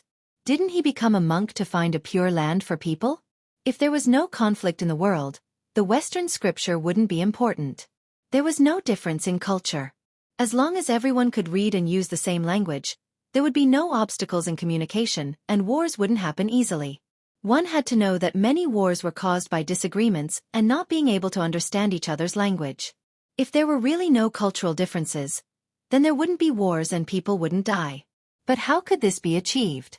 As long as there were people, there would be wars. This was inevitable. But since almsgiver Zhang said so, did he have a corresponding solution? He looked at Zhang Feng expectantly. Almsgiver Zhang, what you said just now is really wise. How can we do it? It's very simple. Zhang Feng smiled. As long as there is no war in the world, it can be done. The corner of Xuanzang's mouth twitched. He felt helpless. He knew there was no war, but how to do it was the most difficult. He asked again with a sincere face. Almsgiver Zhang, I know there is no war. But how can we do it? Zhang Feng looked at Li Shimin. They were finally getting to the point. He smiled and turned to look at Xuanzang. He said seriously, now there are wars around the Tang dynasty. Only by quelling these wars can we do it. First of all, the Turks, Tubo, Tuyuhun, and India. As long as the Tang dynasty quells these wars, the people of the Tang dynasty may go to the Western Paradise. After hearing this, Li Shimin really wanted to give Zhang Feng a thumbs up. Don't be fooled by this brat's usual playfulness. When it came to tricking people, he was like an old sow wearing a bra, one set after another. Even he was almost stunned by this kid. He didn't believe that Xuanzang would remain unmoved. He turned to look at Xuanzang. He saw that Xuanzang was stunned. He frowned and didn't say anything. In fact, Xuanzang was struggling in his heart. When he heard Zhang Feng's words, his first thought was that they were wise. However, after carefully tasting it, he felt that something was not quite right. However, he could not figure out what was wrong, so he began to think about it. Until now, he still could not figure it out. Zhang Feng was clearly enjoying this process. He looked at Xuanzang playfully and said, Master Xuanzang, there are bound to be casualties in war. You know this even if I don't tell you. Many men have lost their arms, legs, and even their lives because of war. Do you want such tragedies to continue? No. Xuanzang replied. Xuanzang replied subconsciously. As a monk, he could not bear to see or even hear about killing. However, he was just a monk. Other than teaching others to be kind and preaching, there was nothing he could do to stop the killings. He looked at Zhang Feng helplessly and said, But I am just a monk. I can only teach others to be kind. How can I stop the killings? You can. Zhang Feng said firmly. He looked at Xuanzang seriously. Think about it. Aren't you going to India this time? India is at war with the Tang dynasty. You just have to persuade them to reduce the killing. Even if they withdraw, you can bring back some useful information to the Tang dynasty. Isn't that enough to stop the killing? Li Shimin was dumbfounded. At this moment, he really felt that this Feng Zi was like a preacher, fooling Xuanzang with a straight face. Most importantly, this silly monk was slow to react, and it took him a long time to react. If Li Shimin knew about MLM, he would think that Zhang Feng was an elite in MLM. It would be a pity if he didn't go into MLM with his eloquence. Li Shimin wasn't the only one who was stunned. Xuanzang was too. At first he was fascinated. He didn't have any problems. He was a monk and he was going to India. If he taught people to be kind there, it might be effective. But later, he felt that something was wrong. He had to bring back some useful information to the Tang dynasty? Why did it feel like treason? It felt like he was a spy? What was going on? Soon he understood. He was being asked to be a spy. His face changed and he quickly asked, Almsgiver Zhang, you don't want me to be a spy, do you? As a monk, although he had always been responsible for teaching others to be kind, he had never thought of being a spy. After all, it was against the teachings of his religion. What Zhang Feng didn't expect was that this seemingly slow-witted monk's mind was actually so sharp. He even saw through his intentions in an instant. Chapter 2036. However, he did not panic. Instead, he continued to persuade him calmly. Master Xuanzang, you misunderstood me. How could I ask you to be a spy? I'm telling you how to send the people of the Tang dynasty to Elysium. Think about it. Now India is at war with the Tang dynasty. As long as the war doesn't stop, the people of the Tang dynasty will be in deep trouble. I believe you don't want to see that, do you? And you're about to go to India. As long as you send some information to the Great Tang, won't you be saving the people of the Great Tang? You'll be saving the men protecting the Great Tang on the battlefield. All you have to do is pay attention, and you might be able to save thousands of lives. Are you not willing to save the people of the Great Tang? Xuanzang was stunned. Just now, he thought that Almsgiver Zhang was asking him to be a spy. But after hearing what he said, he suddenly felt that everything was wrong. The Tang dynasty was indeed at war with India, and he was going to India. It was a very common thing, but in Almsgiver Zhang's words, it seemed to be related to the people of the world. Indeed, the war between the Tang dynasty and India had been going on for a long time. If he went to India and got all the useful information, he might be able to save countless people. There was no difference between preaching and sending information. If more people could be saved by sending information, it seemed more reliable to send information. The doctrine was dead, but human life was alive. If it could save people, what was the harm in offending it once? And Almsgiver Zhang's words were so reasonable. After making up his mind, he looked at Zhang Feng seriously and said, Almsgiver Zhang, what you said is reasonable. I'm willing to go to India to send information. Then he frowned and said, But, I'm afraid it's difficult for me to complete the task alone. Don't worry. Zhang Feng waved his hand and said with a smile, When the time comes, I'll arrange guards for you. You can order them around. As soon as he said that, Xuanzang's admiration for Zhang Feng was like a surging river. Isn't such a selfless person worthy of admiration? She had only met him by chance, but he was actually willing to give her a bodyguard, and even wholeheartedly for the sake of the world? He even felt that his merit from going to India to obtain the Buddhist scriptures was incomparable to the other parties. Almsgiver Zhang, please allow this poor monk to become your disciple. Xuanzang stood up and saluted Zhang Feng respectfully. This wasn't an impulsive decision, but an emotional one. Almsgiver Zhang's selfless spirit was hard to come by. He was no different from a saint. Li Shiming was stunned. He was just watching the show when Xuanzang suddenly stood up and said he wanted to be Feng Zi's disciple. What the F***ck was going on? Li Shiming was stunned. He was just watching the show when Xuanzang suddenly stood up and said he wanted Feng Zi to be his disciple. His mind was in a mess, and he couldn't believe what he was seeing. After all, Xuanzang was an eminent monk of the Great Mercy Temple. Why would he suddenly want to be Feng Zi's disciple? Could it be that this guy was really fooled by the madman? Or was there something wrong with this guy's head? He looked at Zhang Feng in confusion. In fact, Zhang Feng was also a little confused. He didn't expect Xuanzang to suddenly want to be his disciple. He was just trying to get this guy to defect, but he didn't know how this guy suddenly came up with this idea. However, this idea wasn't a bad thing. If they were master and disciple in the future, it might be easier to control Xuanzang to steal information. Besides, Xuanzang was not an ordinary person. He had a good reputation in the Tang dynasty, and he was also an eminent monk. Thinking about it carefully, it wasn't a loss. After thinking about it, he suppressed the shock in his heart and said to Xuanzang with a smile, "Xuanzang, I don't know why you want to be my disciple, but since you have this intention, I won't refuse. Today, I will accept you as my disciple." Xuanzang was overjoyed and quickly said, "Thank you, master." After that, he bowed deeply and stood up. He had always admired Zhang Feng's selfless spirit, and now it was needless to say. Li Shimin saw this and quickly came forward to congratulate. Congratulations to Feng Zi for accepting such an excellent disciple. Also, congratulations to Master Xuanzang for becoming Feng Zi's disciple. In fact, he was very happy about this.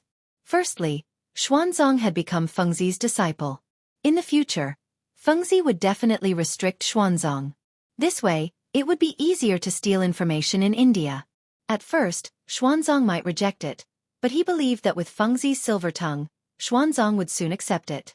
Secondly, this would also be a good way to restrain Xuanzang. Even if he went to India, he would wholeheartedly think about the Tang dynasty. Zhang Feng had foreseen this. Otherwise, how could he accept Xuanzang so easily? He smiled and decided to brainwash Xuanzang to a deeper extent. "Xuanzang, now that the world is in chaos, the people of the Tang dynasty have no way to make a living. Although you are a monk, you can't sit back and do nothing." Xuanzang nodded heavily. "You are right, master. Please teach me what to do." Chapter 2037. Zhang Feng smiled. Xuanzang finally understood. He looked at Xuanzang seriously and said, "Xuanzang, the first thing you need to do when you go to India is to make friends with the local Buddhists. You should know that Buddhism is the national religion in India. You can participate in national and political affairs. As long as you make friends with the local Buddhists, you might be able to get some information." Xuanzang was hesitant. He was a monk, and a monk who adhered to his principles. It was indeed difficult for him to make friends with the Buddhists in India.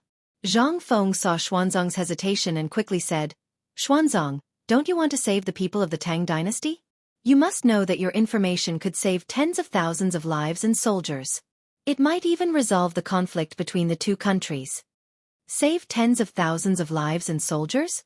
Resolve the conflict between the two countries? Xuanzang was shocked. He felt his blood boiling. Why did he become a monk? Wasn't it to save the people? If what Master said was true, then he would have done a great service. He nodded without hesitation and said, "Master, I am willing to go." Zhang Feng was overjoyed. He smiled and said, "Good. When the time comes, Master will arrange for guards to protect you." Xuanzang nodded. His heart had already flown to India, wandering in the world of salvation. Li Shimin gave Zhang Feng a look of admiration. To be honest, this was the first time he met someone who was so good at talking. Even the officials in the imperial court were not as good as Zhang Feng. Moreover, Xuanzang actually believed him. It was really strange. However, this was a good thing. As long as Xuanzang went to India, it was equivalent to stabbing a thorn in India's side. It would be impossible to pull it out in the future. "Master, since the matter is settled, I will take my leave." Xuanzang stood up. He had to go back and prepare for his trip to India. Leaving so soon? Zhang Feng looked reluctant. In fact, he had long wanted this guy to leave. Although this cheap disciple was a good person, he was a little dull and talkative. Zhang Feng couldn't stand it, but he couldn't show it because he still needed this guy to go to India. He could only force a smile and said, "I wanted to talk to you through the night. I didn't expect you to leave so soon." Xuanzang put his palms together and said sincerely, "Master, I have to go back and prepare for my trip to India. I will listen to your teachings when I come back." "When you come back?" Zhang Feng deliberately raised his voice and looked at Xuanzang with a sad face. "We have just met today and we have to leave. How long do I have to wait?" Li Shimon's mouth twitched as he watched from the side.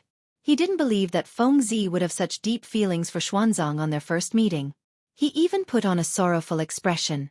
He was obviously trying to bribe Xuanzang. When he looked at Xuanzang, the corners of his eyes were moist. He looked at Zhang Feng and said, "Xuanzang appreciates Master's kindness.